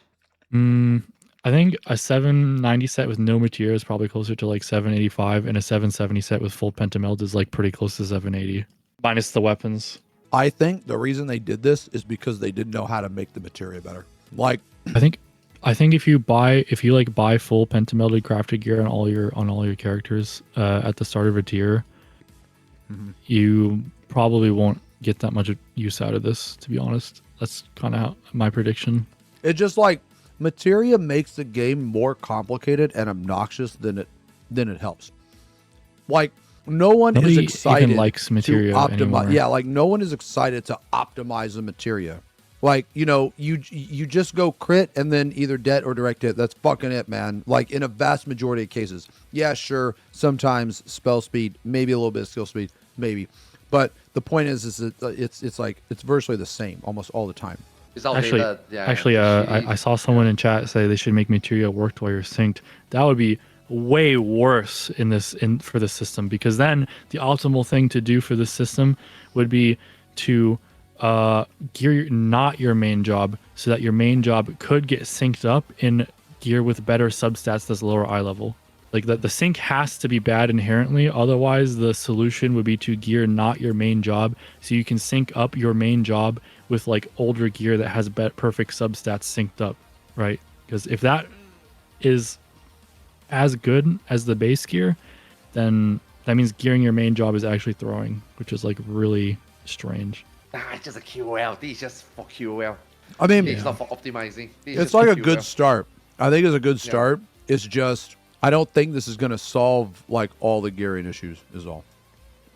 Oh no, of course not. We still need to go and get our proper gear for sure, 100%.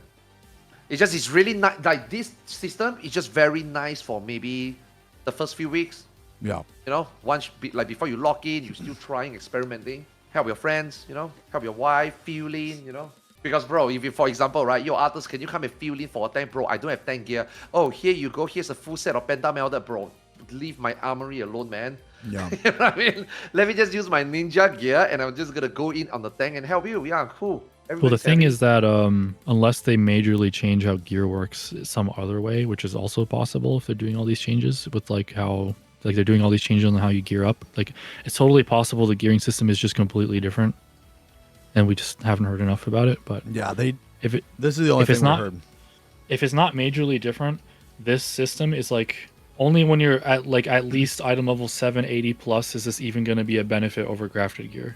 Like if you're 770 and you're syncing up another job to 770, like, you know, crafted gear eye level for like week 1 or week 2 savage or whatever, your character is going to be hella weak.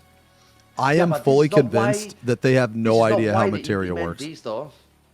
Because when I was at the do you remember the last media tour we went to Arthars and we got to ask our questions? I asked I asked the question on I said I tried to explain to them, okay, well, materia is confusing for when you level sync because a lot of people they don't realize that it's better to use the gear of the current item level because your materia doesn't count. They had no fucking clue what I was talking about. They had to they came back and asked me like 3 or 4 times to reword my question and explain better. I remember that. So Yeah. I'm confident that not even they understand how bad materia is and how bad it is in the system. They just literally don't know. So I think that they think that this is a solution, that this is going to fix everything, but it's not. Like, I mean, they didn't say that this is a solution. I think you guys are thinking too much into it. This is just a convenient system because he did say if you really want to min-max your job, you should farm the correct gear so that you can have material in it. Which is why we knew that this system is not going to come with synced up material. Like it just primary stat. did he say and then that? substat. Yeah, he did say that. Like he did say that this is not the okay. way you should be playing your job. You should still go out and farm your gear, optimize it, and put the right material into your gear. Yeah. I see. This is Well, just I don't know. convenient. This This is seems mainly for fun, for helping friends, for able to test another job. That's it. that's the problem I have with it is there's going to be a large period of time where it's not even useful for that because like it's only going to be useful if you just don't feel like buying crafted gear, kind of. So, Yeah. For like a large period of time. the only Like, I mean, benefit Which to is, this kind is of that unfortunate. now I don't know how you guys approach this type of gearing, right? Like when I have to be like, oh man, I want to try Reaper, buying crafted gear to take up my space, spend the money, and then melt. Especially like at the beginning of a savage raid here, I'm just like, bro, no, it takes so much time. If it's just for like roulettes or whatever, it's fine. Yeah. Yeah. Yeah, if you want to do savage, you're still gonna have to buy crafted gear. Yeah, but at least probably. now, oh man, you know what's going to piss people off is when you join a party, and this was actually going to be a benefit. What I was going to say was now with this system, you know how some of those fucking really stupid people will put like the first turn is like close to the maximum item level you can possibly get, right? And it's like, bro, you don't need this fucking high, man. What are you doing? Well, now you can get around that. Because now your shit geared character is now the correct item level. Let's Yeah, go. Yeah, so it can't lock you out. Get on to anymore. PF. You know what I mean? I don't know. I just think I'm just a little. If you're like someone who just buys crafted gear for your characters at the start of a raid tier, this is like going to be only marginally useful. That's all. Yeah. I kind of just wish there was a better solution, or if honestly, I don't know if I'm the only one who feels this way, but there's almost no point in gear even having stats on it anymore at this point. Like Yeah. if they literally just said True. your gear is just the item level, it's like Ion 2, or your item level just boosts your power directly, I wouldn't even care. Like Yeah. I'd be like, okay, that's fine. I already don't give a shit. But yeah, I don't know. You know, Gearing is just such a like disappointment in this game right Yeah, now it's that really- like I it's can just only like- find myself to Yeah. barely care about Gearing is this. so meaningless. Yeah. but on a positive note, what about those animations though? Yo, which by the way, all you motherfuckers can thank me for doing that. I expect like a bouquet of fucking roses, bro. Man, not only am I streaming with titty and ass mods, so you're welcome for that. But not only am I streaming with that, but I fucking made a video and I sent it to a certain birdie, and he told me that he would get it to the team. And well, would you look at that? Looks like he got it to the fucking team, because now we're getting animations. So you motherfuckers are welcome. Thank you. Anyway, when I saw that, I was really excited. I was very, very I excited. mean, for those people that haven't opened Pandora box, I think it's pretty exciting. But for those people that already knew this thing existed for maybe half a decade, yeah, it's nice to see that, you know. No, They this finally is sick, acknowledge man. that this is important part of the game. Yeah, you know, it is. It's Because it's now, important like, part of the game. now this opens the door, right? So now I'm gonna be Yeah, able to yeah, like yeah. switch my stance on Dark Knight, so I don't run And like a they fucking can- idiot. And they can earn money while at it, right? Mm-hmm. The CEO is gonna be happy. Oh god, we got more budget, you know. And then yoshi-p maybe will be more happy because maybe the CEO will actually mean that the budget goes to him and make Final Fantasy 14 better again, right? So yeah, I hope they it's a win-win sell. for everyone. I hope they sell like like workout pants or like stretch pants with the fattest, juiciest ass. And I hope they sell that motherfucker for like $20 on the Mog Station. And I hope it's character only. They're gonna make a killing off First, that. we need the ass first. First, we need the Yeah. ass first. Well, no, it's gonna come with the ass. It's gonna come with the ass. And it's gonna be the only one that has an ass like that. Wait, I zoned out for like 10 seconds and just zoned back into who's coming to the ass. What's going on? Now we're talking about butt. He's talking about, you know, animation change. Maybe there will be Yeah. outfit that will have a big ass that comes with it. Oh, Yeah. I mean, yeah. Honestly, it sounds like that's something that they were made painfully aware of with all the Q&A questions. Yeah, they're gonna do it now. Like they have to, they must. Man, I just wonder when we get the Evangelion. I mean, we clearly gonna get a plug suit, right? I just wonder whether they can make it when the Evangelion crossover come over, and then we get the plug suit. Will the ass be there already? You know? Woo. Nah, probably not. I don't know, the 2B ass was there. Yeah. Yeah, they. Well, I regret don't that even know decision, about I'm sure. Evangelion or whatever it's called. I don't even know about it. Do you have any opinions about Yeah, you only watch this Dragon action? Ball. Oh, yeah. I think all that is cool, man. I'm a big fan of the Battle Pass, actually. I think it's awesome.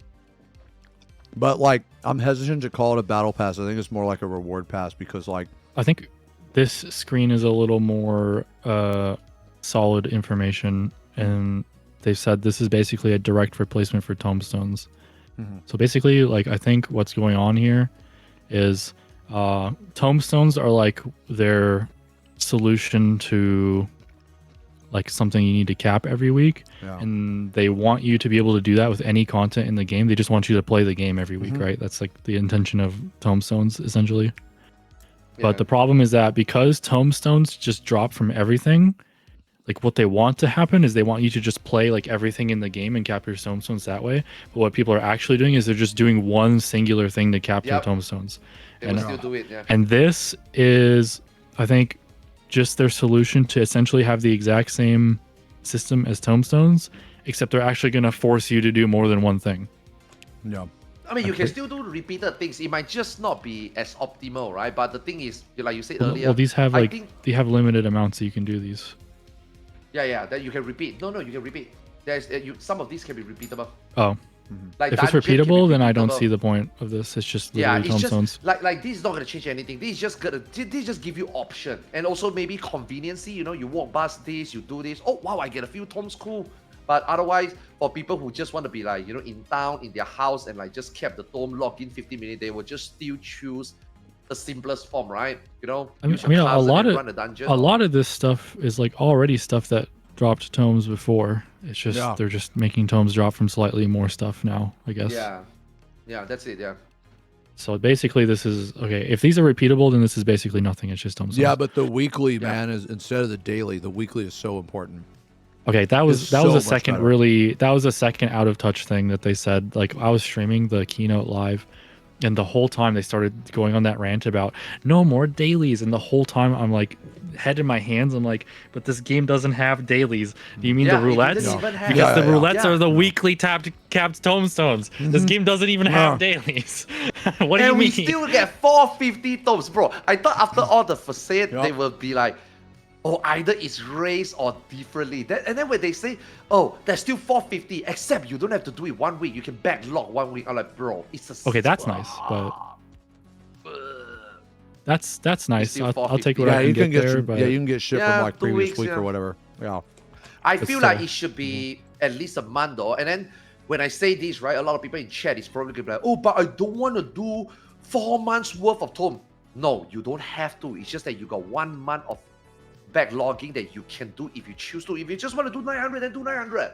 If they give you 2 weeks, 1 month worth, 180, it's not saying that, you know, they're putting a gun on your head and say, dude, now welcome to the game, now get 180. No, right? You can still get 450, you can still just get 450, and then you will always just, you know, not missing out anymore. If you're a new player, come in mid-expansion, you know, I mean, 2 weeks is better than nothing, but I feel like it should at least be. I wish they would have 1 just month. done a straight up rolling cap the same way that Yeah. other MMOs do it, where Like, wow, like straight season Yeah. cap. That also works, you know?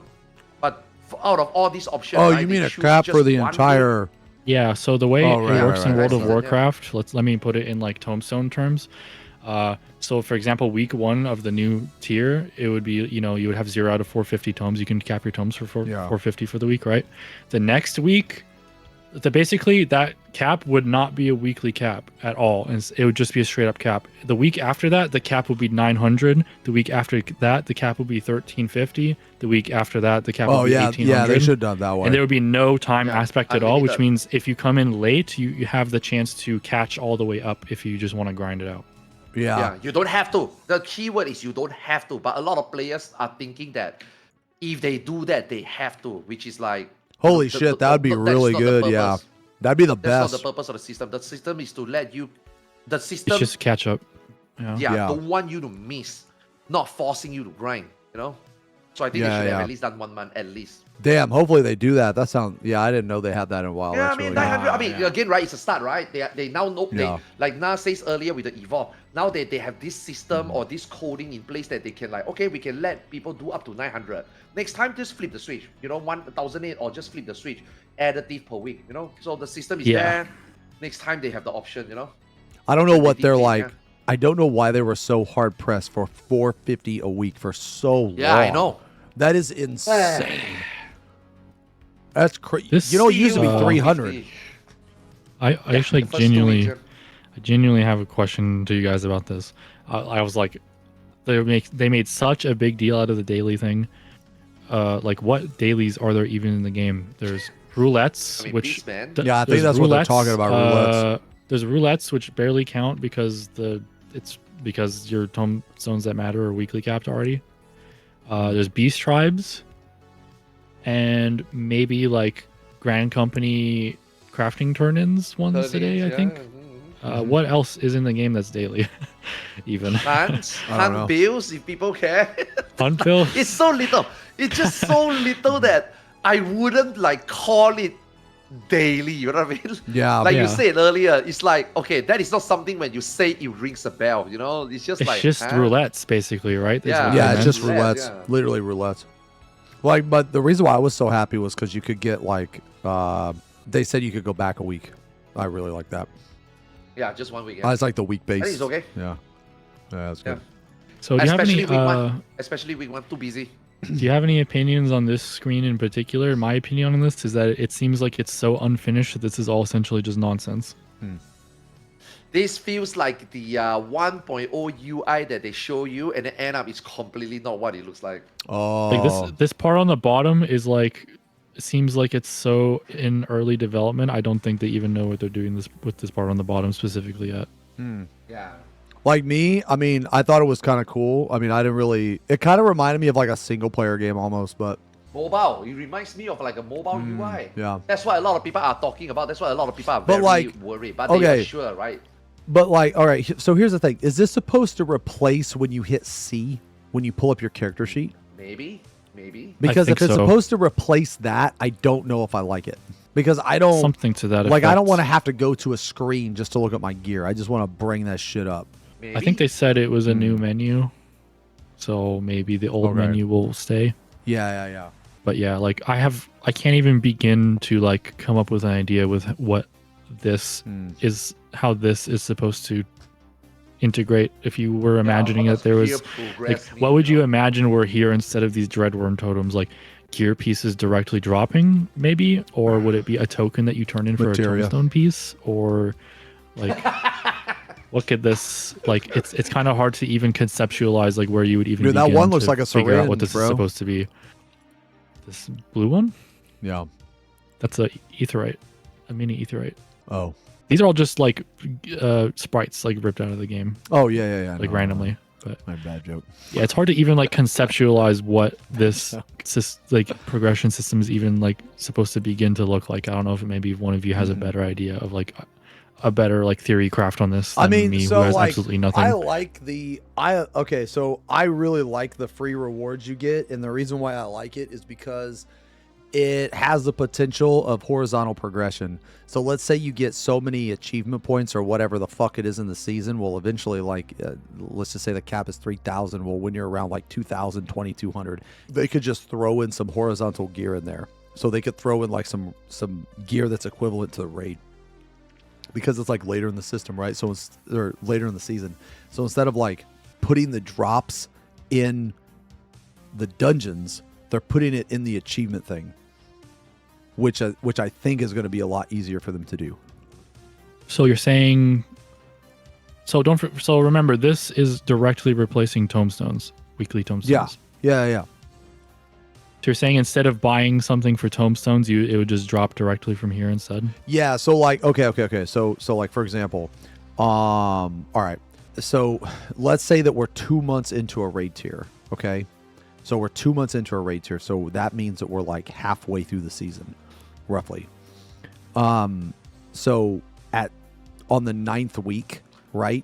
They could throw in raid gear for like 2,500 achievement points. So that means that the people that have been doing the raid tier have been playing throughout the entire raid tier. They're going to have those achievement points. So they're going to get more raid gear for horizontal progression on either their main character or their alt. So I'm not saying that's what they're going to do, but I'm saying that there's a chance that they could, because they said that they're going to give you gear in here. Now that gear might be raid gear or it might be like shit gear, but they don't have to design new content to give you that gear. So it's easier on them to give you the gear, if that makes any sense. Yeah, it makes sense. So like you wouldn't even have access to that gear until you had around like, 2,300 achievement or like It's like a simpler, I guess it's the same thing as tombstones, where it's just a way to just hard time lock you on gear. Yeah, so because if you think about it, around week 9, maybe 12, like somewhere in there, right? Somewhere between 2 and 3 months, that's when the raid tier should be unlocked.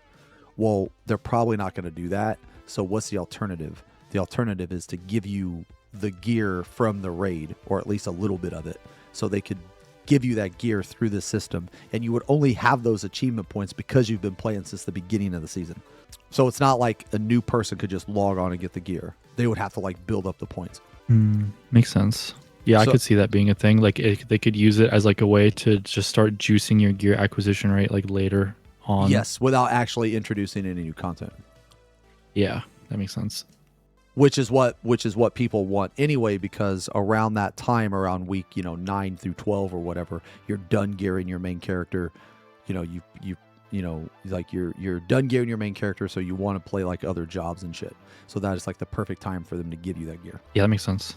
That's a good theory craft. It's better than what I had. I couldn't even come up with anything. Oh, so like I really like that. Now, are they going to do that? I have no idea. But like on one of those, there's like a book there. On another, there's a mount. Maybe those totems. If you get X amount of totems, you could turn it in for raid gear. There's that too, so you can plan that out. Basically, they could But put in anything in there. They could put they could put a fucking emote. They could put an animation. They could put a mount. They could put whatever the fuck they want in there. So yeah, I this think part it's on the really- bottom is supposed to be like casual content type stuff. Yeah. Because literally, this one's literally labeled gear, and the one on the bottom's like other stuff. Yeah. I mean, these are all just guesses, though, in case it wasn't Yeah. clear to anyone. This is just best guesses. Like, obviously, they're basically changing. They also said very mysteriously that they're like, oh, we're going to add new ways or different system for getting Savage gear or Yeah. whatever. They're very mysterious about this. It's like they're seriously changing some shit with gear, and there's no way to predict it at this point without more information. So Yeah. I don't even know if they know what they're doing. I don't think they know. Yeah. Trying to think, were there any other more quality of life? Great, man. That mid-tier. What do Oh, you guys think about yeah. that It's going to be mid-tier, interesting, bro? right? It's going to be interesting because how is Oh, Savage going to be no. released? You know what I mean? Yeah. Like Wha- normal mode has always been week 0, and then Savage is now like what, week 2, right? Yes. So what is It's the- supposed what to is the still. It's mid-tier? still supposed to be 1 week after. It's just this most recent one was an exception. Yeah. Yeah, but either way, where is this mid-tier gonna be? Are they gonna release it together with Savage? Are they gonna release it prior to Savage? Like, there's so many problems, or yeah, there's so many things for me to think about that could just And go also, wrong. You know, like here's another thing too. Is the Savage gonna be balanced around Tuned. getting gear from the mid tier? So like during Savage Prog, are you gonna have to actually clear the mid tier first and then the Savage? yeah, I mean, even if you don't need to, but why would you not want Yeah. it if it's like 1 week early? You know what I think Let's they're just gonna say- do? I think they're gonna Uh-huh. increase the gap of item level each tier. Like instead of having like 770 crafted to 790 Savage, I think they're gonna add an extra 10 jump so that they can add more content in the middle. Yeah. That's what the mid tier is, right? Okay, let's just say right now is 770, 780, 790, right? Crafted Dome and Raid, right? So what Yeah. if the mid tier drops 785? No, what I'm saying And is let's just say, I think they're gonna Uh-huh. do 770 crafted, 780 like whatever tome, like, and then 790 as like the mid tier, and then 800 as the Savage gear. Like I think they're gonna increase the gaps because they're Okay. having so much problem finding a gap in the middle to add things anymore, right? okay, so if they do that, and if this raid tier is 1 week before, that means that you have to do it, right? Before you do Savage, right? Yeah. Why not? So if it's a weekly, why wouldn't you run 8 characters for splits? If you are going for War Proc or if you are going for Yeah. Hardcore Proc. Or, I mean, fuck it. You got nothing to do anyway. That 1 week, you got nothing to do anyway. Why wouldn't you farm more gear? And that lies the problem. Like, I don't want to play this game like Warcraft where I need to make 7 alts. One Not gonna be main. fucking miserable. Holy fuck, yeah. You can't tell me, and you can never convince me, or you can never convince anyone and say, oh, don't worry, guys, you don't need it for Savage. Because why not? Why wouldn't I do it? Why did Echo and Liquid do it anyway? Why wouldn't Lucrezia? Why wouldn't DM? Why couldn't Neverland? Yeah, if there's they are no still around, why reason wouldn't not they to do it. Well, Yeah, yeah. and that So sounds if miserable, that you know? became a serious problem, they would probably just switch to releasing the like mid tier stuff at the same time as Savage to like curb that, I imagine. Yeah. But like if there was a gap in the middle where you had the time to do it, you would obviously have to do it, right? Yeah. That's how like capping tomes 2 hours before prog is right now. Yeah. There's a Yeah, gap it's of time where you can stupid. do it, so you have to. Yeah, that's the thing I'm scared the most, man. I know we say a lot that this game needs mid-core, and you know how this game doesn't bridge normal to Savage properly. EX is not enough. Now they want to make EX raid, right? I think that's cool, but the thing is, dude, how are you gonna handle the reward? You can't just give player material. You can't just give player a freaking glamour. That would be like, bro, what? I mean, these guys don't plan to do Savage. You know, they just want to do, say, heroic gear. You know, they want to get achievement. They don't want to do mythic. You know, this is like the heroic version of our Savage. You know? The only thing I could think is like they released this at the same time as Savage, but you don't need this gear to do Savage. So you would just do Savage. This gear is or this raid tier is purely for the people that like they're like average players, I guess. I don't know. Yeah, they don't want to do Savage. I just that's hope what the I was reward is saying. not significant. If splits I mean, became a there problem needs that to be people reward. complained about, they would just release Savage at the same time so that you didn't have the time to do Yeah. the splits. I hope, yeah. That's what I hope, yeah. If you can clear, okay, so they said that the difficulty of Savage was not going to increase. So that probably means that you don't need the mid tier to clear Savage. So if that's the case, I think it's okay, because you just don't ever have to go in there. Yeah. Someone in chat is saying that if they release it after Savage, it's kind of weird, right? No, it's actually brilliant. I never think about that. If they release the mid tier 1 or 2 weeks after Savage, that's actually fucking perfect. Yeah. Yeah, that's actually perfect. That Well, would not coincide with the mid anything. tier is not gonna be for people who are doing Savage. So Yeah. you guys are That fine. would actually be perfect. Holy fuck, I never thought about that. I think they should do that. Yeah. Like I was thinking about if they released it after or if they released it before. It just okay. I don't think it matters if they release it before or after. I think it's going to matter if it affects Savage. I just don't want to do splits. That's Yes. all I Yeah, hope. yeah. I just Yeah, don't want to do splits. Yeah.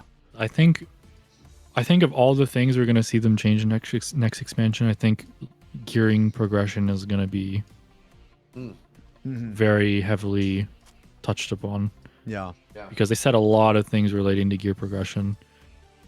And also, That's, you can kind one of thing I tell just hope. by the problems they've had the last few expansions with like rewards in content. They're really struggling to figure out how to deal with coming up with rewards for things. And I think a lot of these changes to the like gear progression might be so that they're giving themselves new wiggle room to use gear as rewards, I think. Yeah. Yeah. I hope so, man. I hope so. The game needs it. The game needs more gear. Not beast gear, but just like actual Yeah, like step more up gear. it needs more horizontal Yeah. gear too. Like Alliance rate also. Alliance rate, if we use current rate, Alliance rate should be 785 already. You know, it shouldn't Yeah. be 7. Nah, it's not people That's obsessed why with I gear. kind of It's- think they're it's going to the- increase it's- the item level gap it's the of amount the raid tier of from like 20 or content from that like 30 gives to you 40. gear. That's the problem. Because it seems like there's a lot of content in the game where like the gear drop from Alliance raids is like completely pointless. But if there was an extra 10 eye levels ahead of that, and the Alliance raid gear was actually 10 higher than the Tombstone gear, and the Savage was 20 higher than the Tombstone gear, then suddenly the Alliance raid would like have a place for like, Yeah, the you know, Alliance gearing all raid should give jobs, you right? Savage level gear. It should, 100%. at least in the current system, it should give you Savage level gear Yeah. because there's just no other spot for it to fill that doesn't make it instantly useless. But if there was a bigger gap in the progression, It comes out just way too late.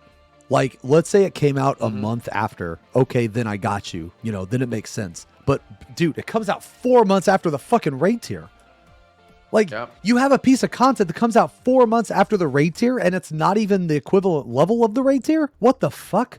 That makes no sense. yeah, But even as a casual, I think you stick around and play the game for 4 months, bro. You are not doing Savage. That's fine, you know. But I think even the end game players wouldn't be pissed, and you're like, yeah, I finally wait 4 months. I can do 24 man. I can get a Savage gear, 1 piece a week. I'm happy for you, man. You stuck around. You know, you deserve it. You know what I mean? I mean, even I myself is dude. happy, right? I get 1 more gear myself. You know, like everybody wins. You know? Yeah. time for the MS Paint drawing. Oh, shit. Yeah, I'm just visually representing what I mean by like increasing the gap. If they just add 1 extra step, Yeah, 1 in between. One extra step or just 1 in between. Yeah. if they do it like this, then they have this extra space right here that they can use for like Alliance raid gear or mid tier. Yeah. Like this 1 extra step right here is like what they really need to like have a space for them to add stuff. Because right now, like they add the Alliance raid gear right here, but this is just too low for it to matter, right? And the timing is also, it's like, it doesn't make any fucking sense. Yeah. Like, once the raid tier has been out for like 2 months, any piece of content that comes out after that should just be fucking raid gear, man. It should just be fucking raid gear. That's just how this game is designed. Because the Yeah. game is designed for you to get gear and then it to be absolutely fucking completely worthless. Let's just finish it up. What are you guys most looking forward to? A brand new game. A same game, but different game. Yeah. Yeah. I just want to play the game differently. I want to be excited about even the smallest change, even if it's shit. We discovered the shit together, you know, and then we got more things to talk about. Bro, from 6.0 until now, what are we talking about? Nothing. How do you optimize rotation? Here's a Yeah. Shadowbringer rotation. What works? Yeah. Oh, how do I gear up? Well, it's the same thing as you did in 2.0. Like, it's been boring, right? Dude. If I can discover something new, even if it's bad, I feel like we got things to talk about. Like, that's Which why is why this broadcast is revived. Yay! Yeah, that's why I stopped making like fucking guides. That's why when like Gunbreaker came out, I fucking made a guide for it, man. Like, because I wanted to talk about it because it was so new. Because it was like that's the thing I'm most excited for, is that like I want to see what's going to happen with the tanks. I want to see what's going to happen with the healers. Like all the evolved combat, all that shit. I want to see. This is so many new things all happening at once, and I want to see it. And like, you know, like I said multiple times, I am here for the shitstorm or the celebration. I don't give a fuck which, because either one is going to be awesome. At the end of the day, I'm going to play the best tank, right? Like I'm gonna play the best tank, right? So if that tank is the new tank, or if that tank is like Gunbreaker, Dark Knight, Warrior, whatever, it doesn't matter to me. I'll play it and I'll have fun.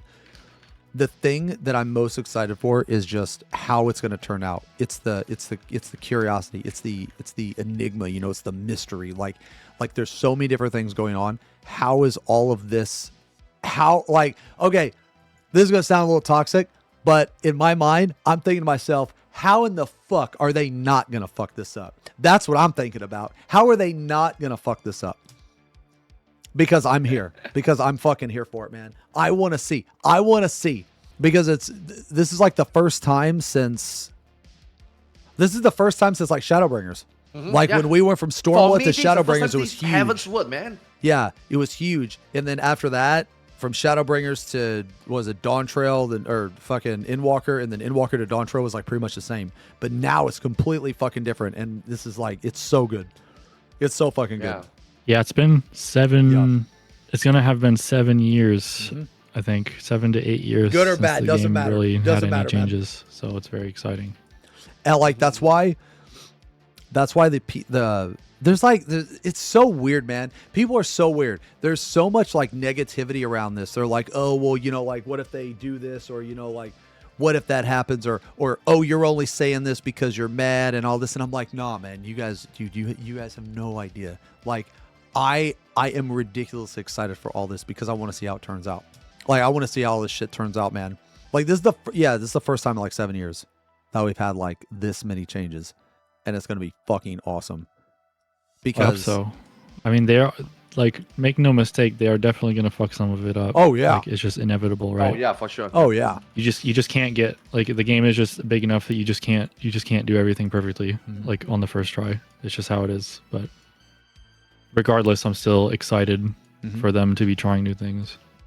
Yeah. And I think a lot of people are excited. You see the amount of people that came back just because of that one keynote. So many people are coming back. Oh yeah. Everybody, for the first time in 10 years, I can finally tell my friend, you know, sometimes in real life, right? Me and my friend will still be like, hey, Arthars, what are you doing? I say, I'm playing games. Wait, you're still playing games? What games are you playing? Oh, I'm playing Final Fantasy XIV. Wait, still? I thought you are still playing after I quit in 2.2. Should I go back? Is the game good? And I'm always like, yeah, let's not talk about it, you know? Now 10 years later, finally, if I meet them again, we have this conversation. I can tell them, bro, 8.0 is the new game, man. It's going to be new. You should come and check it out. Yeah, dude. You know? I don't know. I'm excited, man. Like, literally everything. Yeah. Literally everything I'm excited for. Some of it I think is going to be bad, but it's okay. It's okay if it's bad. That's the thing. It's okay if it's bad. The thing that I'm personally excited about the most is, like, a little personal and, like, strange, but I don't know if I've ever told you, Xeno. I think we talked about it before. I've been like coming up with a plan to learn how to play 2 characters at the same time, and I think the new reduced keybinds and stuff is gonna make that so much like easier for me to learn. Literally play one character with one hand and then the other character with the other hand at the same time.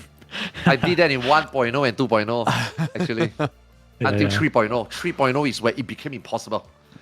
The biggest problem I'm coming up with right now is just the amount of keybinds. It's just hard to find buttons for it. Not even necessarily the amount of attention I have to pay, but also the new changes for all the keybinds and stuff seems very aimed at controllers. Yeah, I'm gonna learn how to play controller next expansion too, just because it seems like it's gonna be so much better to play the game on controller next expansion. Not me, bro. Not me. I'm a mouse and keyboard Andy.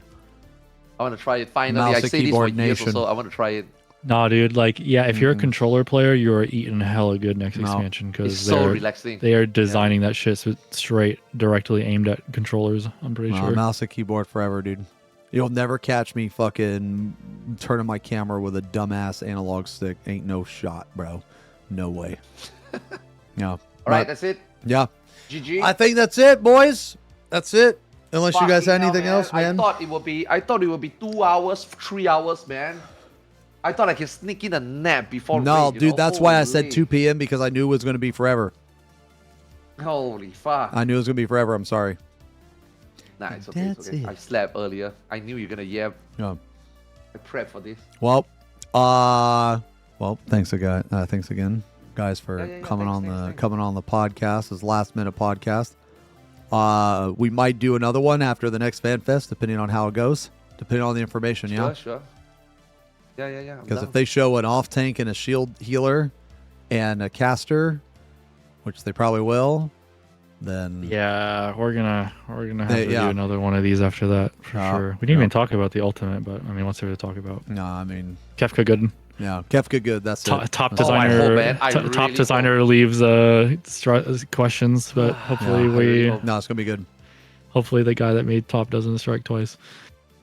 Well, yeah, you guys wanna sign off? Tell the Yeah. tell the chat who you are. Yeah, sure. I'm Arthars and I need to go. Thanks for watching.